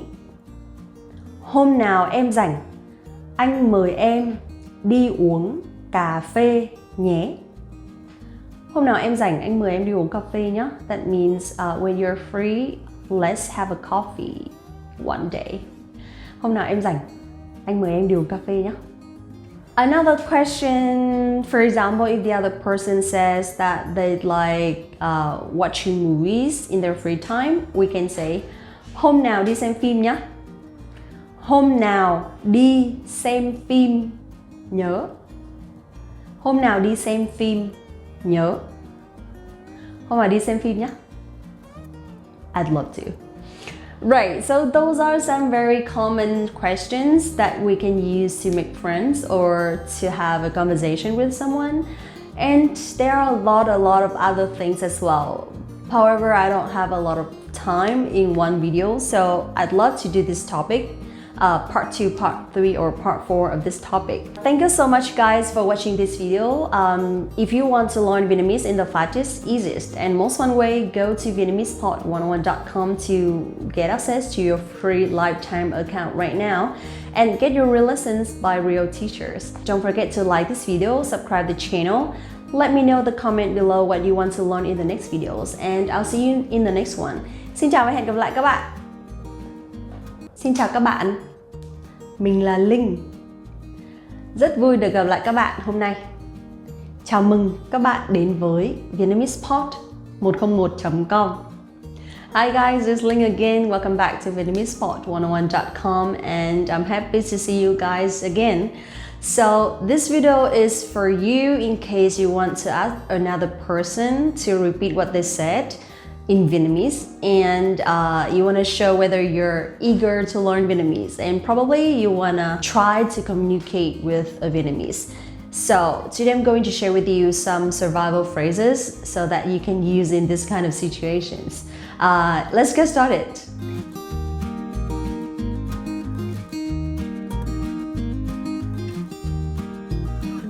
If you want to say, how do you say this in Vietnamese? We say, nói cái này như thế nào? Nói cái này như thế nào? Nói cái này như thế nào? That means how do you say this in Vietnamese? Nói cái này như thế nào? So let's make it more specific, okay? I'm not gonna confuse you anymore. If you want to say excuse me, can you say that one more time, please? We say, bạn nói lại được không? Bạn nói lại được không? Bạn nói lại được không? Bạn nói lại được không? That means, can you repeat that please? Or can you say it one more time? Bạn nói lại được không? Another way to ask the other person to repeat that, but in a slow way. So you can say, bạn nói chậm một chút được không? Bạn nói chậm một chút được không? Bạn nói chậm một chút được không? That means, can you say it slowly please? Bạn nói chậm một chút được không? Please remember that the tones are very important in Vietnamese. So in order to let the other person understand what you said, it's very, very important to distinguish and to make the tones clearly, okay? Bạn nói chậm một chút được không? Bạn nói chậm một chút được không? So if you want to ask a single word in English, or if that person knows English and maybe they can explain it to you in English, you can say, từ này trong tiếng Anh là gì? Từ này trong tiếng Anh là gì? Từ này trong tiếng Anh là gì? Từ này trong tiếng Anh là gì? That means, what is this in English? Từ này trong tiếng Anh là gì? So one thing to remember the tones is to point out whether it's a down tone or up tone. For example, if we have a word but in different tones, it will mean differently. For example, từ down tone means from. However, tứ means four, number 4 in the traditional language. Or tử means to die or like death. And tự means like a word in traditional language, okay? So you can see that Yeah, I know Vietnamese is difficult, but it's fun. For example, if you want to ask someone how you write that in English, sorry, in Vietnamese, we say từ này viết như thế nào? Từ này viết như thế nào? Từ này viết như thế nào? That means how do you write this? How do you write this in Vietnamese? Từ này viết như thế nào? Viết here means to write. However, if you want to say how do we spell it in Vietnamese, we say từ này đánh vần như thế nào? Từ này đánh vần như thế nào? Đánh vần means to spell. And từ này đọc như thế nào? Từ này đọc như thế nào? Đọc means to read or to speak. Từ này đọc như thế nào? If you want to be more specific and you want to really ask the other person to write it down, to write the words down or to write the sentence down, we say, bạn có thể viết lại được không? Bạn có thể viết lại được không? Bạn có thể viết lại được không? Means, can you write it down please? Được không is like please. Can you write it down please? Bạn có thể viết lại được không? Or bạn có thể nói lại được không? Bạn có thể nói lại được không? Means, can you repeat that please? Right, so after those questions or sentences and you still haven't understood what the other person said, then you can say, sorry, I don't know, right? And in Vietnamese, we can say, xin lỗi, tôi không hiểu. Xin lỗi, tôi không hiểu. Xin lỗi, tôi không hiểu. Sorry, I don't understand, or sorry, I don't get you. Xin lỗi, tôi không hiểu. So nowadays, I've seen a lot of foreigners when they came to Vietnam and they try to communicate with Vietnamese people, they use Google Translate or they use like dictionary, so that every time they ask something, they write the sentence in Google Translate and show it to Vietnamese people. And it's a very convenient and easy way to communicate with local people. However, I encourage you, I suggest you, and highly recommend you to use these sentences so that you can really try and catch up with the tones in Vietnamese. Right, so that's pretty much everything for today, and those are some very basic sentences. One thing I'd like to notice is please remember to practice the tones because it's the most important thing when learning Vietnamese. It's even more important than Vietnamese grammar because Vietnamese grammar is like another story. So, okay, so please practice the tones. That is the number one thing you should learn when learning Vietnamese. And yeah, that's it for today. Thank you very much for watching, guys. If you have any questions or if you have any recommendations for the next topics, let me know in the comment below. Don't forget to like this video, subscribe the channel, and visit the website VietnamesePod101.com to get your free lifetime account right now and get your real lessons by real teachers. Thank you so much for watching and see you in the next one. Xin chào và hẹn gặp lại các bạn. Ấm đun nước. Kettle. Ấm đun nước. Ấm đun nước. Kettle. Ấm đun nước đang ở trên bếp. The kettle is on the stove. Ấm đun nước đang ở trên bếp. Nồi. Pot. Nồi. Nồi. Pot. Cái nồi đó đã 10 năm tuổi rồi. That pot is 10 years old. Cái nồi đó đã 10 năm tuổi rồi. Ếch. frog, ếch, ếch, frog. Ếch dùng lưỡi để bắt thức ăn. Frogs use their tongues to catch food. Ếch dùng lưỡi để bắt thức ăn. Chim bồ câu, pigeon. Chim bồ câu, chim bồ câu, pigeon. Đừng có cho lũ chim bồ câu ăn. Don't feed the pigeons. Đừng có cho lũ chim bồ câu ăn. Sách hướng dẫn, guidebook. Sách hướng dẫn, sách hướng dẫn, guidebook. Cuốn sách hướng dẫn sẽ cung cấp những thông tin hữu ích cho chuyến đi của bạn. A guidebook will give you helpful information for your trip.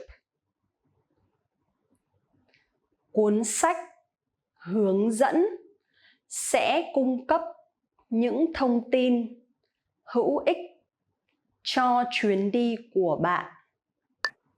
Lối vào, entrance. Lối vào, lối vào, entrance. Lối vào ở đâu? Where is the entrance? Lối vào ở đâu? Hướng dẫn viên, tour guide. Hướng dẫn viên, hướng dẫn viên, tour guide. Gặp hướng dẫn viên của bạn ở lối vào khách sạn. Meet your tour guide at the entrance of the hotel. Gặp hướng dẫn viên của bạn ở lối vào khách sạn. Đặt chỗ trước, reservation. Đặt chỗ trước, đặt chỗ trước, reservation. Anh có đặt chỗ trước không? Do you have a reservation? Anh có đặt chỗ trước không?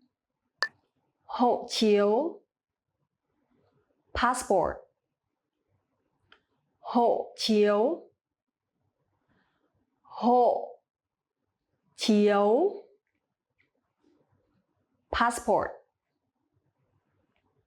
Tôi có một cái hộ chiếu. I have a passport. Tôi có một cái hộ chiếu. Khoa học máy tính, computer science. Khoa học máy tính, khoa học máy tính, computer science. Lịch học các lớp khoa học máy tính là vào thứ Hai. Computer science classes are on Mondays. Lịch học các lớp khoa học máy tính là vào thứ Hai. Toán, math. Toán, toán, math. Môn học yêu thích của tôi trong trường học là toán. My favorite subject in school is math. Môn học yêu thích của tôi trong trường học là toán. Cảm thấy, feel. Cảm thấy, cảm thấy, feel. Tôi cảm thấy lạnh. I feel chilly. Tôi cảm thấy lạnh. Vẽ, draw. Vẽ, vẽ, draw. Tôi yêu cầu người thiết kế đồ họa vẽ cho tôi một bức tranh. I asked the illustrator to draw me a picture. Tôi yêu cầu người thiết kế đồ họa vẽ cho tôi một bức tranh. Lên kế hoạch, plan. Lên kế hoạch, lên kế hoạch, plan. Chúng tôi lên kế hoạch cho kỳ nghỉ ở châu Âu. We'll plan the holiday to Europe. Chúng tôi lên kế hoạch cho kỳ nghỉ ở châu Âu. Giảm giá, sale. Giảm giá, giảm giá, sale. Ở cửa hàng giày đang có giảm giá lớn. There's a big sale in the shoe department. Ở cửa hàng giày đang có giảm giá lớn. Mua sắm, shopping. Mua sắm, mua sắm, shopping. Tôi thích mua sắm quần áo. I love shopping for clothes. Tôi thích mua sắm quần áo. Thứ tư, fourth. Thứ tư, thứ tư, fourth. Mẹ tôi đã tặng tôi một quyển sách vào sinh nhật lần thứ tư của tôi. For my fourth birthday, my mother gave me a book. Mẹ tôi đã tặng tôi một quyển sách vào sinh nhật lần thứ tư của tôi. Thứ năm, fifth. Thứ năm, thứ năm, fifth. Sau khi gặp cấp trên thứ năm của tôi, bây giờ tôi đã thấy được chuẩn mực chung trong cách ứng xử của họ. After meeting my fifth boss, I now see a pattern in their conduct. Sau khi gặp cấp trên thứ năm của tôi, bây giờ tôi đã thấy được chuẩn mực chung trong cách ứng xử của họ. Thứ sáu, sixth. Thứ sáu, thứ sáu, sixth. Cuốn sách thứ sáu từ trái sang. The sixth book from the left. Cuốn sách thứ sáu từ trái sang. Thứ bảy. Seventh. Thứ bảy. Thứ bảy. Seventh. Mọi người đều hát trong suốt lượt chơi thứ bảy của một trận bóng chày. Everyone sings during the seventh inning of the baseball game. Mọi người đều hát trong suốt lượt chơi thứ bảy của một trận bóng chày. Well done! In this lesson, you expanded your vocabulary and learned 20 new useful words. Click the link in the description and sign up for free at VietnamesePod101.com to get access to the full list of vocabulary you need for daily life conversations. You'll also get example sentences, custom flashcard text, and more learning resources. See you next time. Tạm biệt! In this video, you'll learn 20 of the most common words and phrases in Vietnamese. Hi everybody, my name is Linh. Welcome to the 800 Core Vietnamese Words and Phrases video series. This series will teach you the 800 most common words and phrases in Vietnamese. But there's a twist. With each new lesson in this series, we'll include the previous lessons at the end. So after you've learned the new words and phrases, stick around and review what you learned in previous lessons. Reviewing is one of the most important parts of learning a language. You can also get the full list right now at VietnamesePod101.com.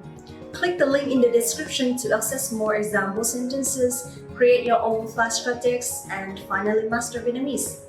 Okay, let's get started. First is trực thăng, helicopter.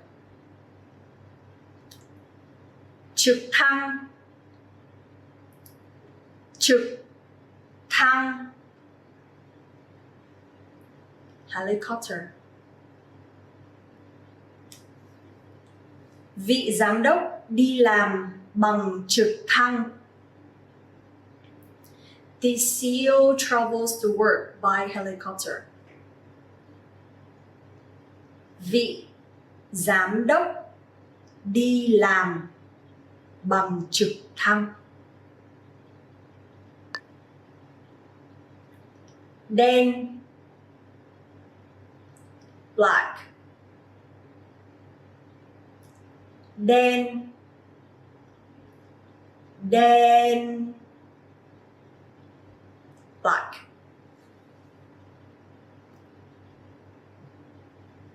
Con quạ đen đang tìm mồi để ăn. The black crown is looking for something to eat. Con quạ đen đang tìm mồi để ăn. No, brown. No, no,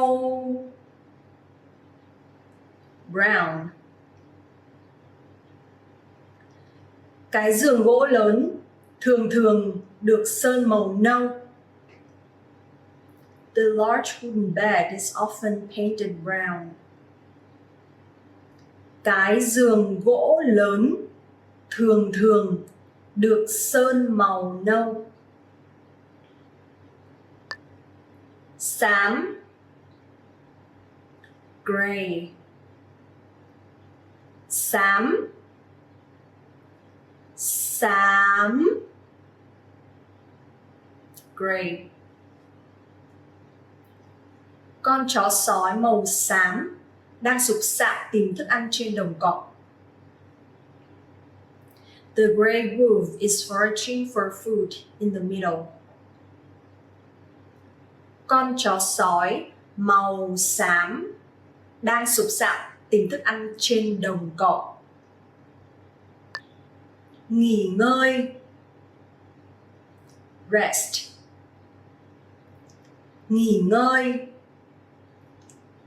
nghỉ ngơi,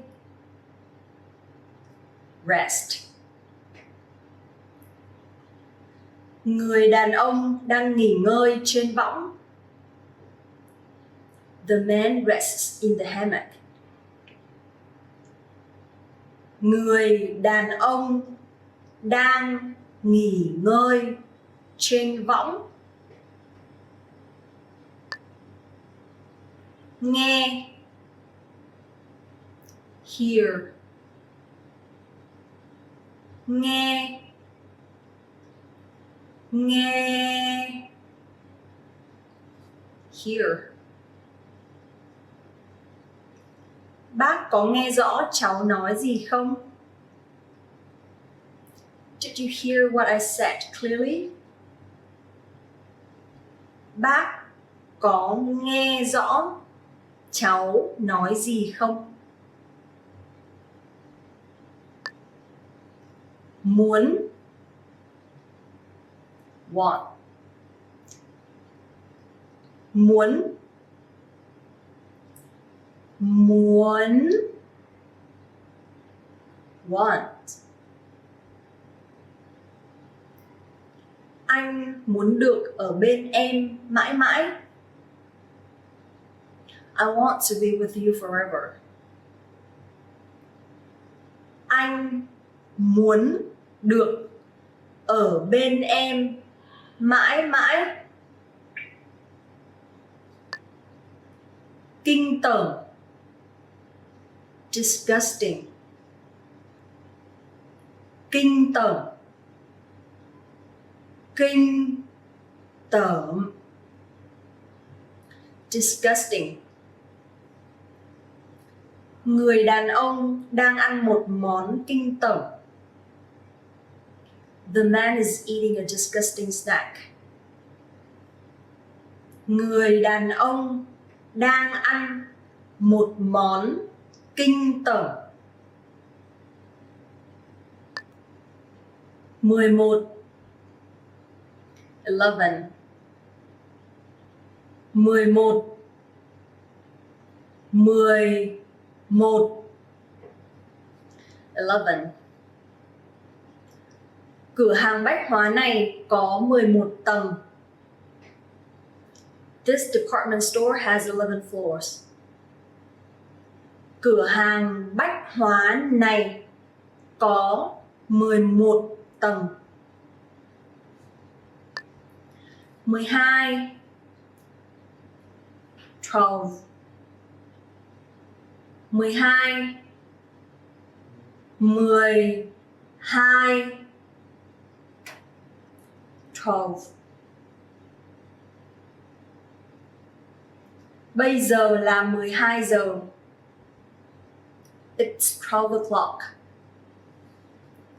Bây giờ là 12 giờ. 13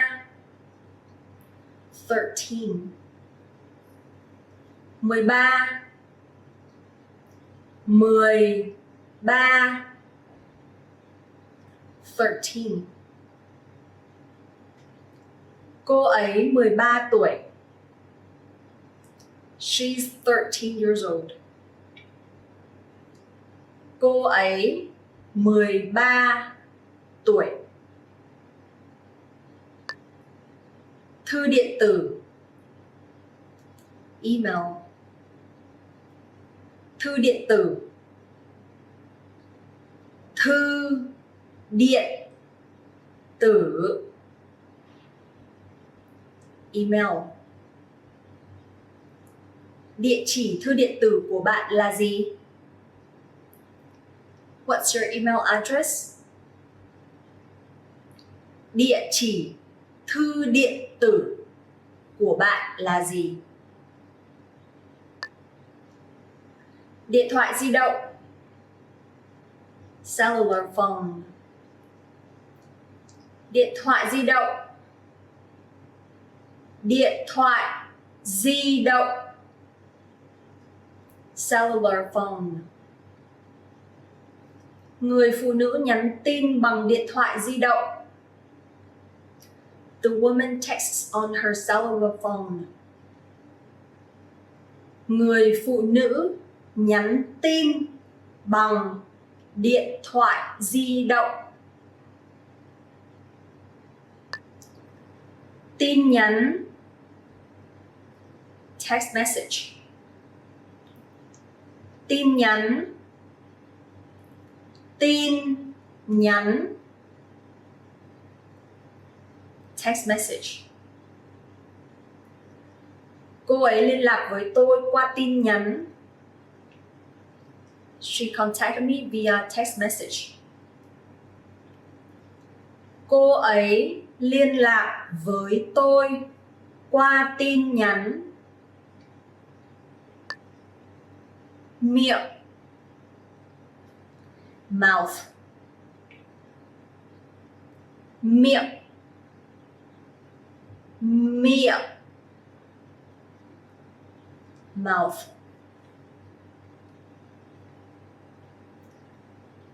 Cẩn thận cái miệng đấy. Watch your mouth. Cẩn thận cái miệng đấy. Má, cheek, má, má, cheek. Hai má cô bé đỏ bừng. Her cheeks are very red. Hai má cô bé đỏ bừng. Mũi, nose, mũi, mũi,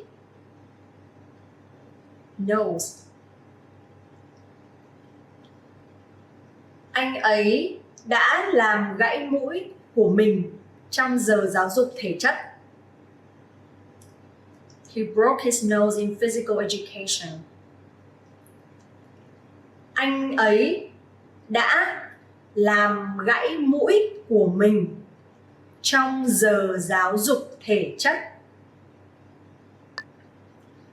Vở, notebook, vở, vở, notebook. Quyển vở này dày nhỉ. This notebook is so thick. Quyển vở này dày nhỉ. Bút chì, pencil, bút chì, bút chì, pencil. Cái bút chì đã gãy làm đôi. The pencil broke in half. Cái bút chì đã gãy làm đôi. Cục tẩy, eraser, cục tẩy, cục tẩy, eraser. Tôi mượn cục tẩy của bạn được không? Can I use your eraser? Tôi mượn cục tẩy của bạn được không? Well done! In this lesson, you expanded your vocabulary and learned 20 new useful words. Click the link in the description and sign up for free at VietnamesePod101.com to get access to the full list of vocabulary you need for daily life conversations. You'll also get example sentences, custom flashcard decks, and more learning resources. See you next time! Tạm biệt! In this video, you'll learn 20 of the most common words and phrases in Vietnamese. Hi everybody, my name is Linh. Welcome to the 800 Core Vietnamese Words and Phrases video series. This series will teach you the 800 most common words and phrases in Vietnamese, but there's a twist. With each new lesson in this series, we'll include the previous lessons at the end. So after you've learned the new words and phrases, stick around and review what you've learned in previous lessons. Reviewing is one of the most important parts of learning a language. You can also get the full list right now at VietnamesePod101.com. Click the link in the description to access more example sentences, create your own flashcard text, and finally master Vietnamese. Okay, let's get started. First is cà vạt, necktie, cà vạt, cà vạt, necktie. Người đàn ông đang thắt cà vạt có sọc. The man is tying a striped necktie. Người đàn ông đang thắt cà vạt có sọc. Vest, suit. Vest, vest, suit. Đừng bao giờ mặc vest và đi giày thể thao cùng lúc. Never wear a suit and a pair of sports shoes together. Đừng bao giờ mặc vest và đi giày thể thao cùng lúc. Giày thể thao, sneakers. Giày thể thao, giày thể thao, sneakers. Chạy bộ với giày thể thao. Run in sneakers. Chạy bộ với giày thể thao. 21, 21. 21, 21, 21. Tòa nhà có 21 tầng. The building has 21 stories. Tòa nhà có 21 tầng. 22, 22. 22, 22, 22. Con số yêu thích của cô ấy là 22. 22 is her favorite number. Con số yêu thích của cô ấy là 22. 33, 33. 33, 33, 33. Cuốn sách này có 33 trang. This book has 33 pages.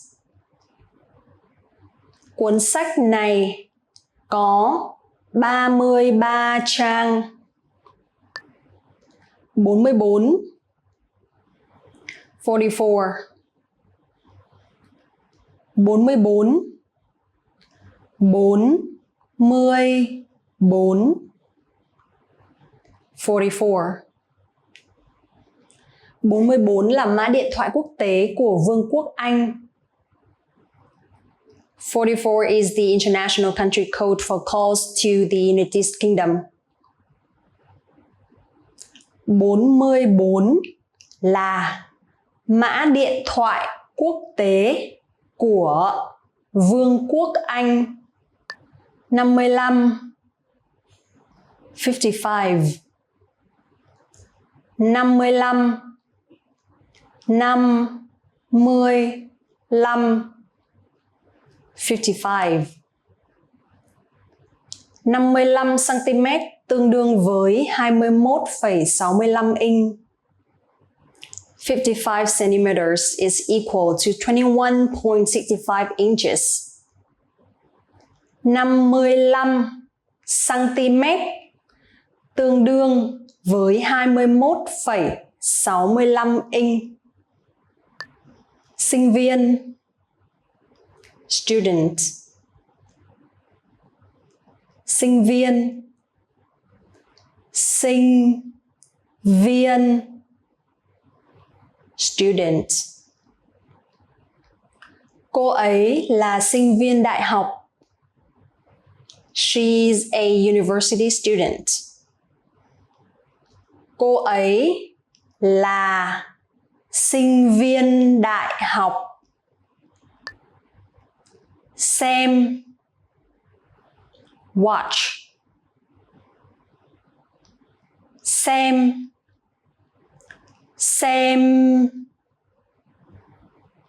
watch. Sau khi xem TV, tôi đi ngủ ngay. After watching TV, I go to bed immediately. Sau khi xem TV, tôi đi ngủ ngay. Phòng học, classroom.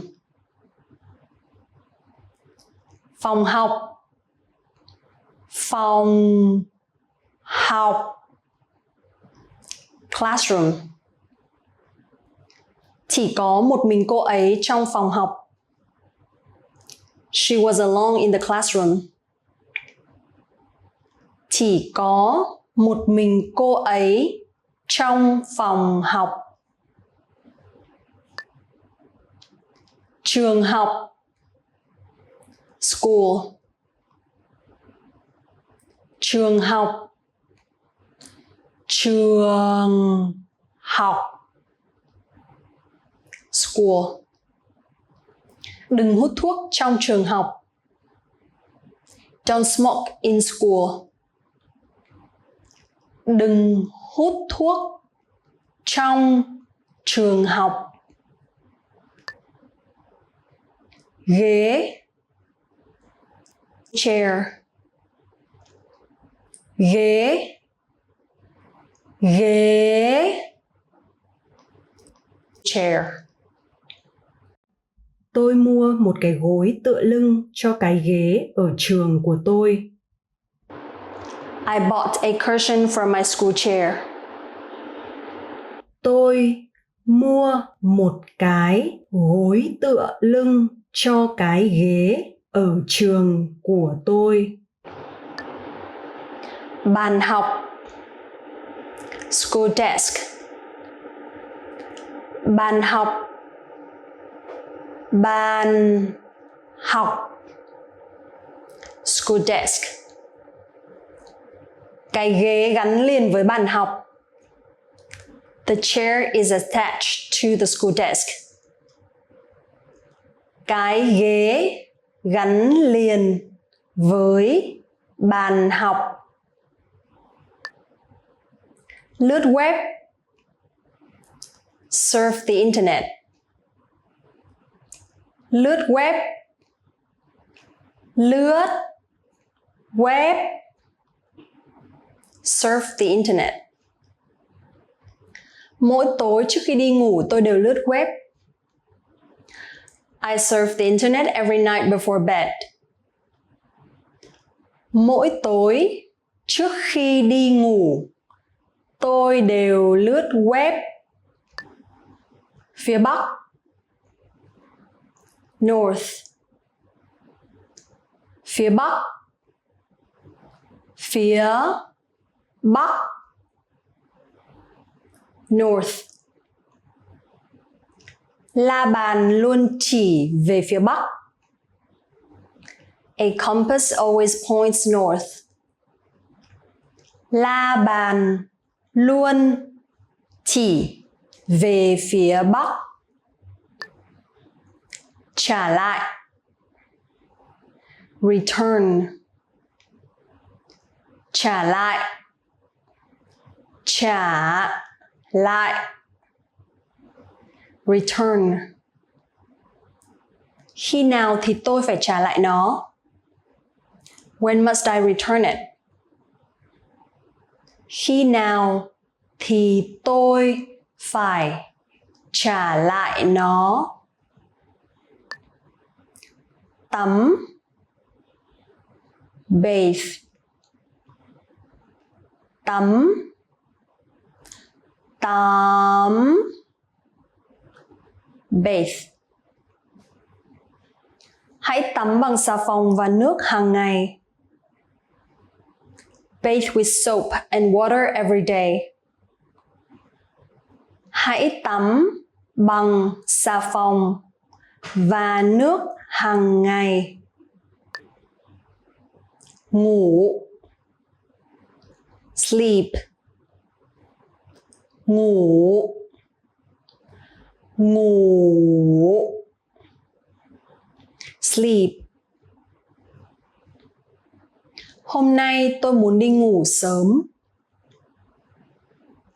I want to go to sleep early today.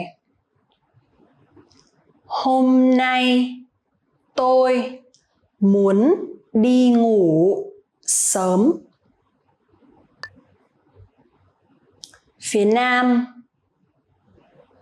South. Phía Nam, phía Nam, South. Mexico nằm ở phía nam nước Mỹ. To the south of the United States is the country of Mexico. Mexico nằm ở phía nam nước Mỹ. Well done! In this lesson, you expanded your vocabulary and learned 20 new useful words. Click the link in the description and sign up for free at VietnamesePod101.com to get access to the full list of vocabulary you need for daily life conversations. You'll also get example sentences, custom flashcard decks, and more learning resources. See you next time! Tạm biệt! In this video, you'll learn 20 of the most common words and phrases in Vietnamese. Hi everybody, my name is Linh. Welcome to the 800 Core Vietnamese Words and Phrases video series. This series will teach you the 800 most common words and phrases in Vietnamese. But there's a twist.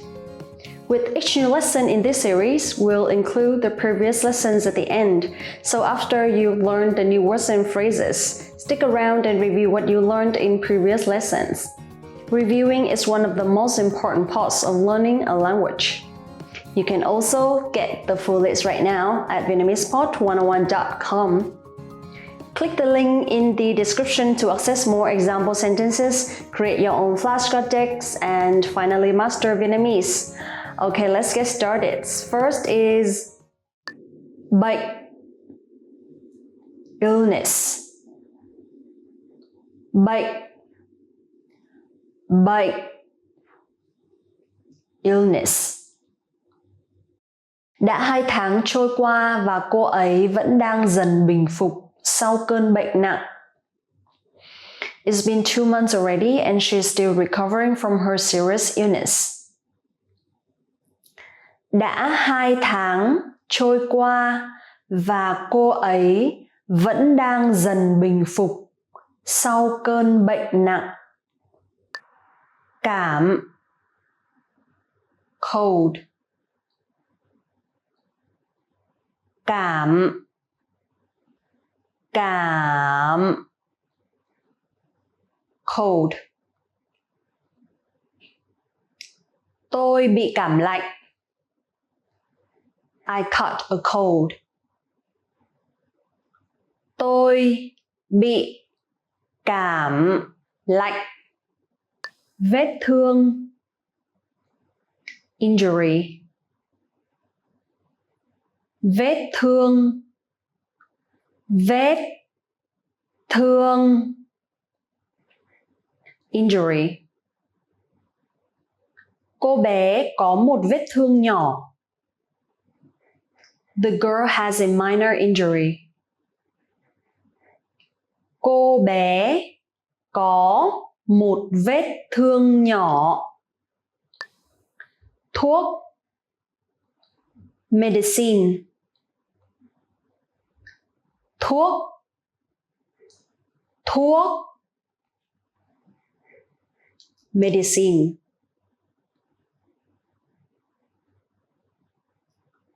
Bác sĩ cho tôi thuốc chữa đau bụng. The doctor gave me medicine for my stomach pain. Bác sĩ cho tôi thuốc chữa đau bụng. Đau, pain. Đau, đau, pain. Người phụ nữ bị đau. The woman is in pain. Người phụ nữ bị đau. Sốt, fever. Sốt, sốt, fever. Tôi bị sốt. I have a fever. Tôi bị sốt. Cửa sổ, window. Cửa sổ, cửa sổ, window. Người đàn ông đang đóng cửa sổ. The man is closing the windows. Người đàn ông đang đóng cửa sổ. Đồ uống có cồn. Alcohol. Đồ uống có cồn. Đồ uống có cồn. Alcohol. Những đồ uống này có cồn. These drinks contain alcohol. Những đồ uống này có cồn. Bữa ăn, meal. Bữa ăn, bữa ăn, meal. Người đầu bếp đang chuẩn bị bữa ăn. The chef is making a meal. Người đầu bếp đang chuẩn bị bữa ăn. Sương mù, fog. Sương mù, sương mù, fog. Thành phố bị bao phủ trong sương mù. The city is covered in fog. Thành phố bị bao phủ trong sương mù. Mưa đá, hail. Mưa đá, mưa đá, hail. Mưa đá đang rơi. Hail is falling. Mưa đá đang rơi. Cơn dông, thunderstorm. Cơn dông, cơn dông, thunderstorm. Một cơn dông đang tới. A thunderstorm is approaching. Một cơn dông đang tới. Công viên Hải Dương, aquarium. Công viên Hải Dương, công viên hải dương, aquarium. Tôi thích xem cá bơi lội tại công viên hải dương. I love to watch all the fish swim at the aquarium.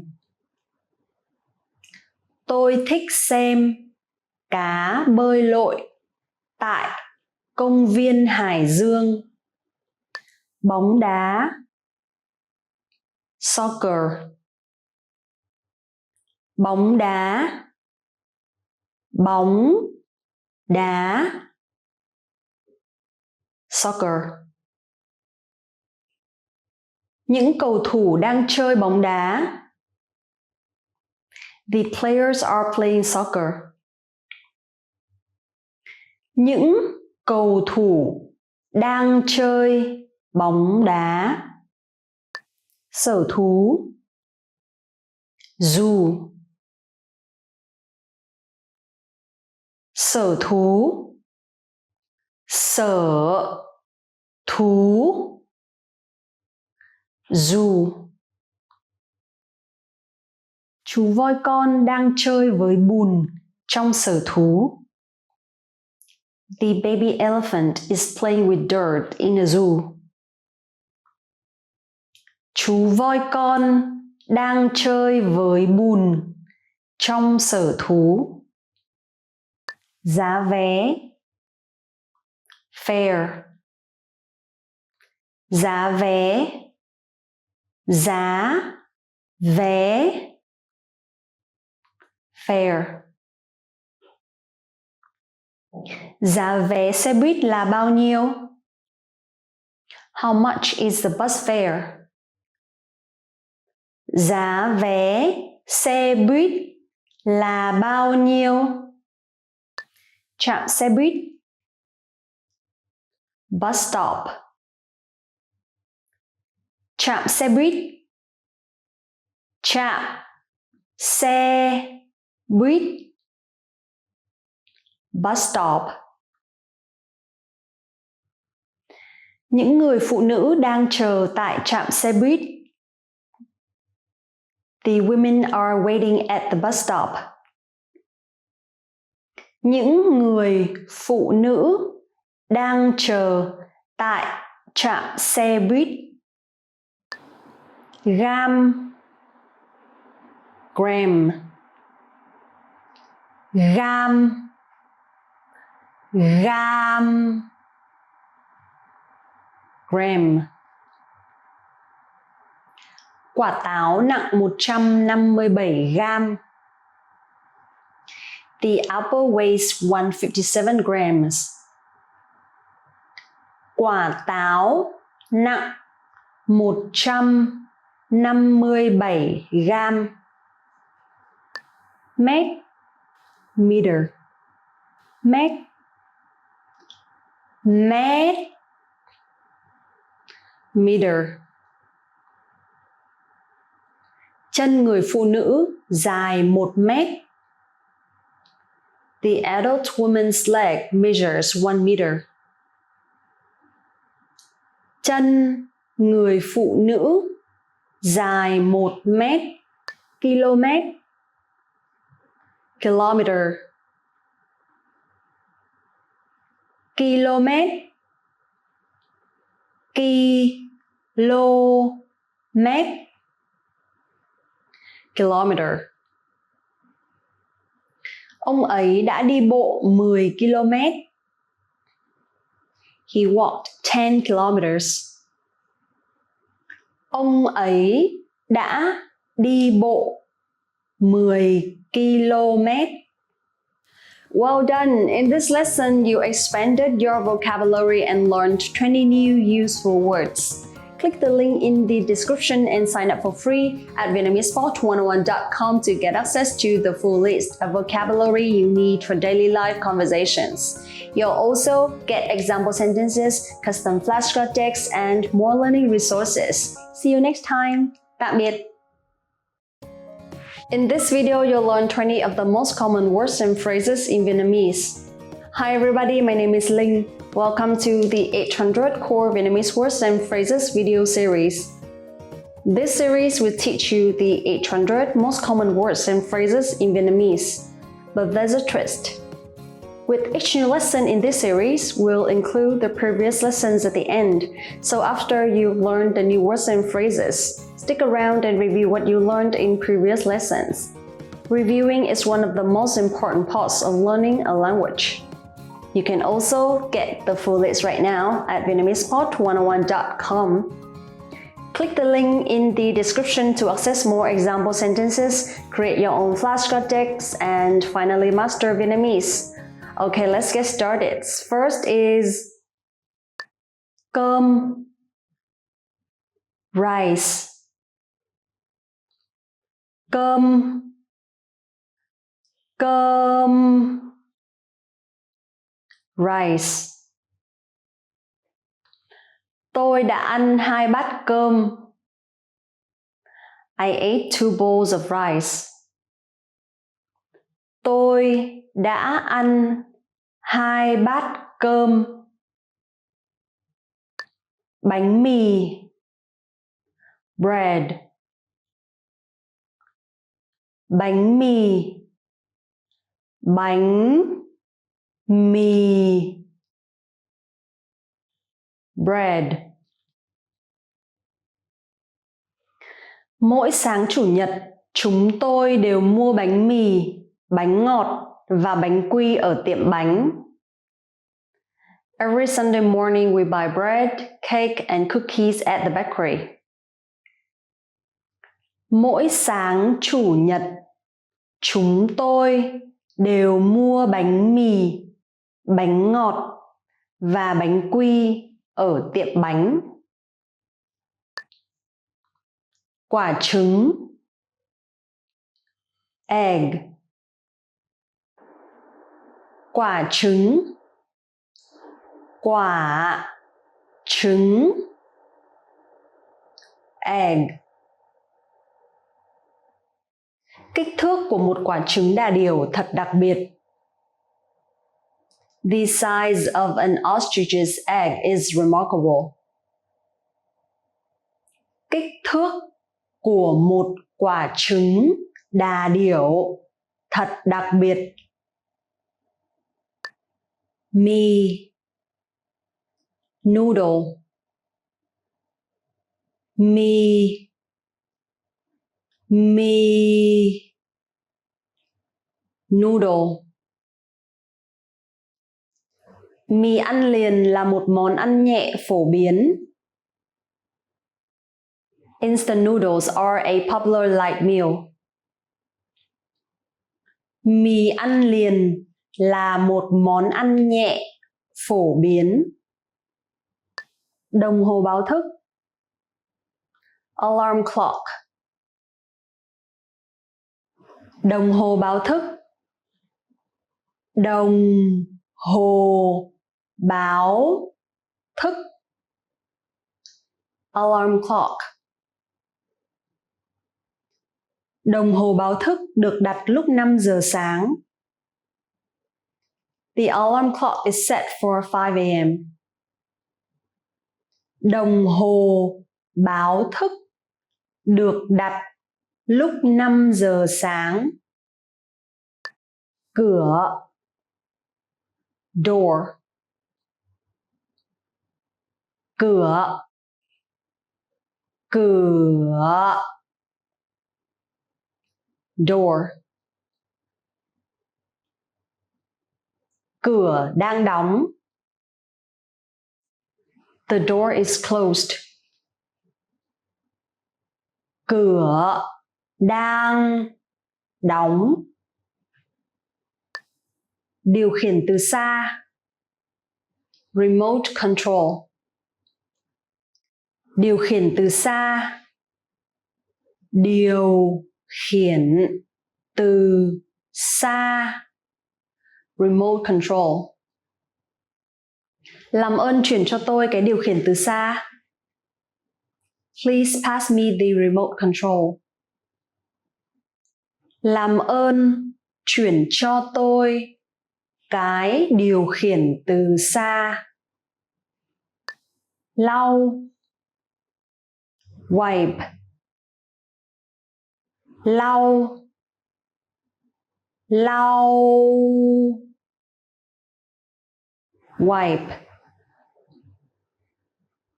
Đừng quên lau nhà nhé. Don't forget to wipe the floor. Đừng quên lau nhà nhé. Thực đơn. Menu. Thực đơn. Thực đơn. Menu. Vị khách đang xem thực đơn. The customer is looking at the menu. Vị khách đang xem thực đơn. Tạp chí. Magazine. Tạp chí. Tạp chí.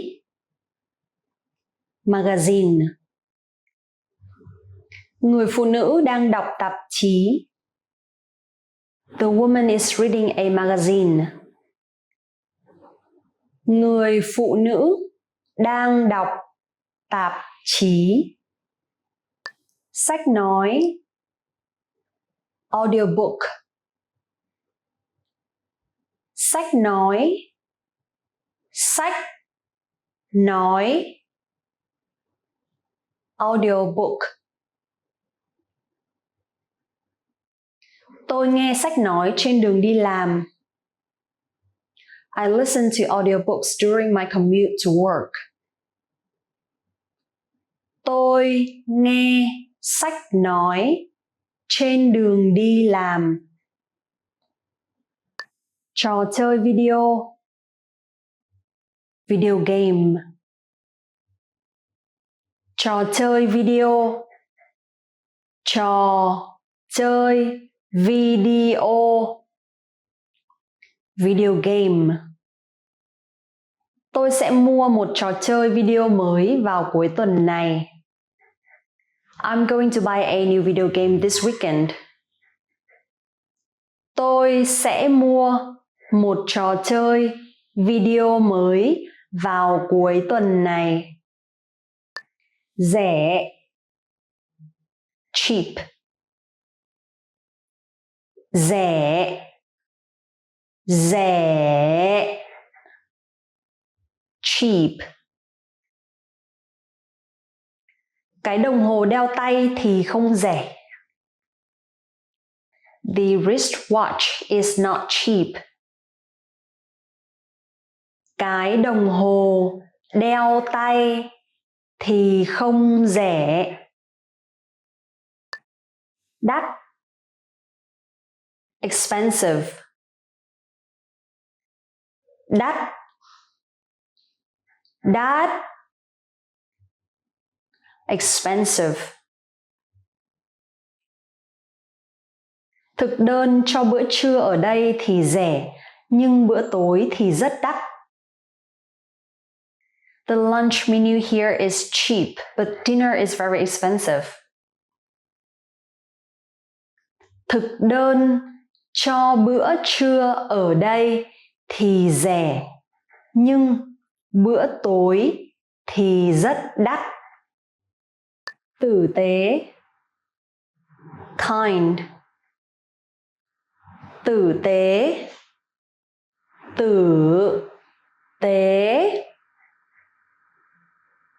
Kind. Tặng hoa cho người phụ nữ lớn tuổi là một hành động tử tế. Giving the elderly woman flowers is a kind act.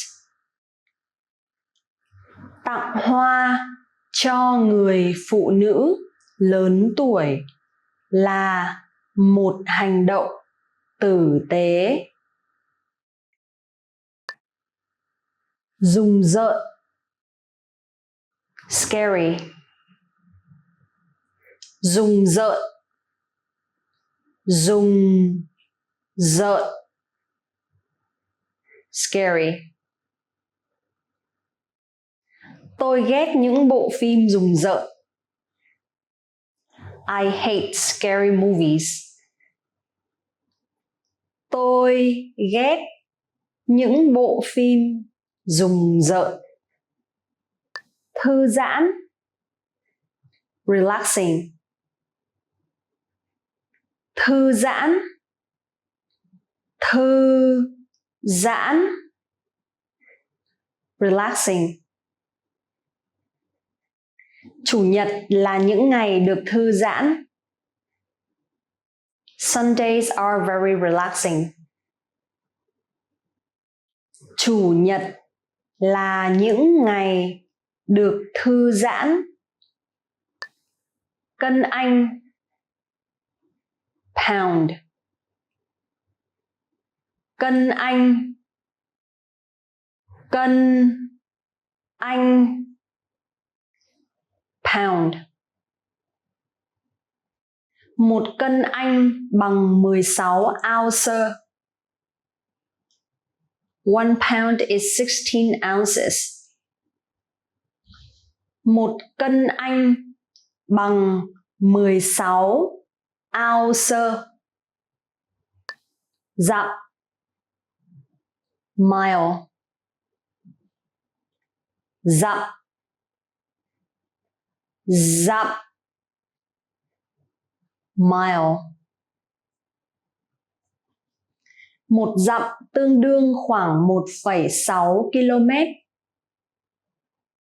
1 mile is roughly 1.6 kilometers. Một dặm tương đương khoảng 1,6 km. Đơn vị phút, foot. Đơn vị phút, đơn vị phút, foot. Một đơn vị phút bằng 12 inch. 1 foot unit is equal to 12 inches. Một đơn vị phút bằng 12 inch. Cacao, cocoa. Cacao, cao, cocoa. Một cốc cacao nóng vào một buổi tối mùa đông lạnh thật sự dễ chịu. A warm cup of cocoa is comforting on a cold winter night. Một cốc cacao nóng vào một buổi tối mùa đông lạnh thật sự dễ chịu. Nước giải khát, soft drink. Nước giải khát, nước giải khát, soft drink. Một vài loại nước giải khát phổ biến là cola, soda, trà đá và nước có hương vị trái cây. Some common soft drinks are colas, sodas, iced tea and flavored water. Một vài loại nước giải khát phổ biến là cola, soda, trà đá và nước có hương vị trái cây. Nước ép, juice.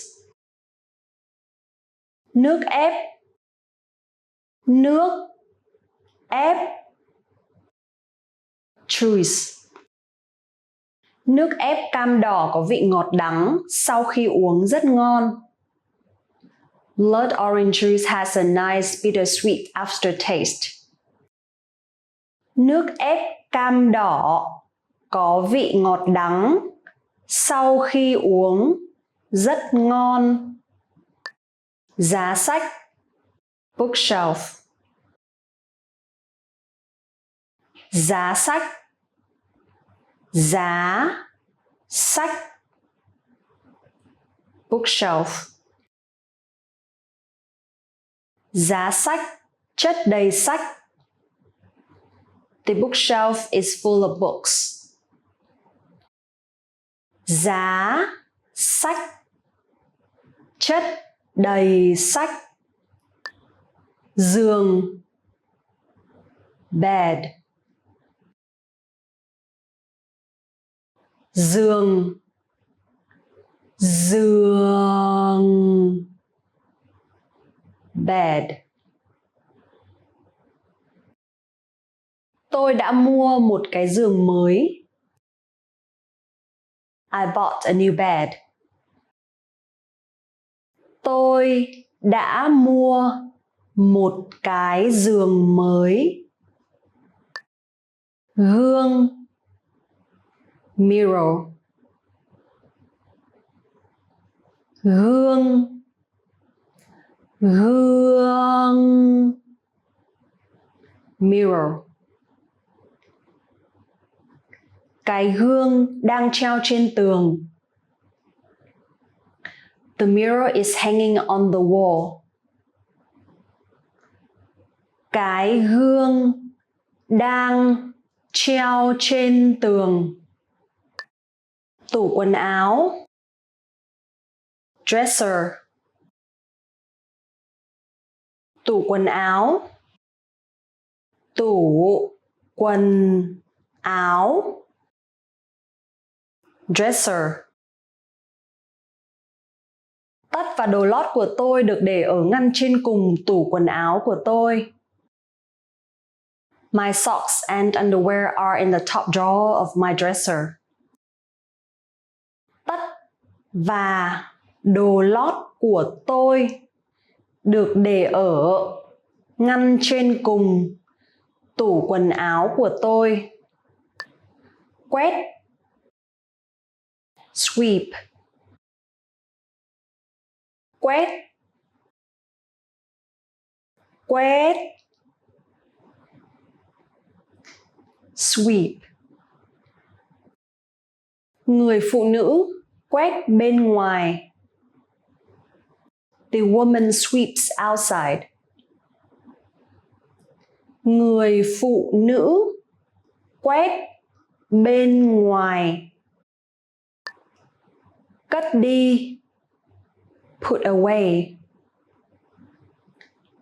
Cất đi, cất đi, put away. Người phụ nữ đã cất quần áo đi. The woman put away the clothes. Người phụ nữ đã cất quần áo đi. Lau, mop. Lau, lau, mop. Người giúp việc lau nền nhà. The housekeeper mops the floor. Người giúp việc lau nền nhà. Người phục vụ, waitress. Người phục vụ, người phục vụ, waitress. Người phục vụ đang bê cái khay đựng ly. The waitress is holding a tray with glasses. Người phục vụ đang bê cái khay đựng ly. Fahrenheit, Fahrenheit. Fahrenheit, Fahrenheit, Fahrenheit. Nước đông đá ở nhiệt độ 32 Fahrenheit. Water freezes at 32 degrees Fahrenheit. Nước đông đá ở nhiệt độ 32 Fahrenheit. Nhiệt độ, temperature. Nhiệt độ, Nhiệt độ. Temperature. Nhiệt độ đang ở dưới 0 độ. The temperature is below 0 degree. Nhiệt độ đang ở dưới 0 độ. Ẩm ướt. Humid. Ẩm ướt.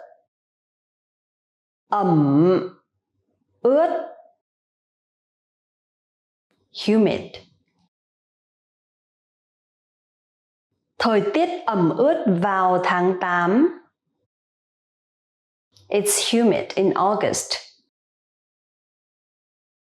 Thời tiết ẩm ướt vào tháng 8. Nhiều gió. Windy. Nhiều gió. Nhiều gió. Windy. Ngày mai trời sẽ lạnh và nhiều gió, vì thế hãy choàng khăn nhé. Tomorrow will be cold and windy, so wear a scarf. Ngày mai trời sẽ lạnh và nhiều gió, vì thế hãy choàng khăn nhé. Sân chơi. Playground. Sân chơi. Sân chơi. Playground. Tại sân chơi, khu vực xích đu và cầu trượt luôn có một hàng chờ. At the playground, there is always a line for the swings and slides. Tại sân chơi, khu vực xích đu và cầu trượt luôn có một hàng chờ. Hồ bơi. Pool. Hồ bơi. Hồ bơi. Pool. Người cứu đắm đang quan sát hồ bơi. The lifeguard is watching the pool. Người cứu đắm đang quan sát hồ bơi. Quần vợt. Tennis. Quần vợt. Quần vợt. Tennis. Người phụ nữ đang chơi quần vợt. The woman is playing tennis. Người phụ nữ đang chơi quần vợt. Bóng rổ. Basketball. Bóng rổ. Bóng rổ. Basketball. Đa số những cầu thủ bóng rổ đều cao. Most basketball players are tall.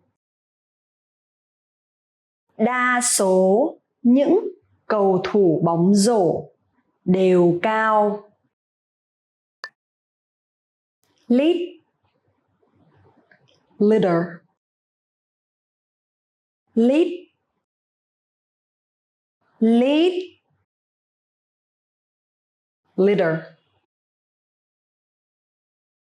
Cái chai chứa 2 lít cola.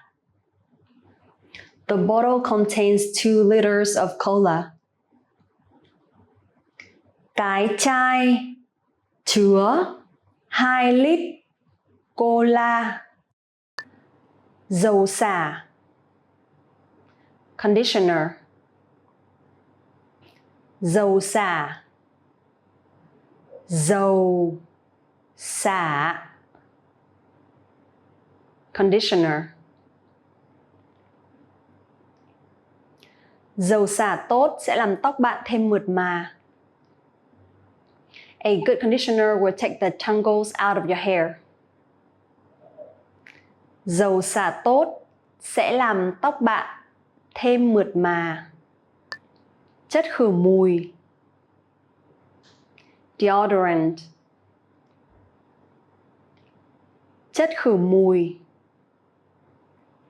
Chất khử mùi. Deodorant. Sức chất khử mùi sau khi tắm để giữ cơ thể khỏi mùi hôi. Put on deodorant after washing to keep you from smelling bad. Sức chất khử mùi sau khi tắm để giữ cơ thể khỏi mùi hôi. Xà phòng dạng nước. Liquid soap. Xà phòng dạng nước. Xà phòng dạng nước. Liquid soap. Bạn có xà phòng dạng nước không? Do you have liquid soap? Bạn có xà phòng dạng nước không? Vịt. Duck. Vịt. Vịt. Duck.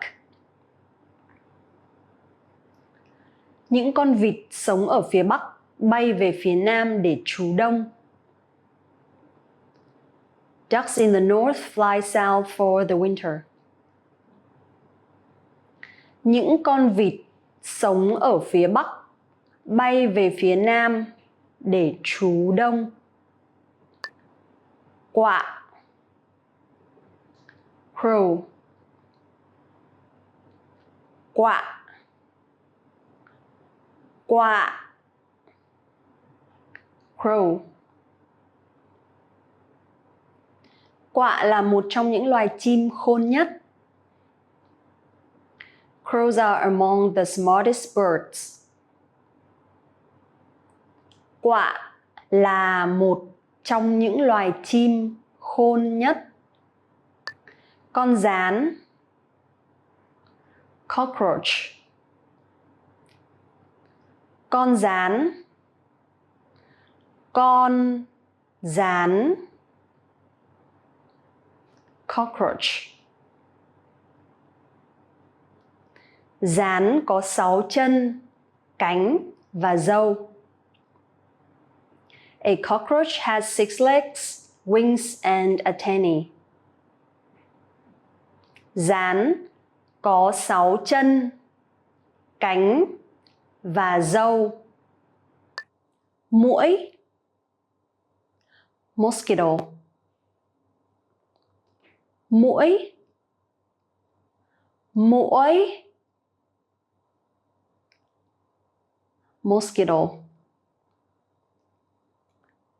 Chuồn chuồn ăn muỗi. Dragonflies eat mosquitoes. Chuồn chuồn ăn muỗi. Công nhân xây dựng. Construction worker. Công nhân xây dựng. Công nhân xây dựng. Construction worker. Người công nhân xây dựng đang đo gỗ. The construction worker is measuring wood. Người công nhân xây dựng đang đo gỗ. Người nội trợ. Homemaker. Người nội trợ. Người nội trợ. Homemaker. Những người nội trợ làm những công việc rất đáng giá, thế nhưng họ thường không được nhận lương. Homemakers do every valuable work, but usually don't get a paycheck. Những người nội trợ làm những công việc rất đáng giá, thế nhưng họ thường không được nhận lương. Băng, ice. Băng, băng, ice. Băng đã hình thành trên cửa sổ. Ice has formed on the window. Băng đã hình thành trên cửa sổ. Lịch sử, history. Lịch sử, lịch sử, history. Tôi dạy lịch sử. I teach history. Tôi dạy lịch sử. Địa lý, geography. Địa lý, địa lý, geography. Chuyên ngành chính của anh ấy là địa lý và chuyên ngành phụ là tâm lý học. He is a geography major with a minor of psychology. Chuyên ngành chính của anh ấy là địa lý và chuyên ngành phụ là tâm lý học. Cửa hàng, store. Cửa hàng, cửa hàng, store. Tôi đang ra cửa hàng để mua một ít sữa và trứng. I'm going to the store to buy some milk and eggs. Tôi đang ra cửa hàng để mua một ít sữa và trứng. Chợ, market. Chợ, chợ, market. Họ có rất nhiều loại hoa quả ở chợ. They have many kinds of fruit in the market. Họ có rất nhiều loại hoa quả ở chợ. Giá, price. Giá, giá, price. Big Mac ở nước bạn giá bao nhiêu? What's the price of a Big Mac in your country? Big Mac ở nước bạn giá bao nhiêu? Phiếu giảm giá, coupon. Phiếu giảm giá, phiếu giảm giá, coupon. Tôi được tặng phiếu giảm giá khi đi siêu thị. I was presented a coupon when going to the supermarket. Tôi được tặng phiếu giảm giá khi đi siêu thị. Lối đi, aisle. Lối đi, lối đi, aisle. Tôi muốn ngồi ghế cạnh lối đi trong trường hợp khẩn cấp. I would like to sit on an aisle seat in case there is an emergency. Tôi muốn ngồi ghế cạnh lối đi trong trường hợp khẩn cấp. Túi, bag. túi, túi. Bag. Vui lòng đặt những túi hàng mua sắm ở đây. Please put the shopping bags there. Vui lòng đặt những túi hàng mua sắm ở đây. Bức ảnh. Photograph. Bức ảnh. Bức ảnh. Photograph. Bức ảnh này nhìn không đẹp cho lắm. This photograph doesn't look good. Bức ảnh này nhìn không đẹp cho lắm. Soda. Soda. Soda. Soda. Soda. Soda có chứa nhiều đường.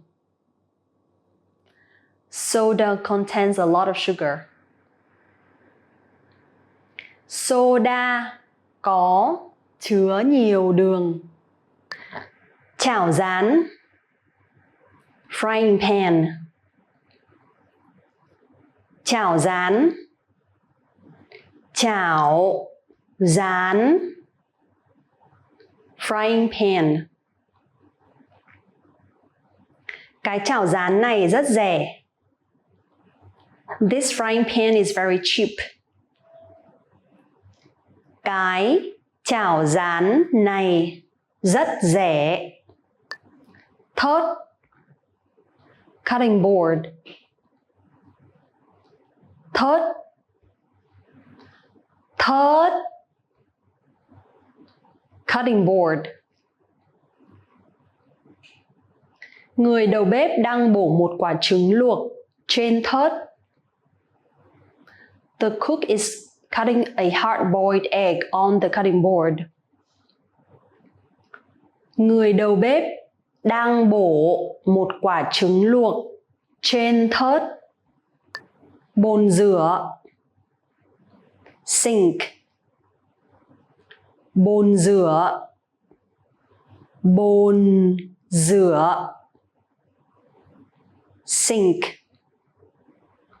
Bồn rửa bát sắp đầy rồi. The sink is almost full. Bồn rửa bát sắp đầy rồi. Bát. Bowl. Bát. Bát. Bowl. Tôi đã ăn 2 bát cơm. I ate 2 bowls of rice. Tôi đã ăn 2 bát cơm. Lối ra. Exit. Lối ra. Lối ra. Exit. Lối ra ở đâu? Where is the exit? Lối ra ở đâu? Bản đồ. Map. Bản đồ. Bản đồ. Map. Coi bản đồ để tìm đường đến nơi bạn cần đến. Check the map to find your way to your destination. Coi bản đồ để tìm đường đến nơi bạn cần đến. Vali. Suitcase.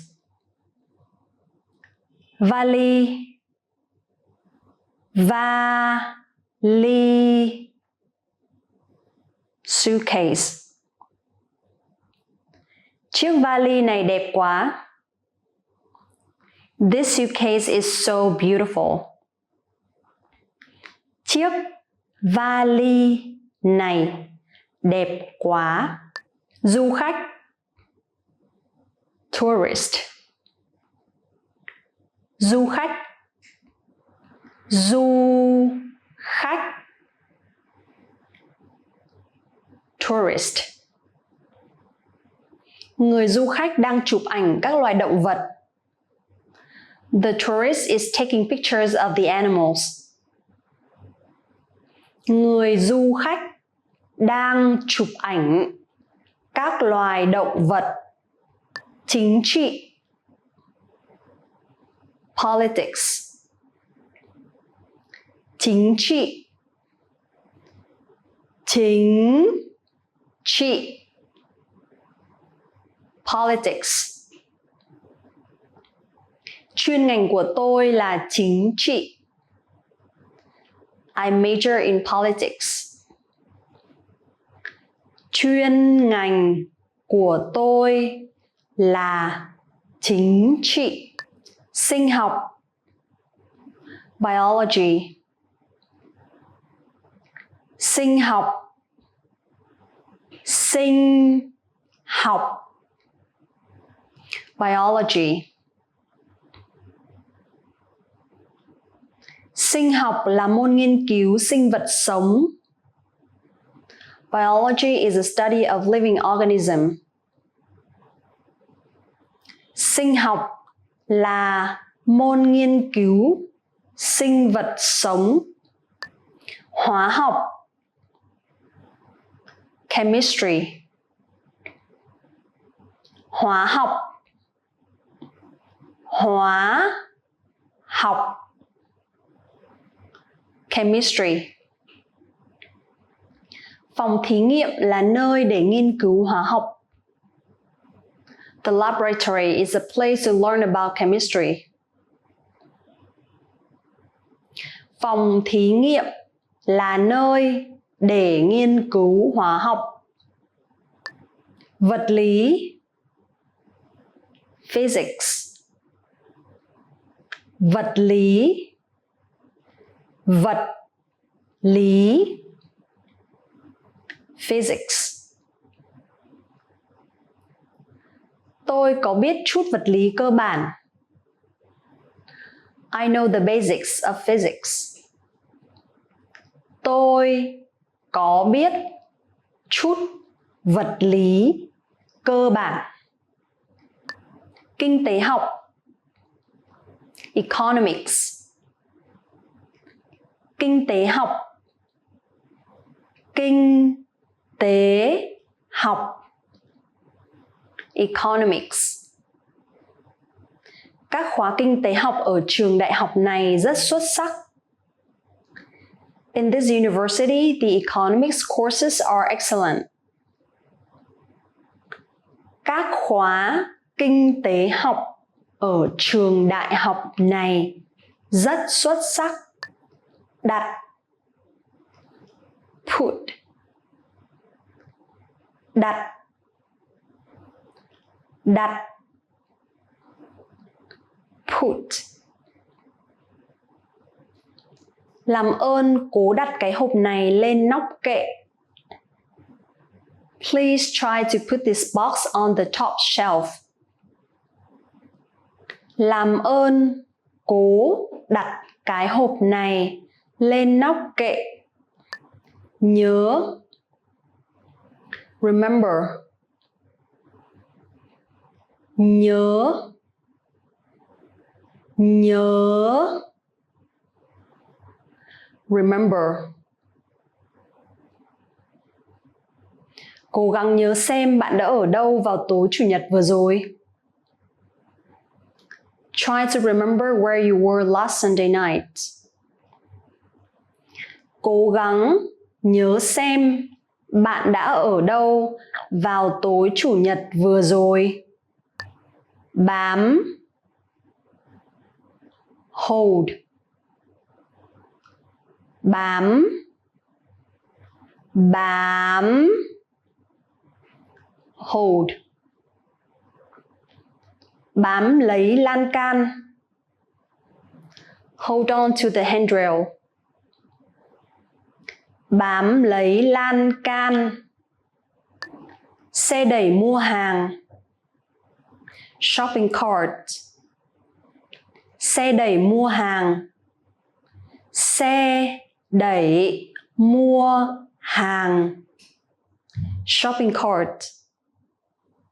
Xe đẩy mua hàng trống trơn. The shopping cart is empty. Xe đẩy mua hàng trống trơn. Túi ni lông. Plastic bag. Túi ni lông. Túi ni lông. Plastic bag. Khi đi mua hàng tạp hóa, hãy dùng túi vải thay cho túi ni lông. When grocery shopping, use cloth bags instead of plastic bags. Khi đi mua hàng tạp hóa, hãy dùng túi vải thay cho túi ni lông. Hài kịch.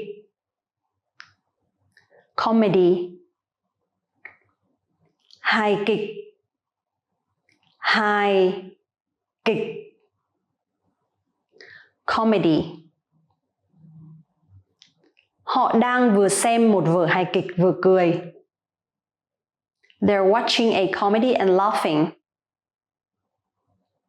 Họ đang vừa xem một vở hài kịch vừa cười. Tiểu thuyết. Novel. Tiểu thuyết. Tiểu thuyết. Novel. Anh ấy mới đọc xong cuốn tiểu thuyết đó. He has just finished reading that novel. Anh ấy mới đọc xong cuốn tiểu thuyết đó. Thứ 9.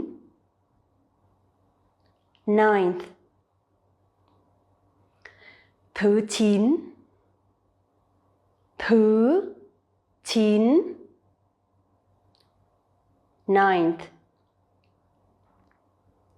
Ramadan là tháng thứ 9 trong năm Hồi giáo. Ramadan is the 9th month of the Muslim year. Ramadan là tháng thứ 9 trong năm Hồi giáo. Thứ 10. 10th. Thứ 10.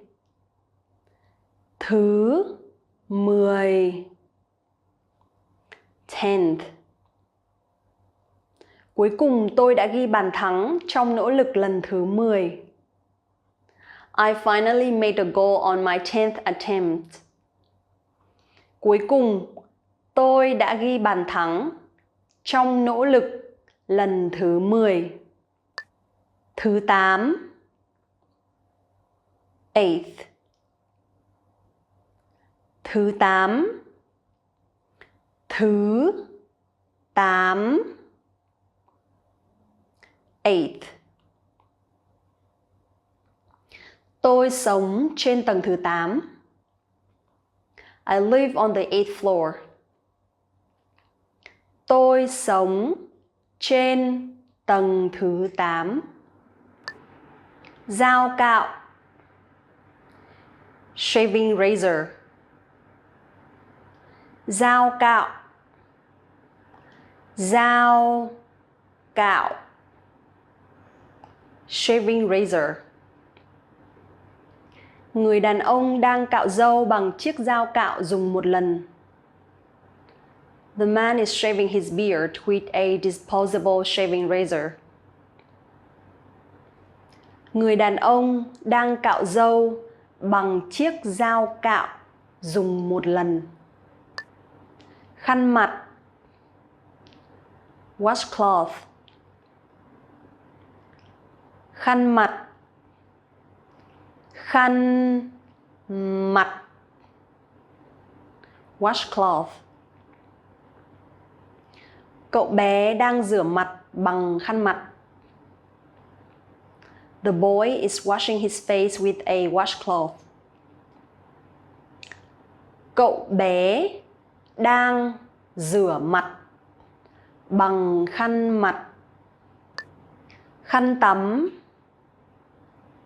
Towel. Khăn tắm. Khăn tắm. Towel. Cái khăn tắm này quá nhỏ với tôi. This towel is too small for me. Cái khăn tắm này quá nhỏ với tôi. Thìa. Spoon. Thìa. Thìa. Spoon. Dĩa, thìa và dao là những dụng cụ ăn. Forks, spoons, and knives are eating utensils. Dĩa, thìa và dao là những dụng cụ ăn. Dĩa. Fork. Dĩa. Dĩa. Fork. Cái dĩa làm bằng nhựa. The fork is made of plastic. Cái dĩa làm bằng nhựa. Dao. Knife. Dao. Dao. Knife. Làm ơn đưa cho tôi con dao. Could you pass me the knife, please? Làm ơn đưa cho tôi con dao. Đĩa. Plate. Đĩa. Đĩa. Plate.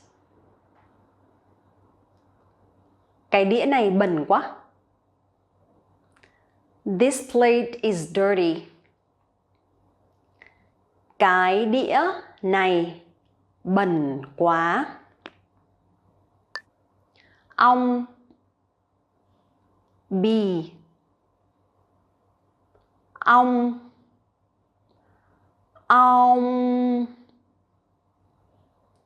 Bee. Con ong đang hút mật trên bông hoa màu vàng. The bee is pollinating the yellow flower. Con ong đang hút mật trên bông hoa màu vàng. Kiến. Ant. Kiến. Kiến. Ant. Kiến có 6 chân. Ants have 6 legs. Kiến có 6 chân. Rắn. Snake. Rắn. Rắn. Snake. Con rắn chuông cuộn người lại và sẵn sàng tấn công. The rattlesnake is coiled and ready to strike. Con rắn chuông cuộn người lại và sẵn sàng tấn công. Sữa. Milk. Sữa.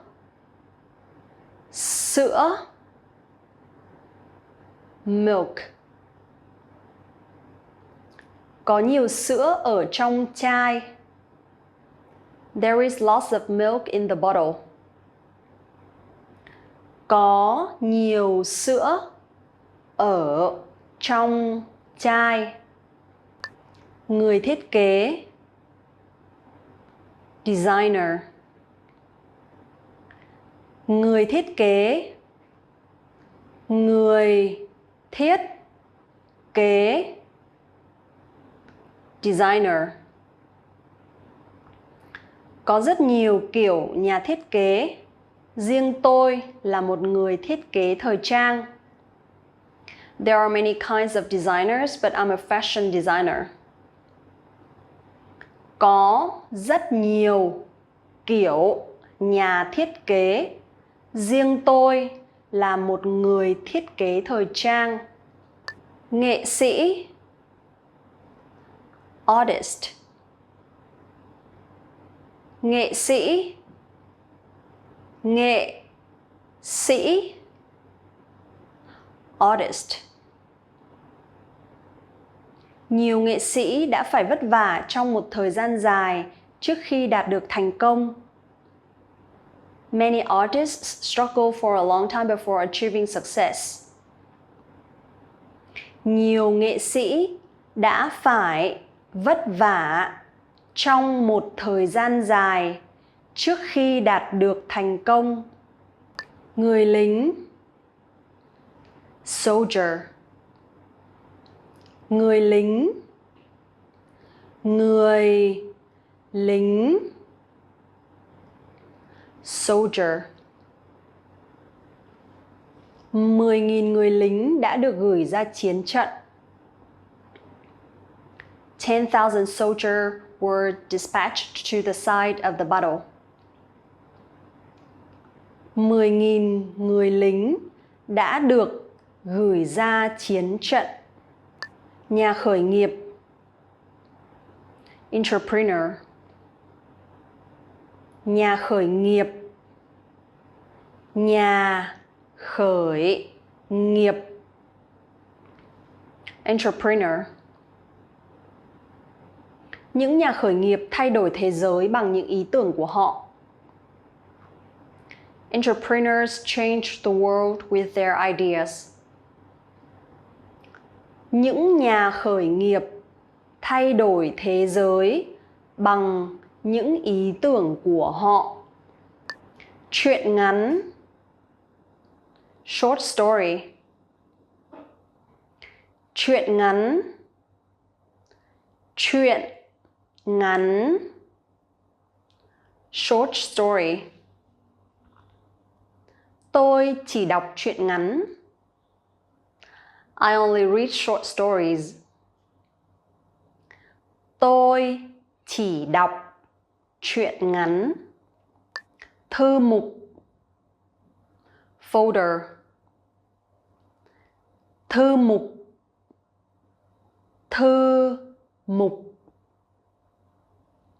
Folder. Tôi cho các tài liệu vào một thư mục. I put the documents in a folder. Tôi cho các tài liệu vào một thư mục. Bên ngoài. Outside. Bên ngoài. Bên ngoài. Outside. Mặc áo khoác vào bởi vì bên ngoài trời lạnh. Put on your jacket because it's cold outside. Mặc áo khoác vào bởi vì bên ngoài trời lạnh. Bên trong. Inside. Bên trong. Bên trong. Inside. Hạt đậu nành lớn lên ở bên trong vỏ. Soybeans grow inside the pods. Hạt đậu nành lớn lên ở bên trong vỏ. Bên trái. left. Bên trái, bên trái, left. Nó nằm bên trái. It's on the left side. Nó nằm bên trái. Bên phải, right. Bên phải, bên phải, right. Bên phải của tòa nhà là công viên. There's a park on the right side of the building. Bên phải của tòa nhà là công viên. Đầu tiên, first. Đầu tiên, đầu tiên, first. Đây là lần đầu tiên tôi ăn gỏi cuốn. This is the first time I have eaten fresh spring rolls. Đây là lần đầu tiên tôi ăn gỏi cuốn. Thứ hai, second, as in second place. Thứ hai, thứ hai, second. Họ đã mua ngôi nhà thứ hai ở Hawaii. They bought a second house in Hawaii. Họ đã mua ngôi nhà thứ hai ở Hawaii. Thứ ba, third. Thứ ba, thứ ba, third. Hóa đơn thẻ tín dụng của tôi đến hạn vào ngày thứ ba hàng tháng. My credit card bill is due on the 3rd of every month. Hóa đơn thẻ tín dụng của tôi đến hạn vào ngày thứ ba hàng tháng. Xà phòng, soap. Xà phòng, xà phòng, soap. Hãy tắm bằng xà phòng và nước hàng ngày. Bathe with soap and water every day. Hãy tắm bằng xà phòng và nước hàng ngày. Bàn chải đánh răng, toothbrush. Bàn chải đánh răng, bàn chải đánh răng, toothbrush. Tôi quên bàn chải đánh răng. I forgot my toothbrush. Tôi quên bàn chải đánh răng. Kem đánh răng, toothpaste. Kem đánh răng, kem đánh răng, toothpaste. Chúng tôi hết kem đánh răng rồi. We're out of toothpaste. Chúng tôi hết kem đánh răng rồi. Dầu gội, shampoo. Dầu gội, dầu gội, shampoo. Người phụ nữ đang dùng dầu gội để gội đầu. The woman is washing her hair with shampoo. Người phụ nữ đang dùng dầu gội để gội đầu. Thông tin, information. Thông tin, thông tin, information. Tôi thu thập thông tin từ Internet. I gather information from the Internet. Tôi thu thập thông tin từ Internet. Nông dân, farmer. Nông dân, nông dân, farmer. Người nông dân sờ vào những bông lúa mì. The farmer touches the wheat. Người nông dân sờ vào những bông lúa mì. Thư ký, secretary. Thư ký, thư ký, secretary. Thư ký của tôi làm việc có tổ chức và chu đáo. My secretary is organized and detailed. Thư ký của tôi làm việc có tổ chức và chu đáo. Nhân viên ngân hàng, banker. Nhân viên ngân hàng, nhân viên ngân hàng, banker. Tôi đã phải gặp 10 nhân viên ngân hàng trước khi nhận được khoản tiền vay để mua nhà. I met with 10 bankers before I received a loan to buy a house.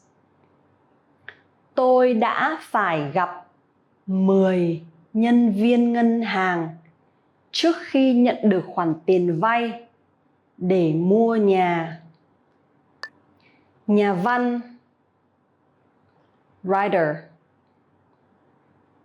Nhà văn, nhà văn, writer. Tôi là nha sĩ, nhưng thật sự tôi rất muốn làm nhà văn. I work as a dentist, but I really want to be a writer. Tôi là nha sĩ, nhưng thật sự tôi rất muốn làm nhà văn. Cố gắng, try.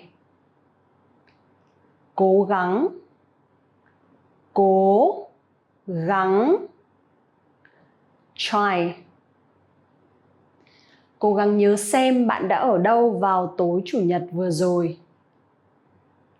Try to remember where you were last Sunday night. Cố gắng nhớ xem bạn đã ở đâu vào tối Chủ nhật vừa rồi. Đo đạc, measure. Đo đạc, đo đạc, measure. Đo đạc khoảng cách giữa các đường kẻ bằng thước kẻ. Measure the spaces between the lines with a ruler. Đo đạc khoảng cách giữa các đường kẻ bằng thước kẻ. Tiếp tục, keep. Tiếp tục, tiếp tục, keep. Thật là không dễ dàng để tiếp tục ra những ý tưởng mới. It's not easy to keep creating new ideas. Thật là không dễ dàng để tiếp tục ra những ý tưởng mới. Đợi. Wait.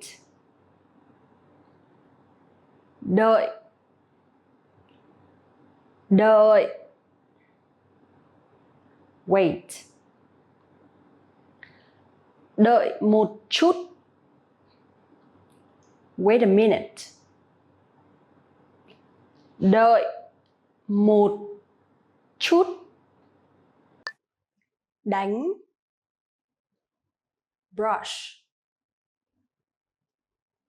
Đánh. Đánh.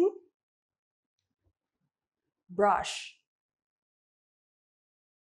Người phụ nữ đang đánh răng.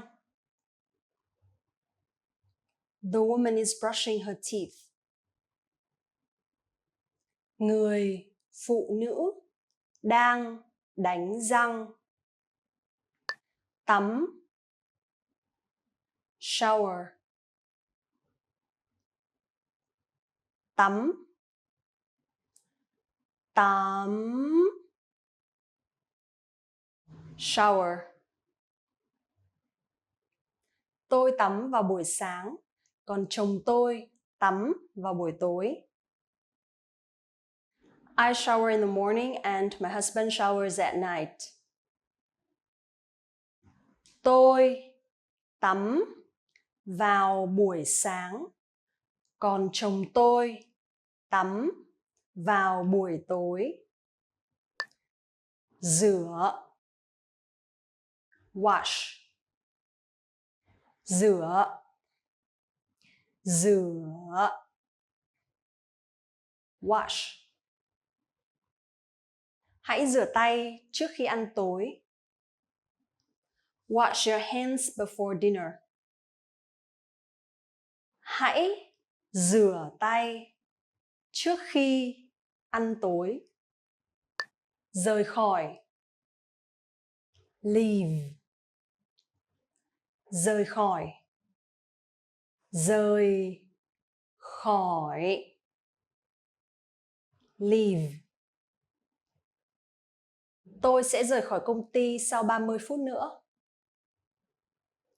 I will leave the company in the next 30 minutes. Tôi sẽ rời khỏi công ty sau 30 phút nữa. Xét. Check. Xét. Xét. Check. Vui lòng cho tôi lấy xét được không?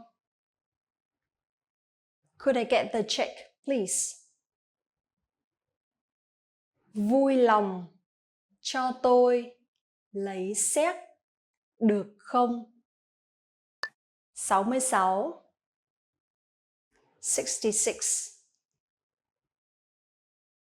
66. 66. 66. Tôi đã chạy bộ hết 66 phút. I ran for 66 minutes. Tôi đã chạy bộ hết 66 phút. 77. 77. 77. 77. 77. Số nhà anh ta là 77. His door number is 77. Số nhà anh ta là 77. 88. 88. 88. 88. 88. Công ty có 88 nhân viên. The company has 88 employees. Công ty có 88 nhân viên. 99. 99. 99 99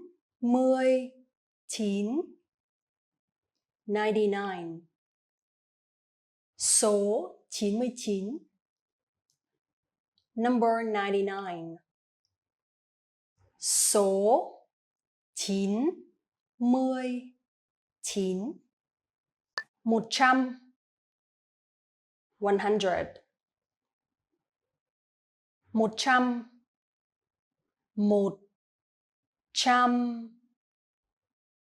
100 Ông ấy đã sống 100 năm.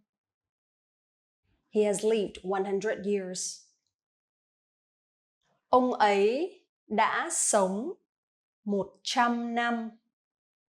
Phòng khách. Living room.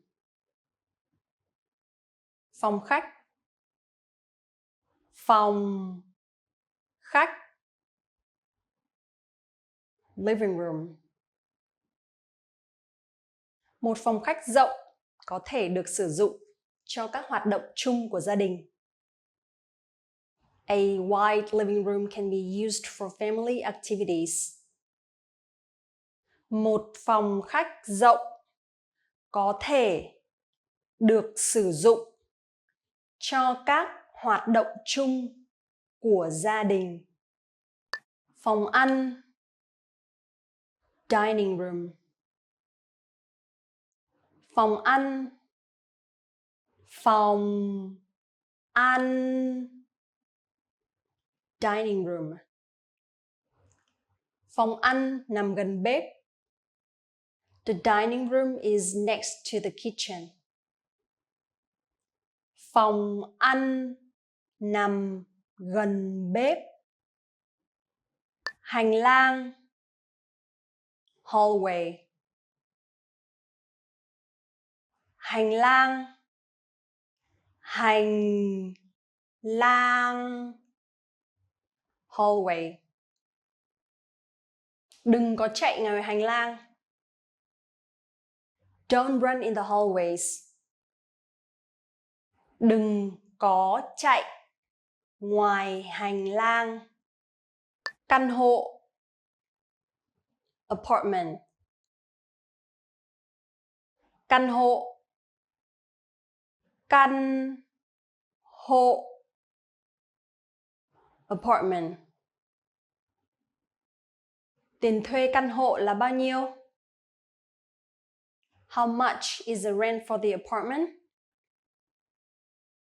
Tiền thuê căn hộ là bao nhiêu? Nhà. House. Nhà. Nhà. House. Ngôi nhà ở đâu? Where is the house? Ngôi nhà ở đâu? Thể dục. Exercise. Thể dục. Thể dục. Exercise. Bơi lội là môn thể dục tốt nhất. Swimming is the best exercise. Bơi lội là môn thể dục tốt nhất. Mở. Open. Mở. Mở. Open. Xin mở cái cửa này ra. Please open this door. Xin mở cái cửa này ra. Nghe. Listen. Nghe.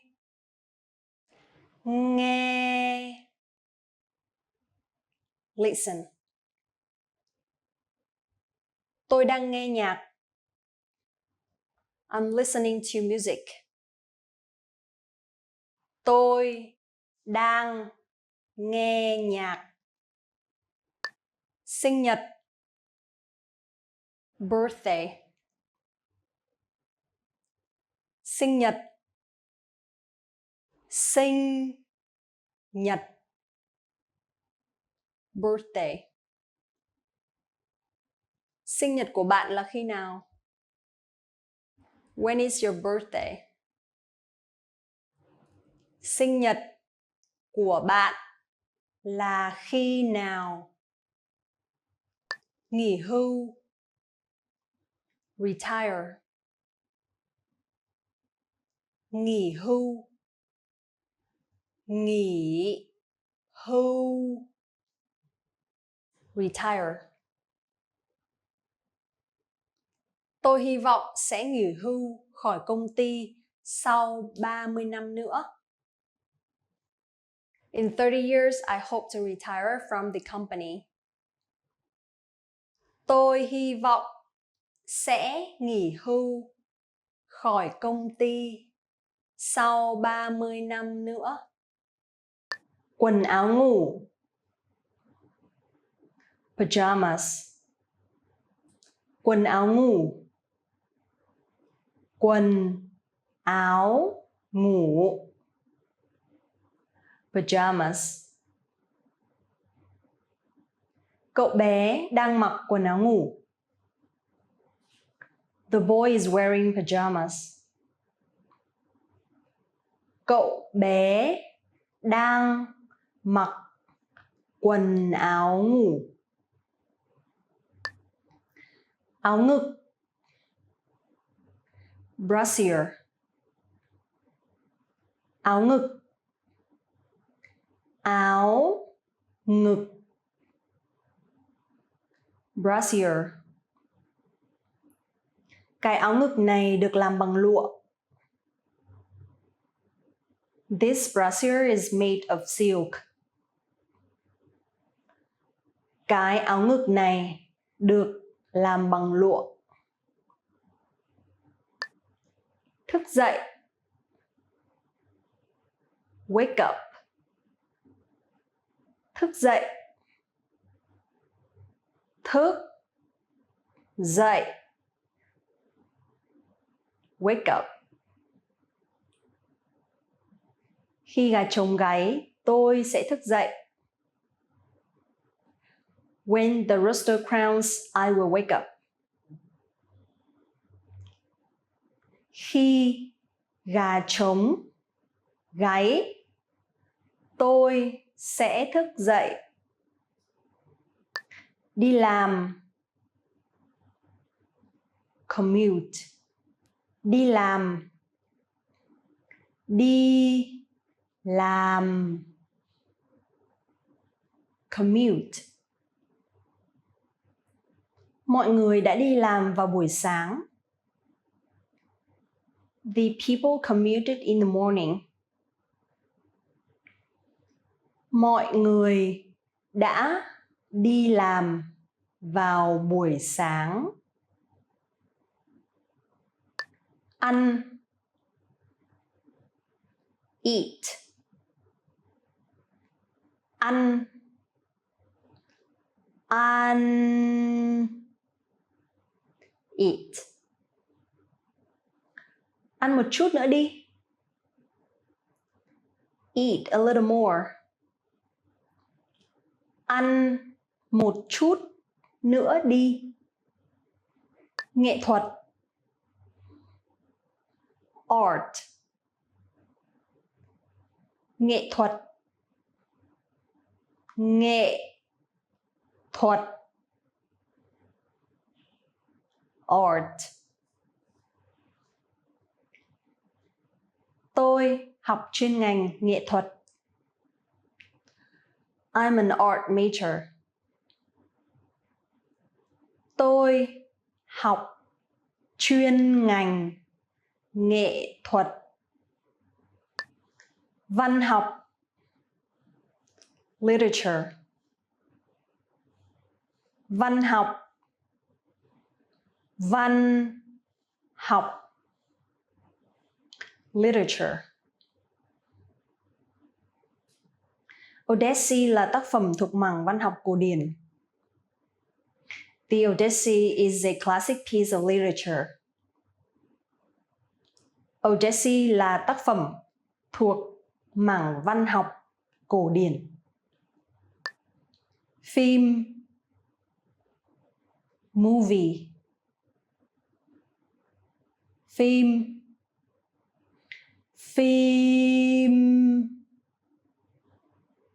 movie.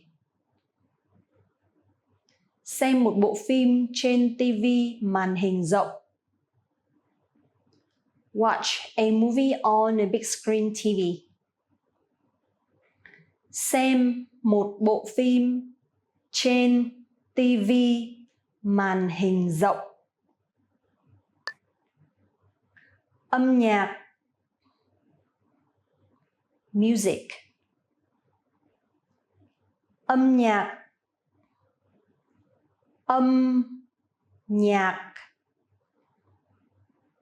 music. Nhiều người nói rằng âm nhạc là ngôn ngữ chung trên toàn thế giới. Some people say music is the universal language.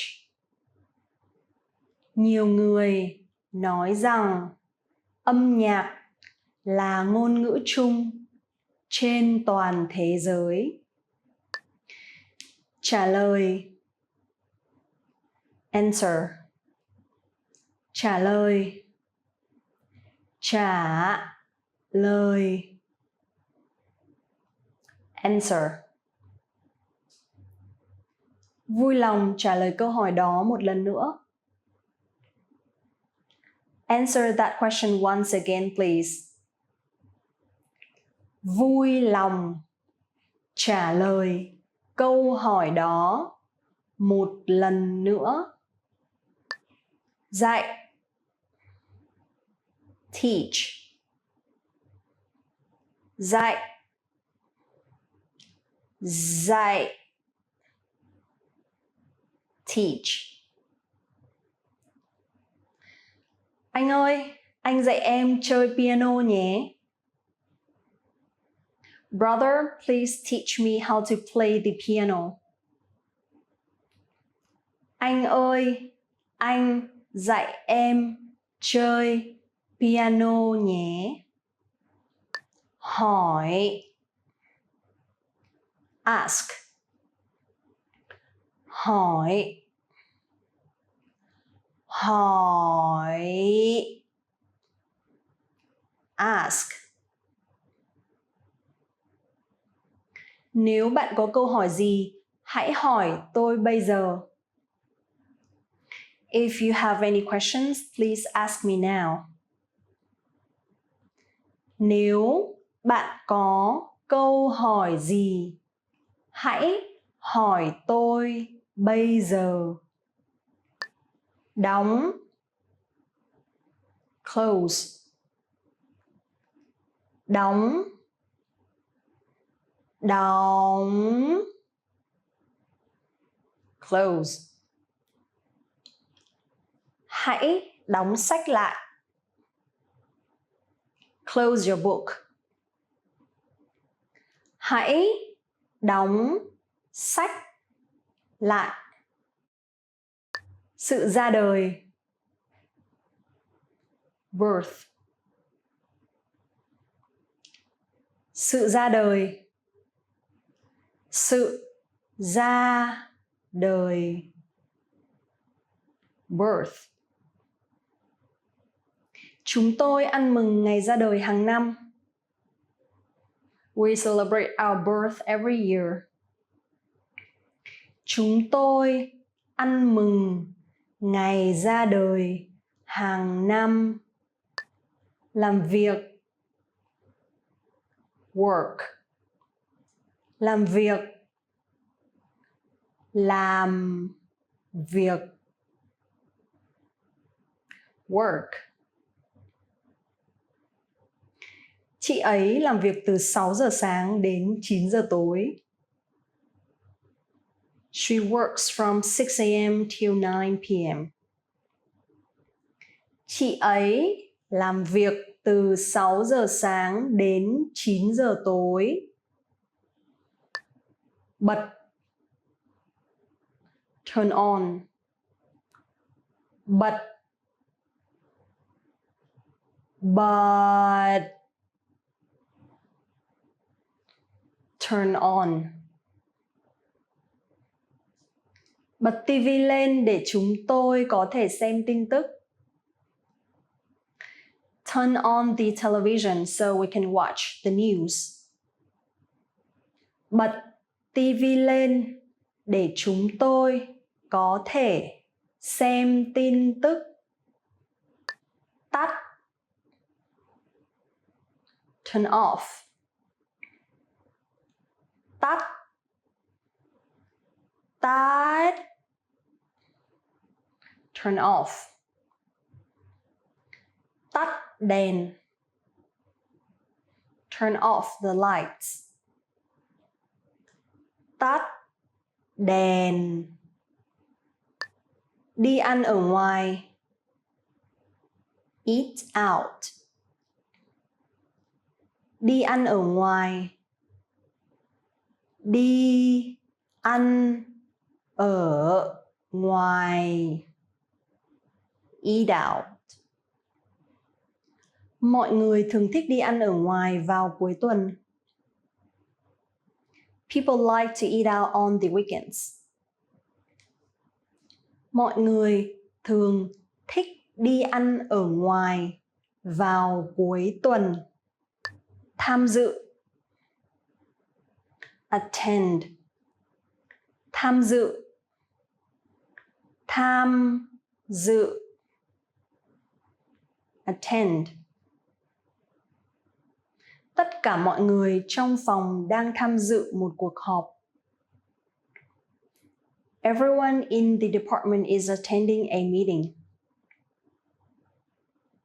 Tất cả mọi người trong phòng đang tham dự một cuộc họp.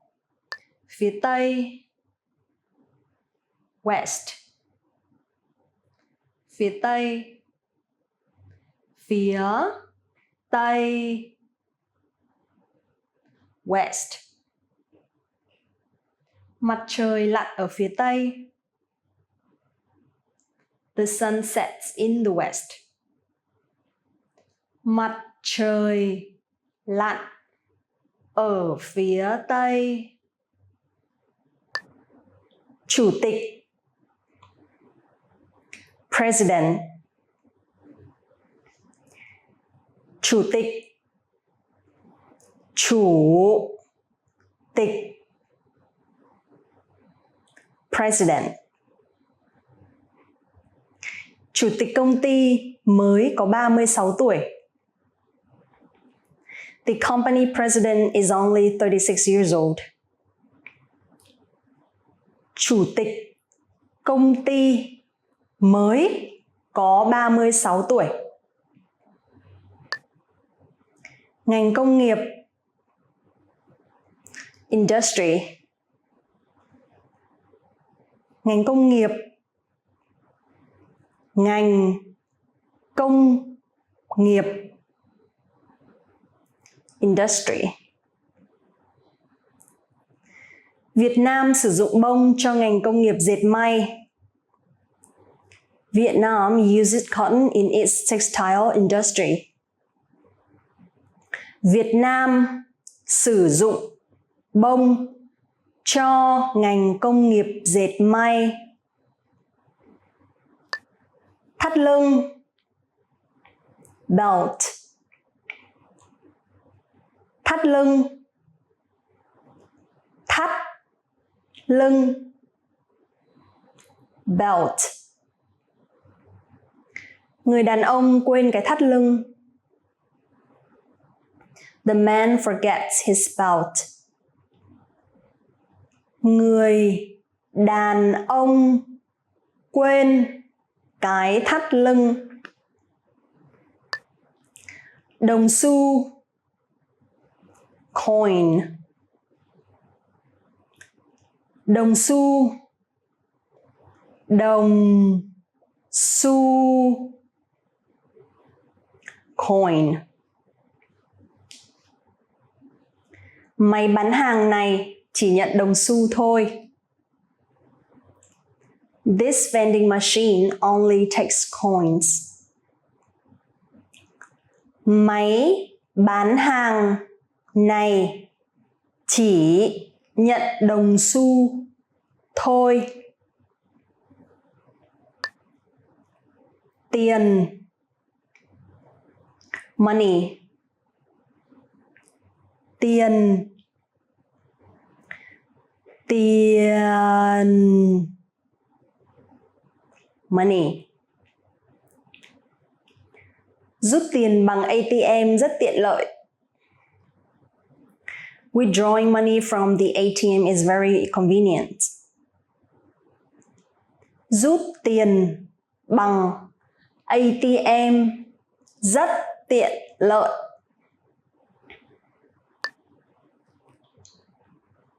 Thẻ ghi nợ. Debit card. Thẻ ghi nợ. Thẻ ghi nợ.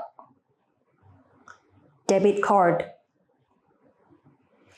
Thẻ ghi nợ sẽ trực tiếp rút tiền từ tài khoản của chủ thẻ. Debit cards directly withdraw funds from the holder's accounts. Thẻ ghi nợ sẽ trực tiếp rút tiền từ tài khoản của chủ thẻ. Hóa đơn. Bill. Hóa đơn. Hóa đơn. Bill. Anh phục vụ bàn ơi, cho tôi hóa đơn. Waiter, the bill. Anh phục vụ bàn ơi, cho tôi hóa đơn. Nhiếp ảnh. Photography. Nhiếp ảnh. Nhiếp ảnh. Photography. Bạn đang học nhiếp ảnh à? Are you studying photography? Bạn đang học nhiếp ảnh à? Cởi. Take off. Cởi. Cởi. Take off. Hãy cởi giày trước khi đi ngủ. Take off your shoes before you go to bed. Hãy cởi giày trước khi đi ngủ. Phòng ngủ. Bedroom. Phòng ngủ. Phòng ngủ. Bedroom. Phong cảnh nhìn từ phòng ngủ rất đẹp. The view from the bedroom is beautiful. Phong cảnh nhìn từ phòng ngủ rất đẹp. Bếp. Kitchen. Bếp. Bếp. Kitchen. Tôi đã lau chùi nhà bếp. I cleaned up the kitchen. Tôi đã lau chùi nhà bếp. Phòng tắm. Bathroom, not the toilet or restroom. Phòng tắm. Phòng tắm. Bathroom, not the toilet or restroom. Phòng tắm chỉ có một cửa sổ nhỏ xíu.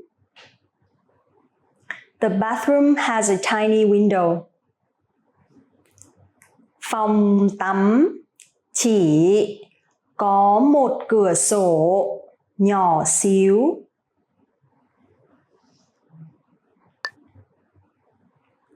Tốt nghiệp.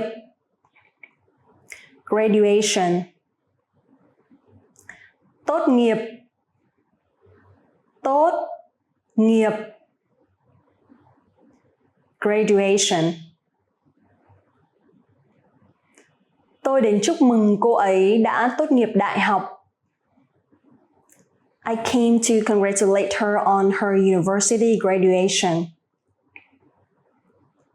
Tôi đến chúc mừng cô ấy đã tốt nghiệp đại học. Sự thăng chức. Promotion.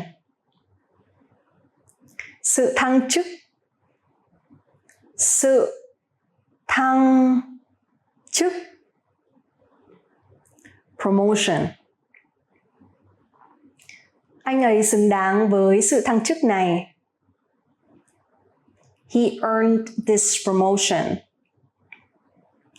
Anh ấy xứng đáng với sự thăng chức này. Ngày kỷ niệm.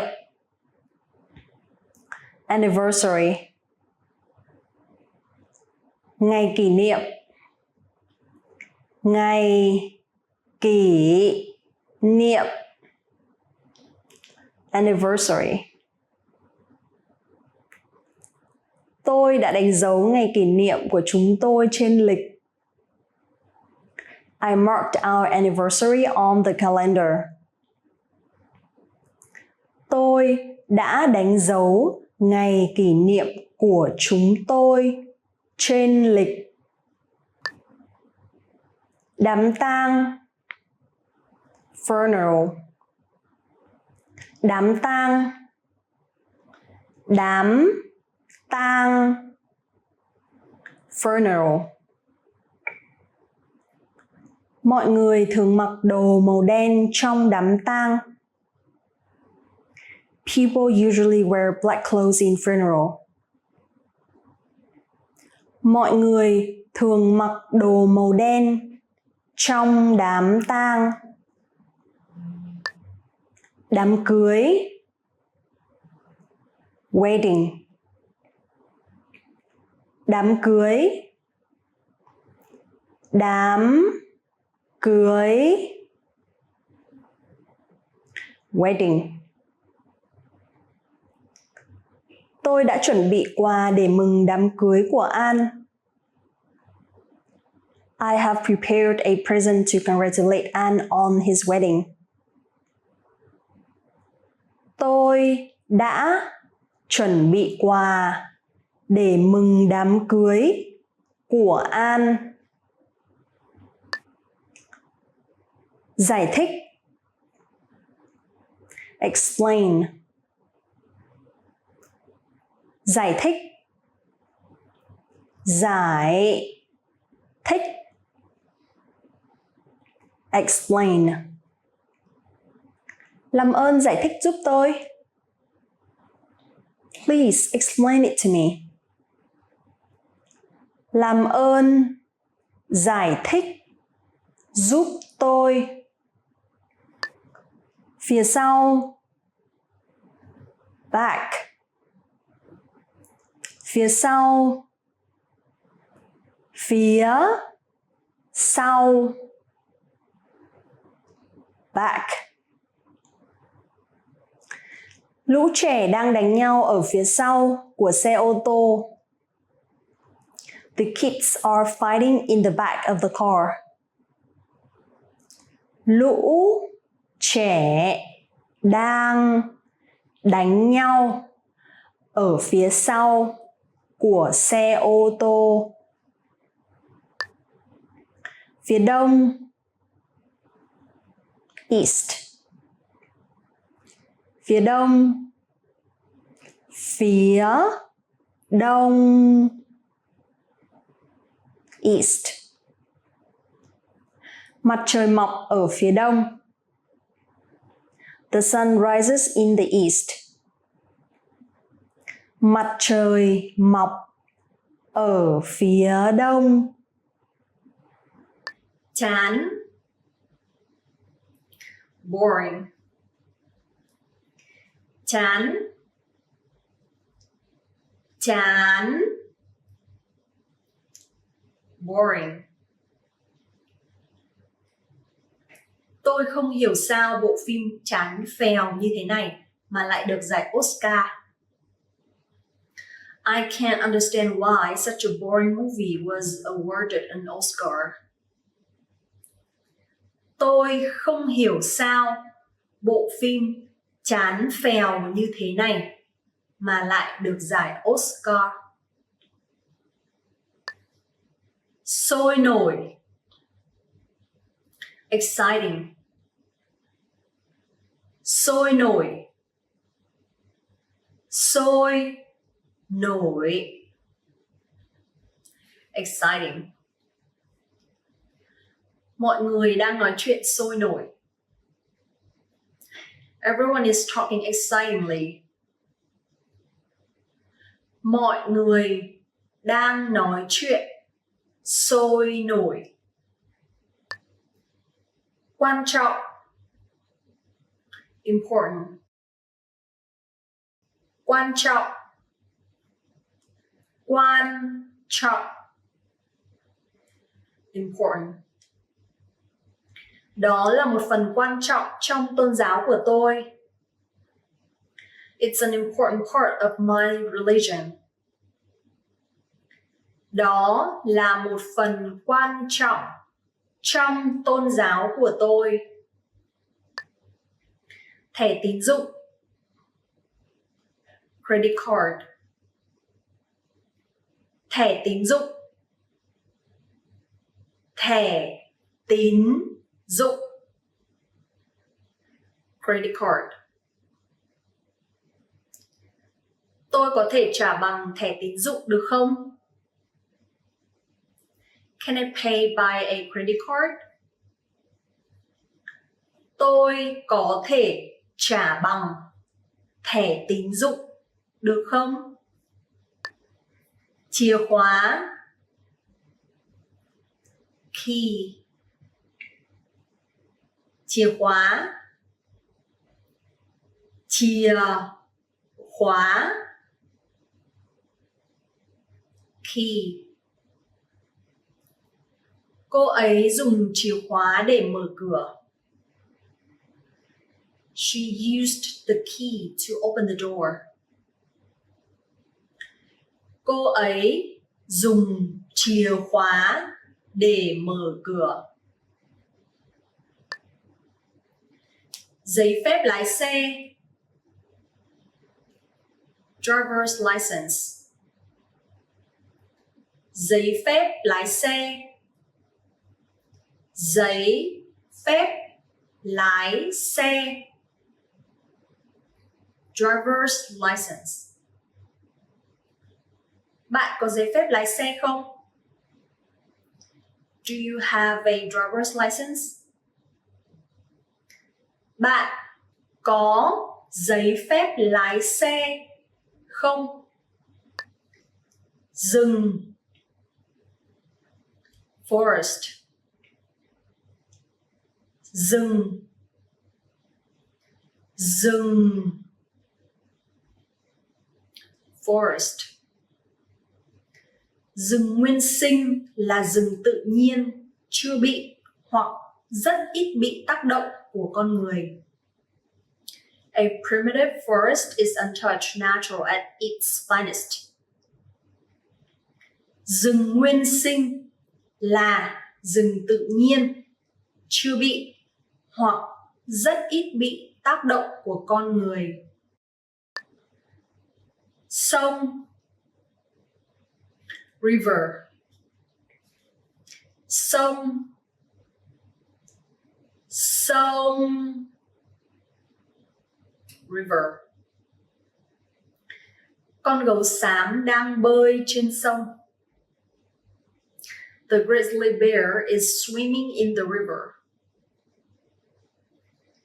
Con gấu xám đang bơi trên sông. Đại dương, ocean. Đại dương, đại dương, ocean. Đại dương thật bao la. The ocean is so large. Đại dương thật bao la. Hồ, lake. Hồ, hồ, lake. Rất nhiều người tập thể dục buổi sáng ở Hồ Hoàn Kiếm. A lot of people do morning exercise at Hoàn Kiếm Lake. Rất nhiều người tập thể dục buổi sáng ở Hồ Hoàn Kiếm. Tài liệu, document. Tài liệu, tài liệu, document. Hãy photo tài liệu này thành 2 bản. Please make 2 copies of this document. Hãy photo tài liệu này thành 2 bản. Máy tính, computer. Máy tính, máy tính, computer. Người lập trình viên sử dụng máy tính. The programmer uses the computer. Người lập trình viên sử dụng máy tính. Máy fax, fax machine. Máy fax, máy fax, fax machine. Bạn có máy fax không? Do you have a fax machine? Bạn có máy fax không? Máy in, printer. Máy in, máy in, printer. Máy in có độ ồn thấp. The printer has a low noise level. Máy in có độ ồn thấp. Bút chì kim, mechanical pencil. Bút chì kim, bút chì kim, mechanical pencil. Chiếc bút chì kim có cục tẩy màu xanh. The mechanical pencil has a green eraser. Chiếc bút chì kim có cục tẩy màu xanh. Thước kẻ, ruler. Thước kẻ, thước kẻ, ruler. Tôi dùng thước kẻ để vẽ các đường thẳng. I use the ruler to draw lines. Tôi dùng thước kẻ để vẽ các đường thẳng. Bút dạ. Marker. Bút dạ. Bút dạ. Marker. Cái bút dạ này sắp hết mực. The marker is running low on ink. Cái bút dạ này sắp hết mực. Ngân hàng. Bank. Ngân hàng. Ngân hàng. Bank. Tôi nên đi đến ngân hàng trước khi đến trường. I should go to the bank before school.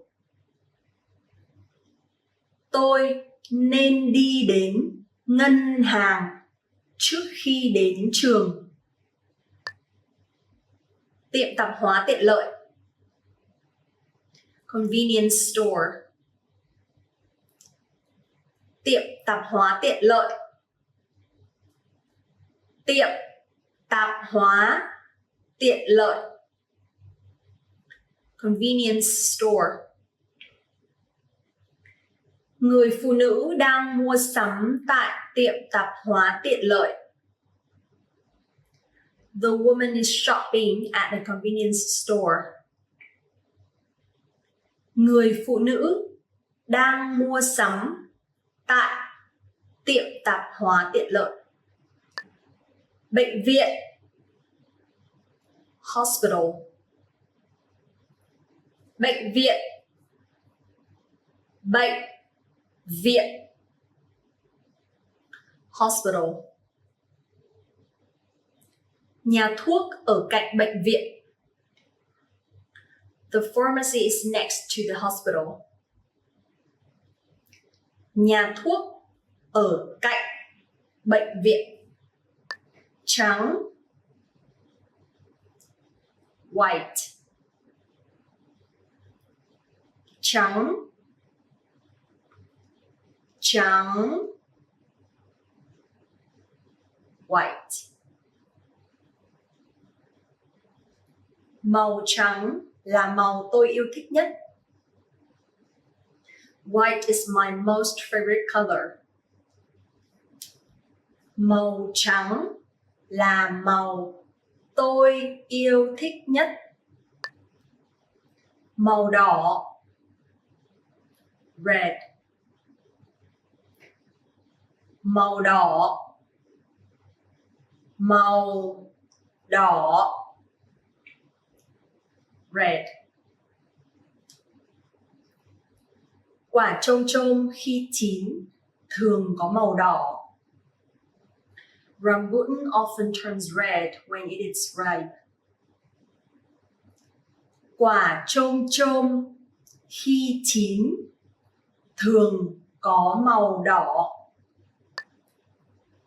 Xanh lá cây. Green. Xanh lá cây. Xanh lá cây. Green. Người họa sĩ đã thêm tông màu xanh lá cây sáng vào phần dưới cùng tác phẩm của anh ấy. The printer added a bright tone of green to the bottom of his masterpiece. Người họa sĩ đã thêm tông màu xanh lá cây sáng vào phần dưới cùng tác phẩm của anh ấy. Kết thúc. Finish. Kết thúc. Kết thúc. Finish.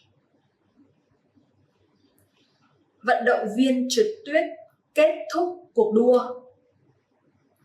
The skier finishes the race. Vận động viên trượt tuyết Kết thúc cuộc đua. Bắt đầu. Start. Bắt đầu. Bắt đầu. Start. Mấy giờ thì cuộc họp bắt đầu? What time does the meeting start? Mấy giờ thì cuộc họp bắt đầu? Trở thành. Become. Trở thành. Trở thành. Become. Con sâu bướm trở thành một con bướm. The caterpillar becomes a butterfly. Con sâu bướm trở thành một con bướm. 14. 14. 14. 14. 14. Cậu ấy 14 tuổi. He's 14 years old. Cậu ấy 14 tuổi. 15. 15. 15. 15. 15. Đợi tôi 15 phút nhé. Wait for me for 15 minutes. Đợi tôi 15 phút nhé. 16. 16. 16. 16. 16. Chúng ta có 16 phút. We have 16 minutes. Chúng ta có 16 phút. Điện thoại. Telephone. Điện thoại. Điện thoại. Telephone. Điện thoại đang đổ chuông. The telephone is ringing. Điện thoại đang đổ chuông. Mắt. Eye. Mắt. Mắt. Eye. Hãy nhìn vào mắt em. Look at my eyes. Hãy nhìn vào mắt em. Răng. Teeth. Răng. Răng. Teeth. Con đã đánh răng chưa? Did you brush your teeth? Con đã đánh răng chưa? Môi. Lip. Môi. Môi.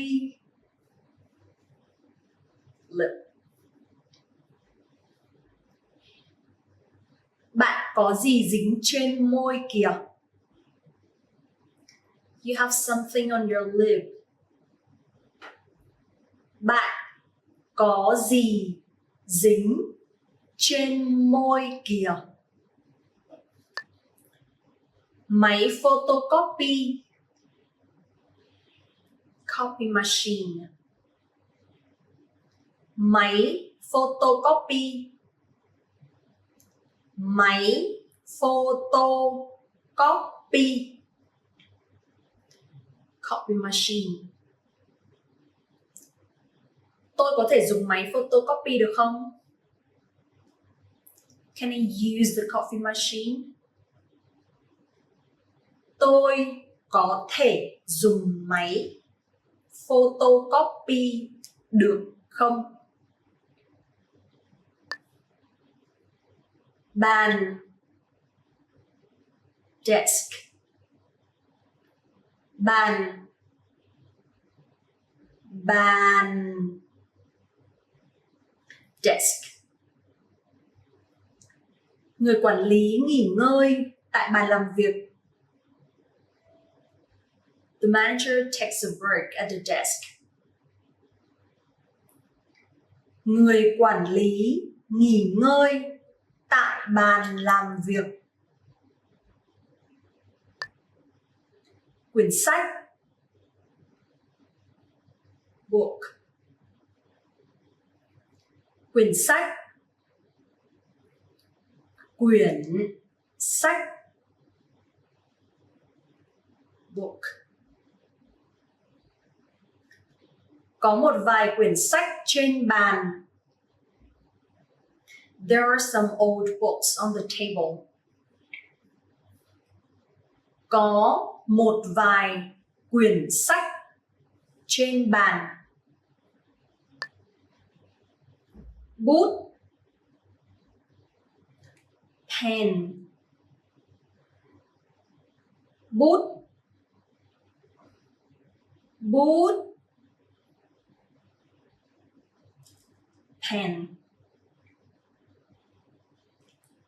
Cái bút này là của Lan. This is Lan's pen. Cái bút này là của Lan. Bưu điện.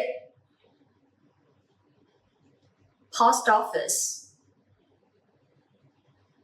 Bưu điện. Bưu điện. Post office. Bưu điện mở cửa đến 5 giờ chiều. The post office is open until 5 p.m.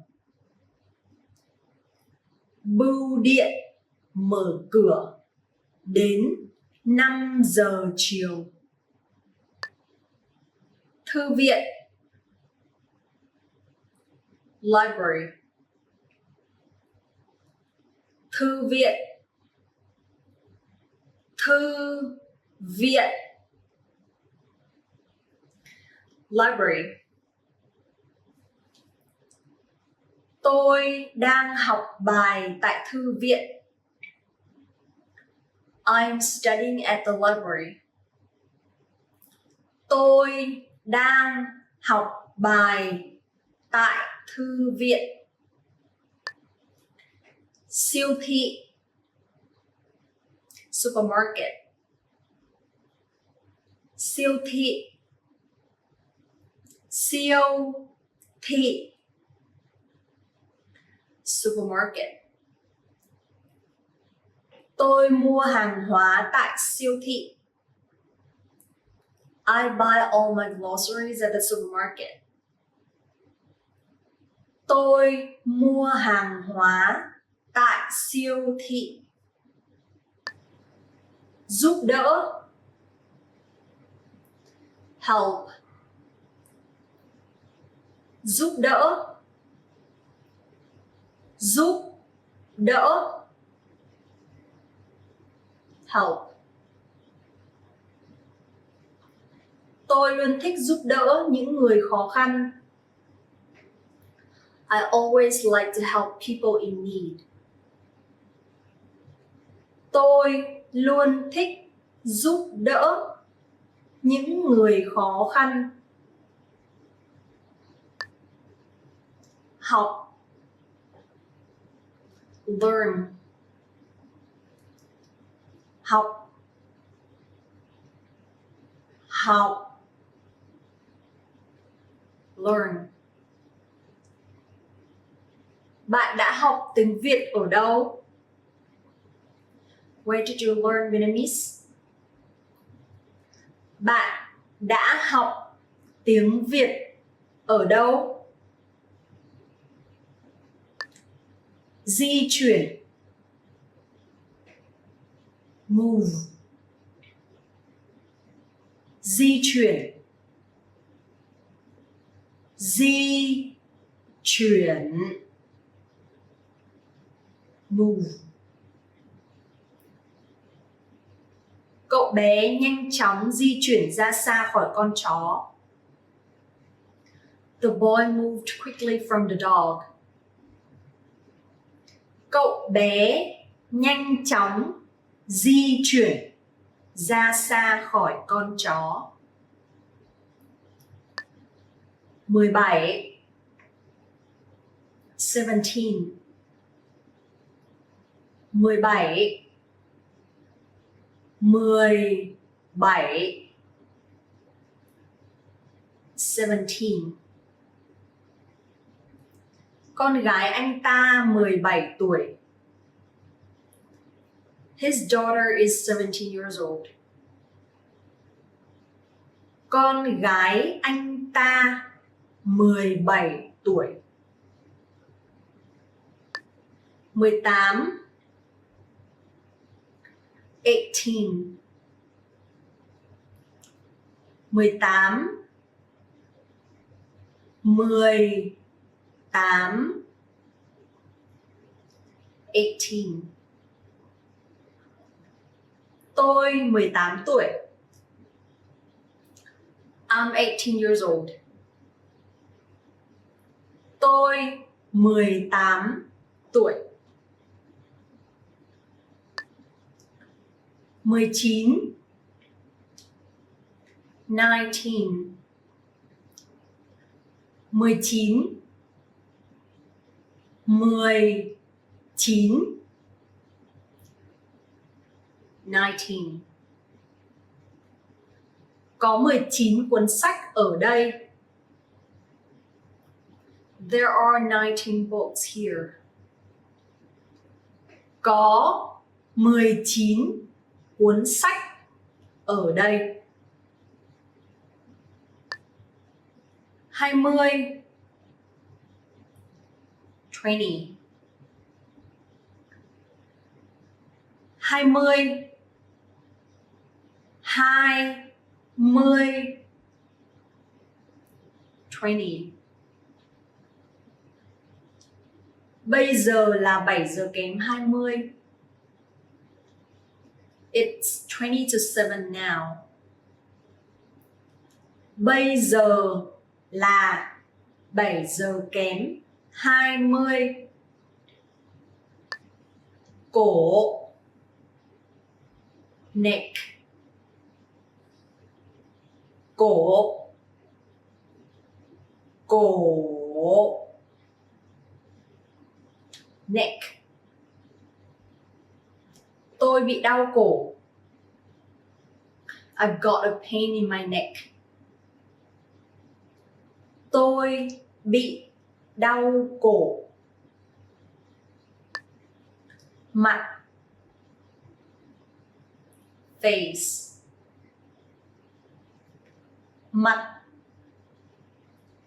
mặt, face. Cô gái rửa mặt. The girl washes her face. Cô gái rửa mặt. Tai, ear. Tai, tai, ear. Tôi có 2 tai.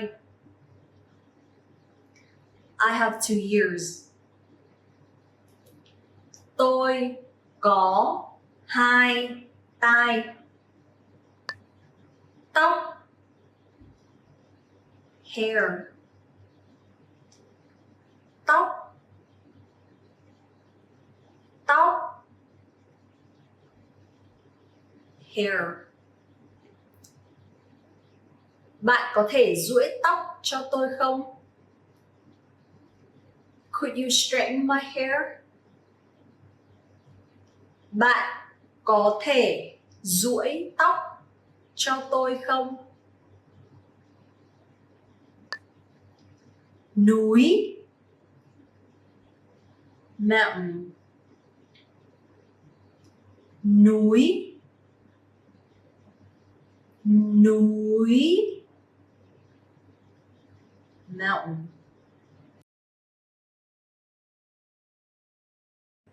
Thật tuyệt khi đứng trên đỉnh của một ngọn núi. It's amazing when standing on top of a mountain. Thật tuyệt khi đứng trên đỉnh của một ngọn núi. Bãi biển. Beach. Bãi biển. Bãi biển. Beach.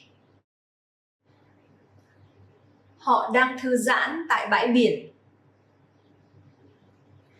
They are relaxing at the beach.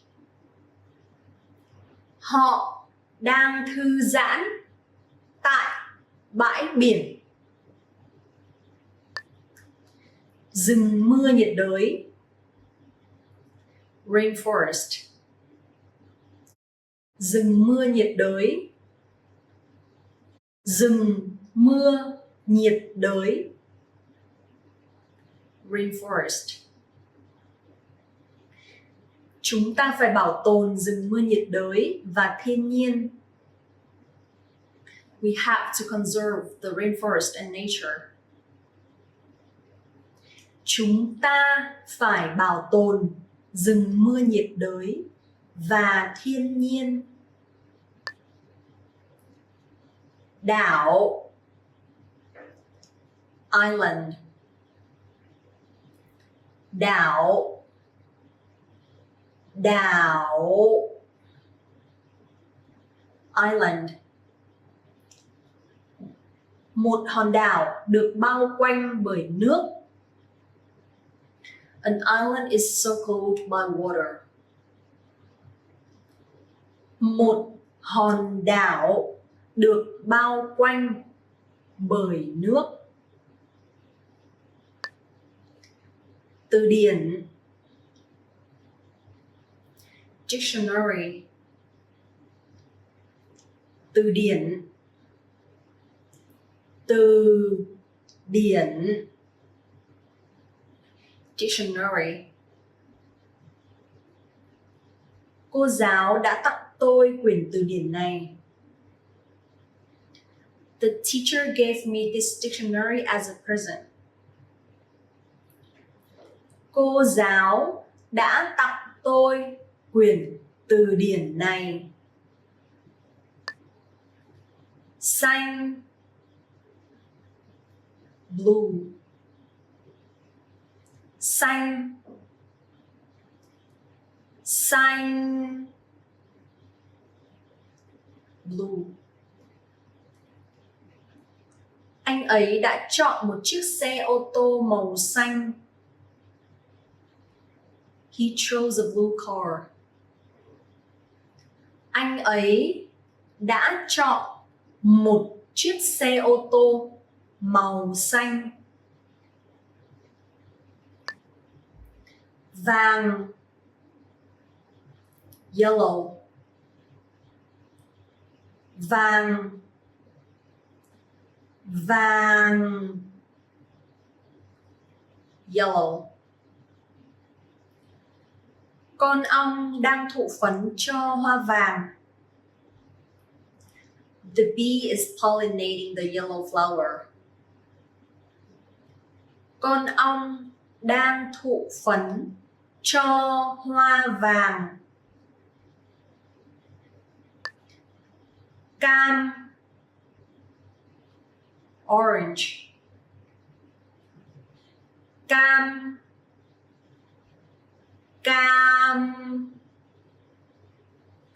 orange. Cà rốt thường có màu cam. Carrots are usually orange in color. Cà rốt thường có màu cam. Màu sắc, color. Màu sắc,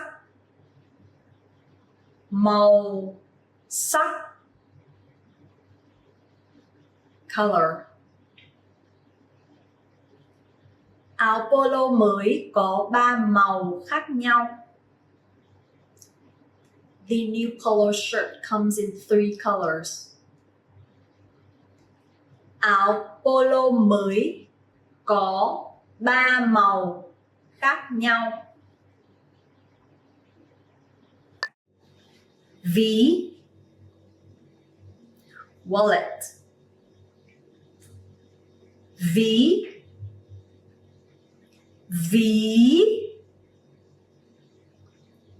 wallet. Bạn đã tìm thấy ví chưa? Did you find your wallet?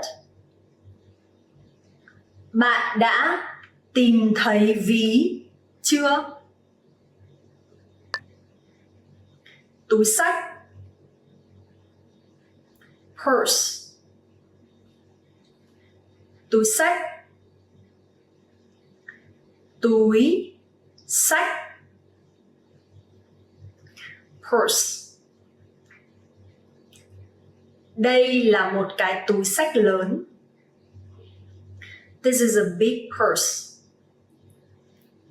Đây là một cái túi xách lớn.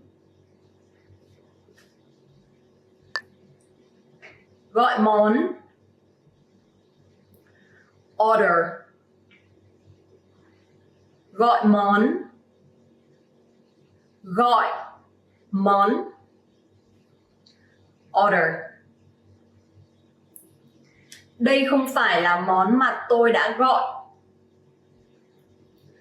This isn't what I ordered. Đây không phải là món mà tôi đã gọi. Cánh đồng, field. Cánh đồng, cánh đồng, field. Con ngựa đang chạy trên cánh đồng. The horse is running in the field. Con ngựa đang chạy trên cánh đồng. Sa mạc, desert. Sa mạc, sa mạc, desert. Mặt trời đang nung nấu sa mạc nóng bức. The sun is heating the hot desert. Mặt trời đang nung nấu sa mạc nóng bức. Cấp trên, boss. Cấp trên, cấp trên, boss.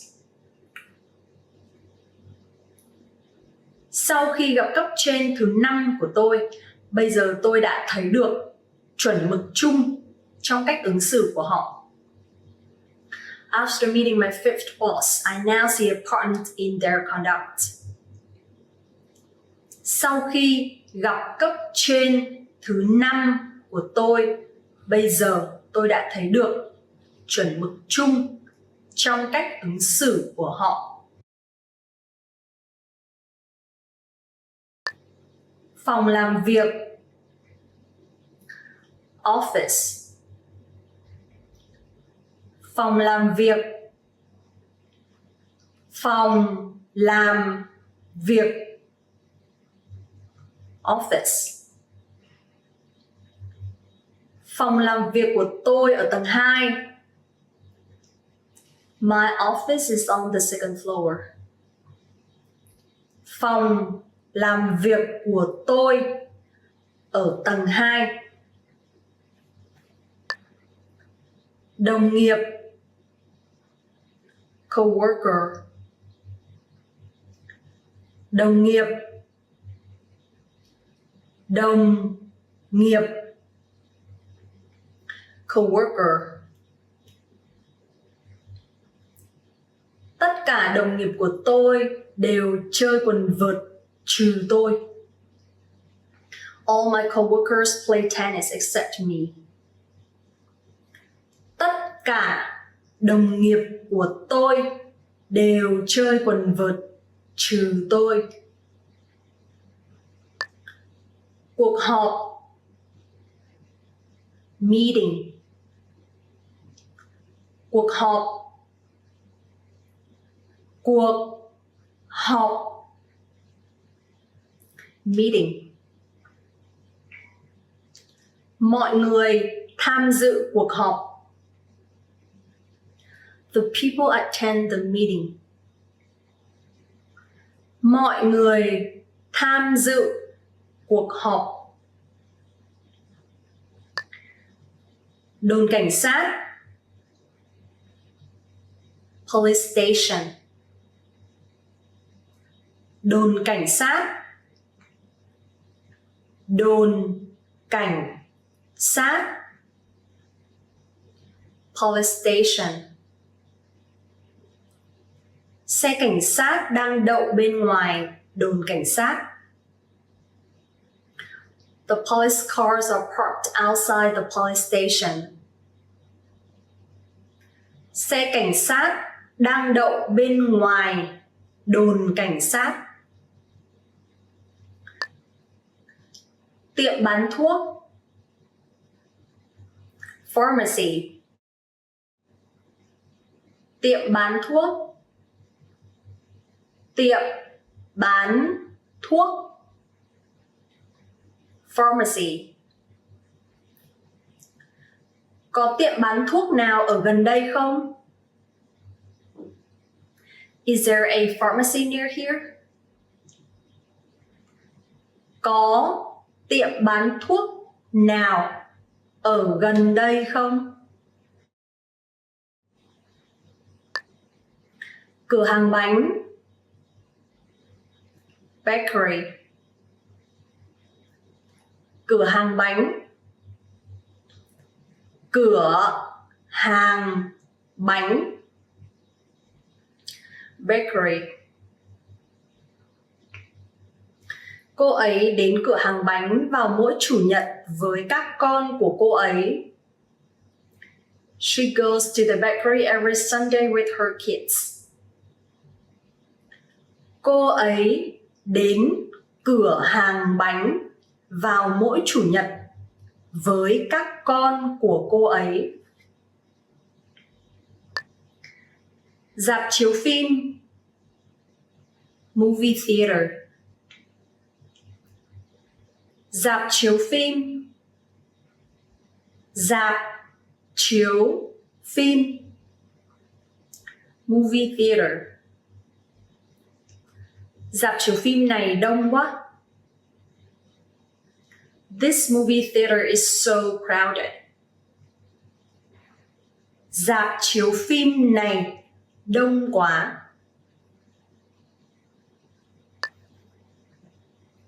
Cuộc đàm phán, negotiation. Cuộc đàm phán. Cuộc đàm phán. Negotiation. Sau 2 năm đàm phán, cuối cùng hai quốc gia đã tìm được sự đồng thuận. After 2 years of negotiation, the two countries were finally able to come to an agreement. Sau 2 năm đàm phán, cuối cùng hai quốc gia đã tìm được sự đồng thuận. Hợp đồng. Contract. Hợp đồng. Hợp đồng. Contract. Chị có thể đến văn phòng của chúng tôi để ký hợp đồng được không? Could you come to our office to sign the contract? Chị có thể đến văn phòng của chúng tôi để ký hợp đồng được không? Kinh doanh. Business. Kinh doanh. Kinh doanh. Business. Tôi muốn bạn gặp các đối tác kinh doanh của tôi. I would like you to meet my business partners. Tôi muốn bạn gặp các đối tác kinh doanh của tôi. Thỏa thuận. Deal. Thỏa thuận. Thỏa thuận. Deal. Chúng ta có một thỏa thuận. We have a deal. Chúng ta có một thỏa thuận. But. Busy. But.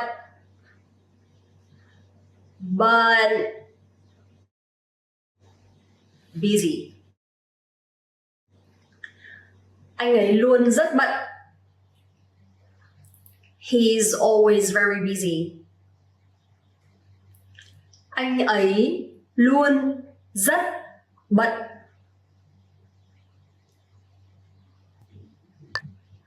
Nghiêm trọng. Serious. Nghiêm trọng. Nghiêm trọng. Serious. Bệnh lao là một căn bệnh rất nghiêm trọng. Tuberculosis is a very serious disease.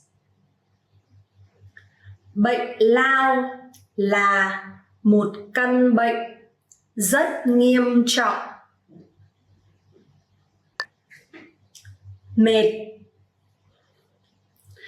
Tired. Mệt. Mệt. Tired. Cô ấy chắc đang mệt. She must be tired. Cô ấy chắc đang mệt. Cấp trên. Superior. Cấp trên. Cấp trên. Superior. Tôi phải báo cáo với cấp trên mỗi sáng. I have to report to my superior every morning. Tôi phải báo cáo với cấp trên mỗi sáng. Công ty. Company. Công ty. Công ty. Company. Công ty của tôi rất xa nhà. My company is very far from home. Công ty của tôi rất xa nhà. Lương. Salary. Lương. Lương. Salary. Tiền lương là bao nhiêu? How much is the salary? Tiền lương là bao nhiêu? Radio. Radio. Radio.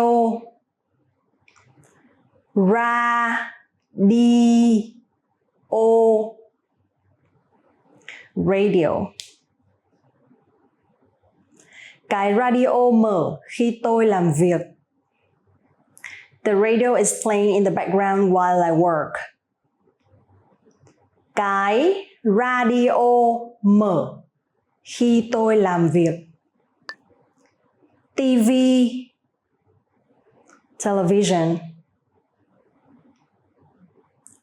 TV. TV. Television. Tôi chỉ đang xem TV thôi. I'm just watching television. Tôi chỉ đang xem TV thôi. Internet. Internet. Internet. Internet. Internet. Internet đã trở nên phổ biến ở Việt Nam. Internet has become popular in Vietnam. Internet đã trở nên phổ biến ở Việt Nam. Báo. Newspaper. Báo. Báo. Newspaper. Thẻ cào được bán ở các sạp báo. Scratch cards are sold at newspaper stands. Thẻ cào được bán ở các sạp báo. Kênh tin tức. News channel. Kênh tin tức. Kênh tin tức.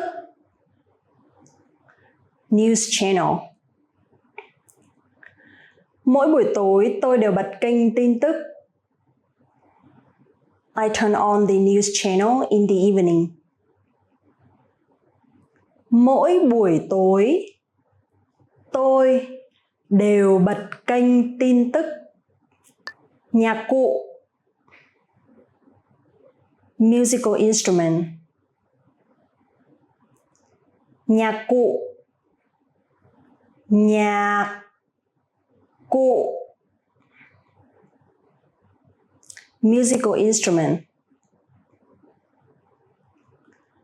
Có rất nhiều loại nhạc cụ. There are many kinds of musical instruments. Có rất nhiều loại nhạc cụ. Bức tranh.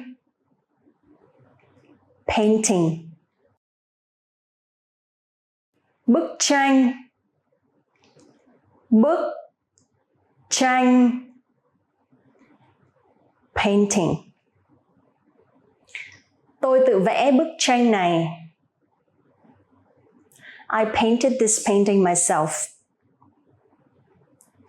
Tôi tự vẽ bức tranh này. Nhà hát.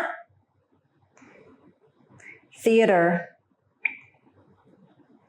Nhà hát. Nhà hát. Theater. Chúng tôi có vé xem tại nhà hát vào tối thứ Sáu này. We have tickets to the theater for this Friday night. Chúng tôi có vé xem tại nhà hát vào tối thứ Sáu này. Nhạc kịch. Musical.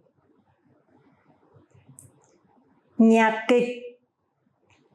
Nhạc kịch. Musical. Một vở nhạc kịch có thể kể một câu chuyện bằng những bài hát. A musical can tell a story with songs. Một vở nhạc kịch có thể kể một câu chuyện bằng những bài hát. Opera. Opera. Opera. Opera. Opera. Opera đã bắt đầu ở Ý vào thế kỷ thứ 16. Opera began in Italy in the 16th century. Opera đã bắt đầu ở Ý vào thế kỷ thứ 16. Thư giãn. Relax. Thư giãn. Thư giãn. Relax. Thư giãn và thưởng thức phim.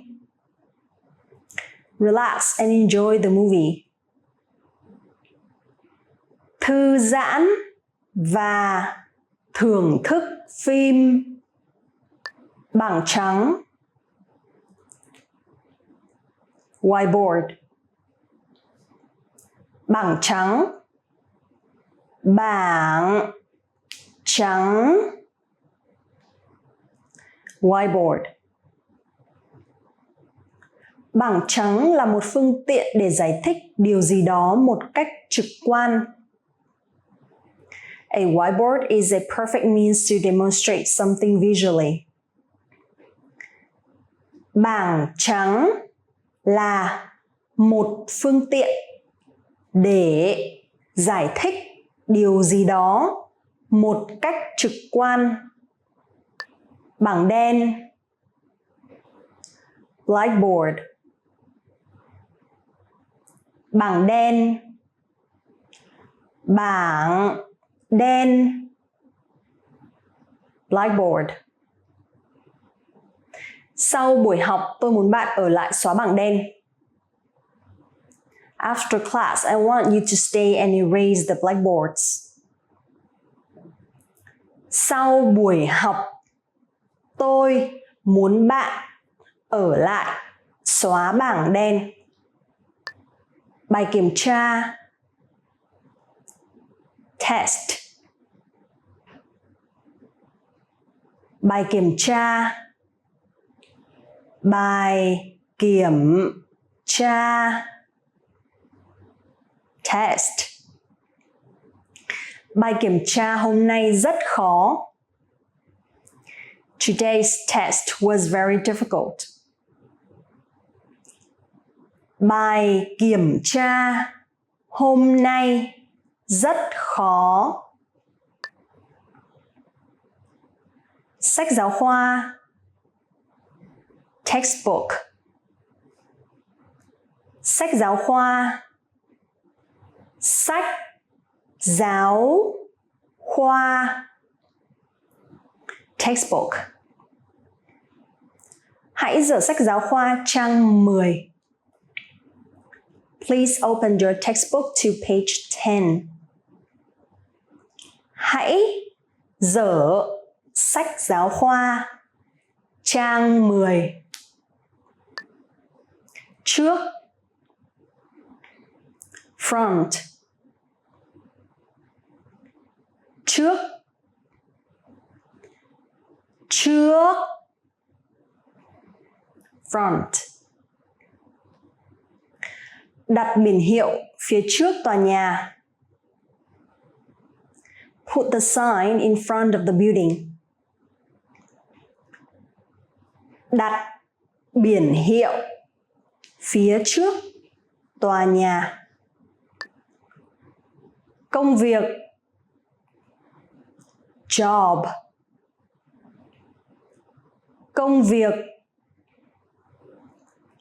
Công việc.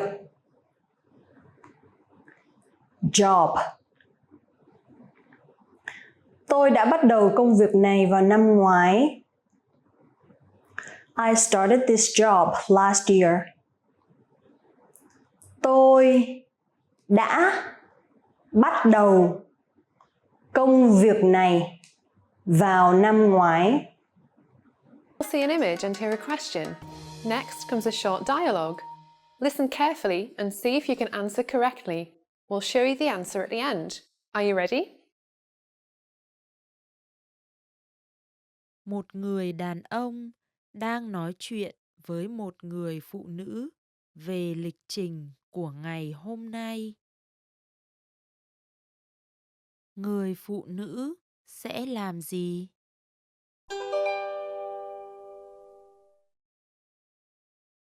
Có một cuộc họp kinh doanh hôm nay, nên cô hãy đi mua một số đồ uống trước, rồi kiểm tra đảm bảo đã in tài liệu.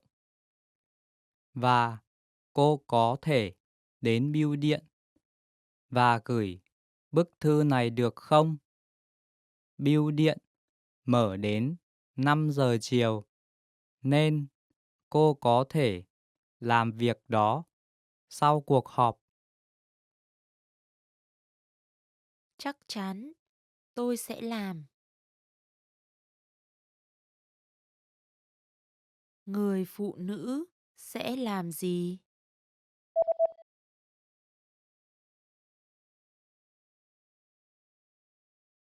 Một người đàn ông đang nói chuyện với một người phụ nữ về lịch trình của ngày hôm nay.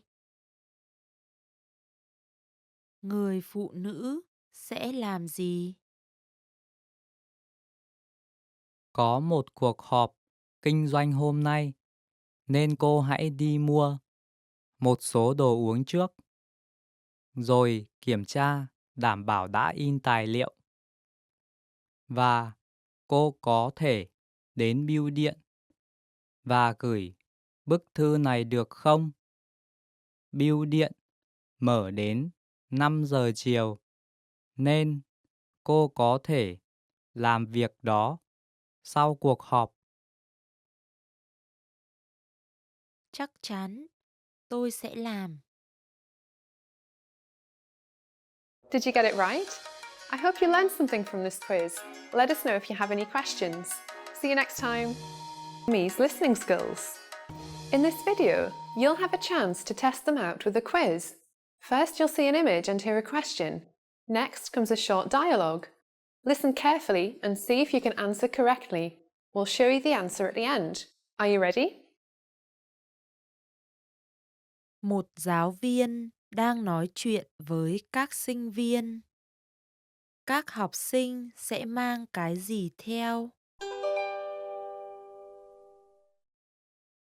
Ngày mai chúng ta sẽ đến viện bảo tàng. Các em hãy mang theo một cái bút, vở và thứ gì đó để uống. Chúng ta sẽ ăn trưa ở nhà hàng của viện bảo tàng, nên các em không cần mang bánh sandwich. Thế còn ô thì sao ạ? Trời có thể mưa, hãy mang theo người một cái nhé. Vâng. Các học sinh sẽ mang cái gì theo?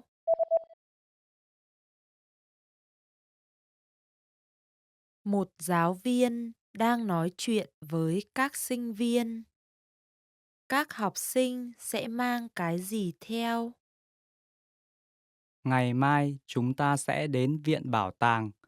Các em hãy mang theo một cái bút, vở và thứ gì đó để uống. Chúng ta sẽ ăn trưa ở nhà hàng của viện bảo tàng, nên các em không cần mang bánh sandwich. Thế còn ô thì sao ạ? Trời có thể mưa, hãy mang theo người một cái nhé. Vâng. Did you get it right? I hope you learned something from this quiz. Let us know if you have any questions. See you next time.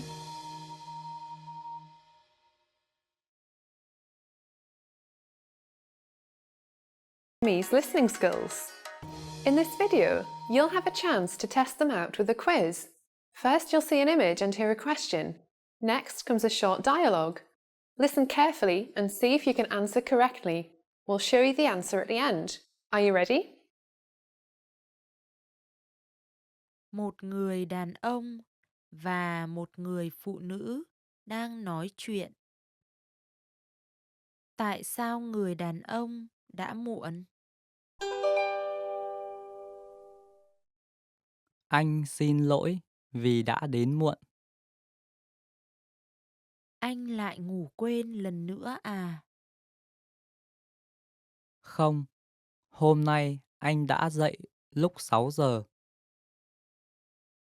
Vậy tại sao anh lại muộn? Xe buýt đã không đến. Ồ, thế ạ? Nói thật với em, xe buýt đã chỉ muộn một chút, nhưng anh đã nhầm và xuống sai bến xe buýt. Anh đã phải đi bộ cả một quãng đường đến đây. Tại sao người đàn ông đã muộn?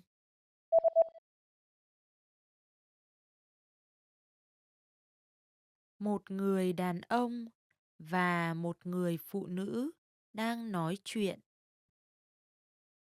Tại sao người đàn ông đã muộn? Anh xin lỗi vì đã đến muộn. Anh lại ngủ quên lần nữa à? Không, hôm nay anh đã dậy lúc 6 giờ. Vậy tại sao anh lại muộn?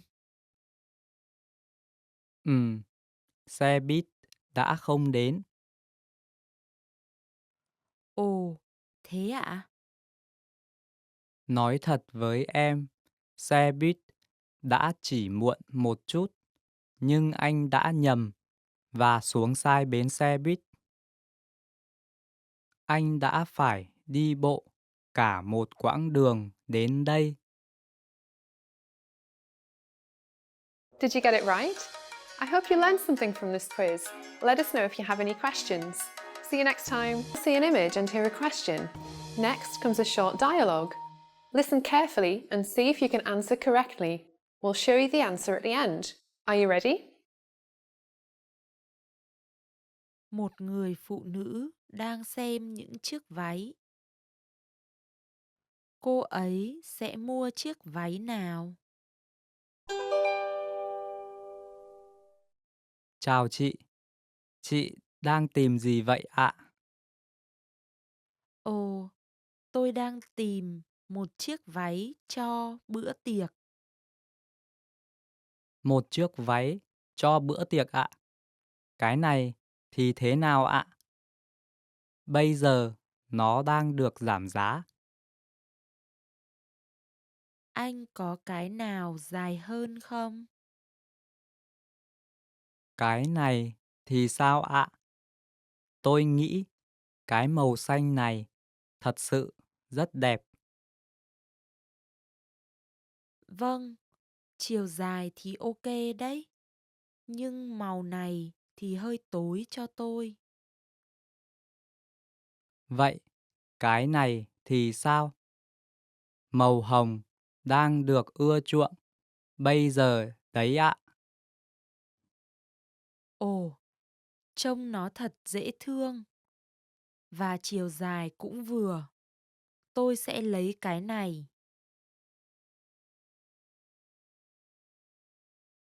Cô ấy sẽ mua chiếc váy nào?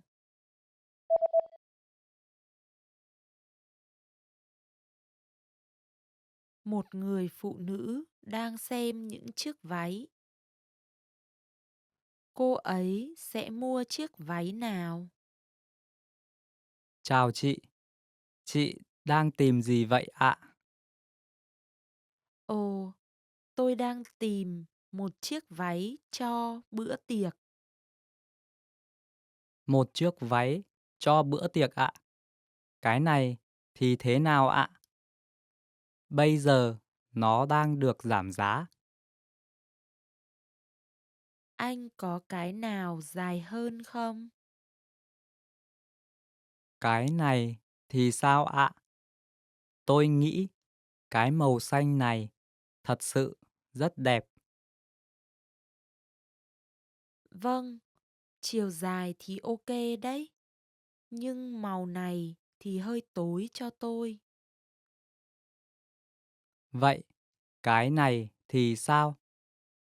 Màu hồng đang được ưa chuộng bây giờ đấy ạ. Ồ, trông nó thật dễ thương. Và chiều dài cũng vừa. Tôi sẽ lấy cái này. Did you get it right? I hope you learned something from this quiz. Let us know if you have any questions. See you next time. You'll see an image and hear a question. Next comes a short dialogue. Listen carefully and see if you can answer correctly. We'll show you the answer at the end. Are you ready? Hai sinh viên đang nói chuyện. Hôm nay là thứ mấy? Bài thi toán sẽ vào tuần tới phải không? Ừ, vào thứ ba. Vào thứ ba á? Giáo viên đã bảo nó vào thứ năm. Không, thầy ấy đã nói rằng bài thi sẽ vào thứ ba và kết quả sẽ có vào thứ năm. Ồ, thật hả? Vậy là chúng ta chỉ có 4 ngày, gồm cả hôm nay. Đúng rồi. Vậy, hãy cùng học với nhau. Hôm nay là thứ mấy?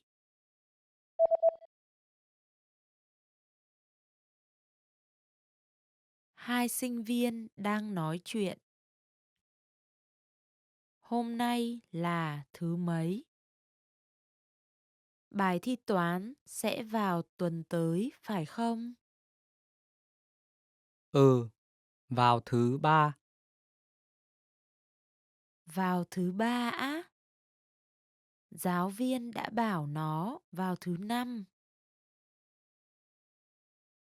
Không, thầy ấy đã nói rằng bài thi sẽ vào thứ ba và kết quả sẽ có vào thứ năm. Ồ, thật hả? Vậy là chúng ta chỉ có 4 ngày, gồm cả hôm nay. Đúng rồi. Vậy, hãy cùng học với nhau. Did you get it right? I hope you learned something from this quiz. Let us know if you have any questions. See you next time. You'll see an image and hear a question. Next comes a short dialogue. Listen carefully and see if you can answer correctly. We'll show you the answer at the end. Are you ready? Một người đàn ông và một người phụ nữ đang nói chuyện.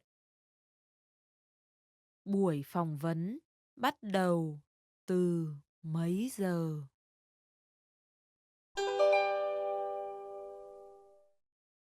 Tình hình tìm việc của anh thế nào rồi? Tốt. Thực ra, ngày mai anh có một buổi phỏng vấn. Ồ, thế ạ? Anh có muốn uống cà phê sau đó không? Có, chắc chắn rồi. Nhưng cuộc phỏng vấn bắt đầu vào 7 giờ nên sẽ khá là muộn. Thế trước buổi phỏng vấn thì sao? Nghe, được đấy. Vậy, gặp nhau lúc 4 giờ nhé. Buổi phỏng vấn bắt đầu từ mấy giờ?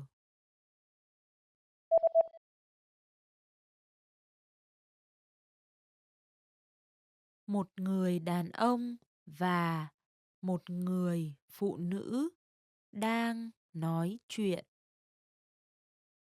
Buổi phỏng vấn bắt đầu từ mấy giờ? Tình hình tìm việc của anh thế nào rồi? Tốt. Thực ra, ngày mai anh có một buổi phỏng vấn. Ồ, thế ạ? Anh có muốn uống cà phê sau đó không? Có, chắc chắn rồi. Nhưng cuộc phỏng vấn bắt đầu vào 7 giờ nên sẽ khá là muộn. Thế trước buổi phỏng vấn thì sao? Nghe, được đấy. Vậy, gặp nhau lúc 4 giờ nhé. Did you get it right? I hope you learned something from this quiz. Let us know if you have any questions. See you next time. Vietnamese listening skills. In this video, you'll have a chance to test them out with a quiz. First, you'll see an image and hear a question. Next comes a short dialogue. Listen carefully and see if you can answer correctly. We'll show you the answer at the end. Are you ready? Một người phụ nữ đang nói chuyện với một nhân viên bưu điện. Chị ấy sẽ gửi bưu phẩm của chị ấy thế nào? Xin chào, tôi muốn gửi bưu phẩm này đến Đức. Ok, chị có thể theo dõi bưu phẩm này không? Có một số đồ rất quan trọng ở trong này. Được rồi, trong trường hợp đó, chị có thể gửi nó bằng dịch vụ chuyển phát nhanh hàng không? Ok, bao nhiêu tiền ạ? Đợi tôi một chút, để tôi kiểm tra. Tôi rất xin lỗi, nhưng cái này trên 20 kg, nên nó chỉ có thể được vận chuyển bằng đường biển được thôi. Chị có thể gửi một kiện bằng đường không khi nó dưới 20 kg. Chị có thể chia bưu kiện này thành 2 gói được không? Ồ, ok. Lựa chọn rẻ và nhanh nhất là lấy thứ gì đó ra khỏi gói này để cho nó dưới 20 kg và rồi gửi một kiện này thôi. Ok, vậy tôi sẽ lấy cái này và cái này ra. Ồ, vậy hẳn là ổn rồi. Tuyệt. Chị ấy sẽ gửi bưu phẩm của chị ấy thế nào?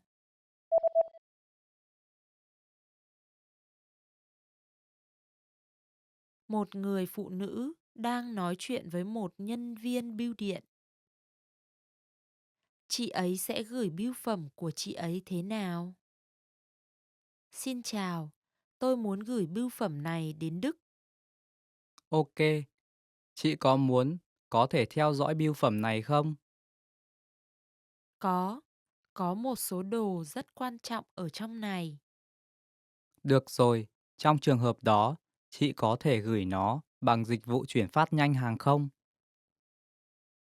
Ok, bao nhiêu tiền ạ? Đợi tôi một chút, để tôi kiểm tra. Tôi rất xin lỗi, nhưng cái này trên 20 kg nên nó chỉ có thể được vận chuyển bằng đường biển được thôi. Chị có thể gửi một kiện bằng đường không khi nó dưới 20 kg. Chị có thể chia bưu kiện này thành 2 gói được không? Ồ, ok. Lựa chọn rẻ và nhanh nhất là lấy thứ gì đó ra khỏi gói này để cho nó dưới 20 kg và rồi gửi một kiện này thôi.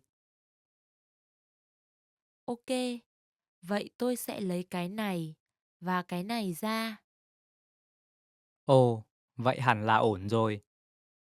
Tuyệt. Did you get it right? I hope you learned something from this quiz. Let us know if you have any questions. See you next time. See an image and hear a question.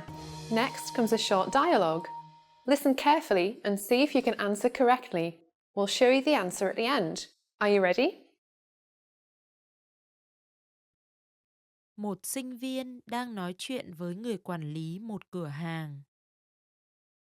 Cậu ấy sẽ đi làm bao nhiêu tiếng một tuần? Xin lỗi, em đến đây vì em đã nhìn thấy quảng cáo về công việc làm thêm của bên chị. Quản lý có ở đây không ạ? Ừ, là chị đây.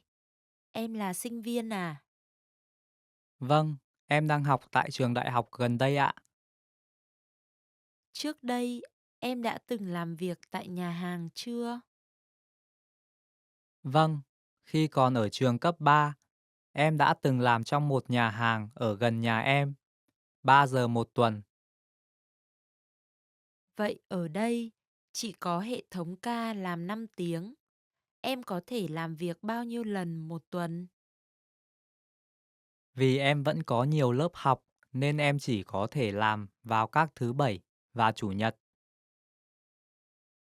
Chỉ các thứ bảy và chủ nhật thôi à? Ừm, em có thể làm việc nhiều ngày hơn không? Gần đây chỗ chị không có đủ người vào các thứ sáu. Các thứ sáu ạ. Vậy thì hơi khó, bởi vì em có các lớp học đến muộn. Em có thể làm ca ngắn hơn.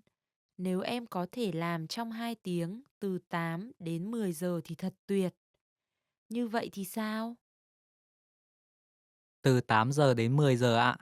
Ok, em sẽ cố.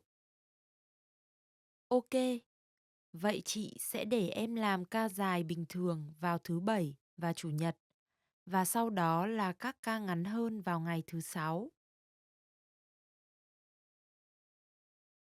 Cậu ấy sẽ đi làm bao nhiêu tiếng một tuần?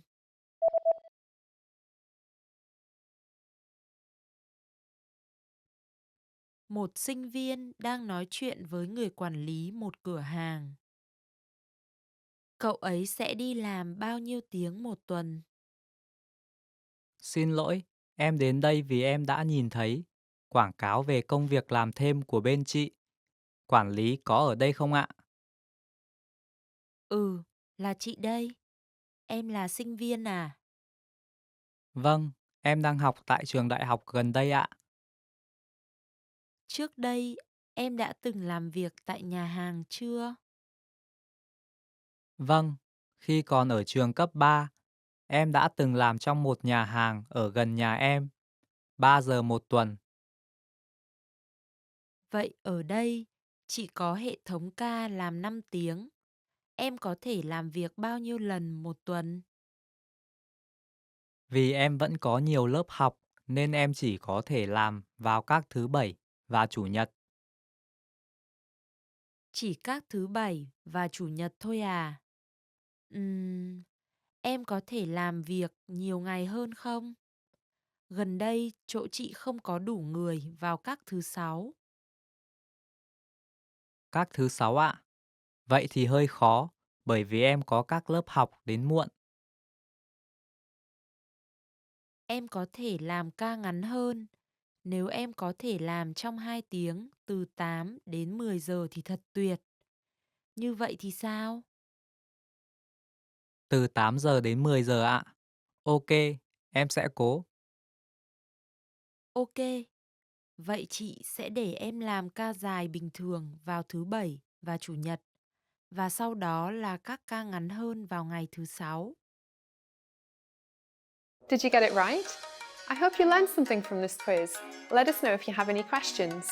See you next time. See an image and hear a question. Next comes a short dialogue. Listen carefully and see if you can answer correctly. We'll show you the answer at the end. Are you ready? Một người phụ nữ đang nói chuyện với nam phục vụ bàn. Cô ấy sẽ ngồi ở đâu? Chào chị có bao nhiêu người? 4. Nhưng hai người sẽ đến sau. Tôi thật sự xin lỗi, nhưng chúng tôi đang rất đông bây giờ. Nếu phải ngồi chung bàn thì có ổn không ạ? Nếu chúng tôi đợi một chút thì sao? Vâng, tôi nghĩ bàn gần piano kia sẽ trống trong một lúc nữa. Ồ, tôi thấy rồi. Nhưng chúng tôi muốn nói chuyện một chút, nên sẽ tốt hơn nếu chúng tôi có bàn xa đàn piano. Ồ, thế còn cái này thì sao? Cái phía bên trái của quầy, nó hơi nhỏ, nhưng tôi sẽ mang thêm ghế. Vậy thì 4 người có thể ngồi ở đó. Nó hơi nhỏ. Thế còn bàn ở gần nhà vệ sinh kia thì sao? Ồ, cái này đã được đặt trước rồi. Tôi hiểu rồi. Tạm thời bây giờ chỉ có hai chúng tôi, nên chúng tôi có thể ngồi ở quầy. Ok, người khách mà đã đặt bàn, đã hủy hẹn, nên chị có thể ngồi kia nếu chị muốn. Vâng, tôi muốn ở đó. Cô ấy sẽ ngồi ở đâu?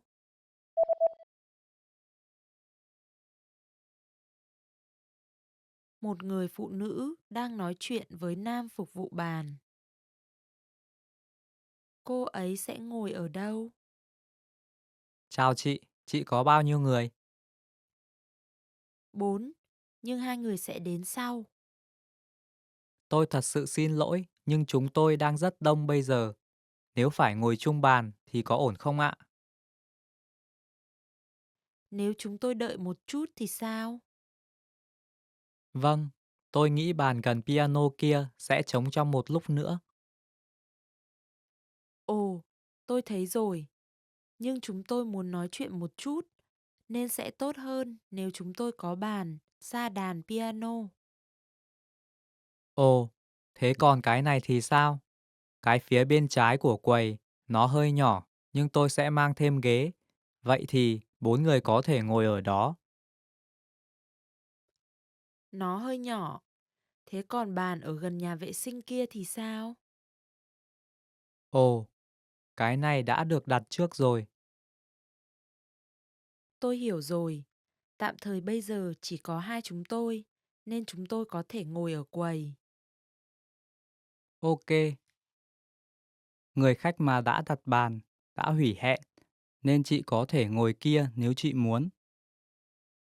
Vâng, tôi muốn ở đó. Did you get it right? I hope you learned something from this quiz. Let us know if you have any questions. See you next time. See an image and hear a question. Next comes a short dialogue. Listen carefully and see if you can answer correctly. We'll show you the answer at the end. Are you ready? Một sinh viên đang nói chuyện với một ai đó ở văn phòng. Cậu ấy phải nộp những tài liệu gì? Em muốn đăng ký chương trình này và muốn biết em phải nộp những tài liệu gì. Chương trình quốc tế TEDEC. Em chỉ cần điền mẫu đăng ký này và viết bản trình bày tại sao em đăng ký. Rồi em hãy đặt nó ở hộp ở đây. Bởi vì có khả năng em sẽ đi nước ngoài, nên chúng tôi cần một bản photo hộ chiếu và thẻ sinh viên của em nữa. Vâng, em hiểu rồi. Thế còn thư giới thiệu thì sao ạ? Ồ, em cần hai thư, nhưng chúng tôi sẽ chỉ yêu cầu sau khi em tiến hành bước thứ 2 của kỳ tuyển dụng. Không cần thiết phải nộp nó khi em đăng ký. Và nếu em có thẻ sinh viên và hộ chiếu bây giờ, chị sẽ photo luôn.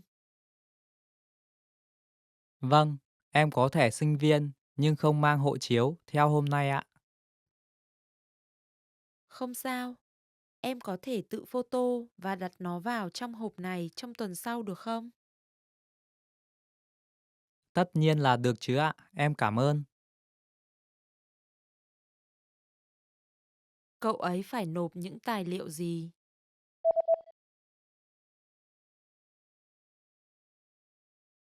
Một sinh viên đang nói chuyện với một ai đó ở văn phòng. Cậu ấy phải nộp những tài liệu gì? Em muốn đăng ký chương trình này và muốn biết em phải nộp những tài liệu gì. Chương trình quốc tế TEDEC. Em chỉ cần điền mẫu đăng ký này và viết bản trình bày tại sao em đăng ký. Rồi em hãy đặt nó ở hộp ở đây. Bởi vì có khả năng em sẽ đi nước ngoài, nên chúng tôi cần một bản photo hộ chiếu và thẻ sinh viên của em nữa. Vâng, em hiểu rồi. Thế còn thư giới thiệu thì sao ạ? Ồ, em cần 2 thư, nhưng chúng tôi sẽ chỉ yêu cầu sau khi em tiến hành bước thứ 2 của kỳ tuyển dụng. Không cần thiết phải nộp nó khi em đăng ký. Và nếu em có thẻ sinh viên và hộ chiếu bây giờ, chị sẽ photo luôn. Vâng, em có thẻ sinh viên nhưng không mang hộ chiếu theo hôm nay ạ. Không sao, em có thể tự photo và đặt nó vào trong hộp này trong tuần sau được không? Tất nhiên là được chứ ạ, em cảm ơn. Did you get it right? I hope you learned something from this quiz. Now that you're finished with this lesson, want to know if your Vietnamese skills have improved? Take our free assessment test to assess your language, discover your true learning level, and get free access to a language course for your specific level. An easy-to-follow course where you learn the real language, the everyday conversations that you'll soon have, and absorb these practical conversations just by listening along, with quick audio and video lessons from real teachers. So click the link in the description and sign up for a free lifetime account to get assessed.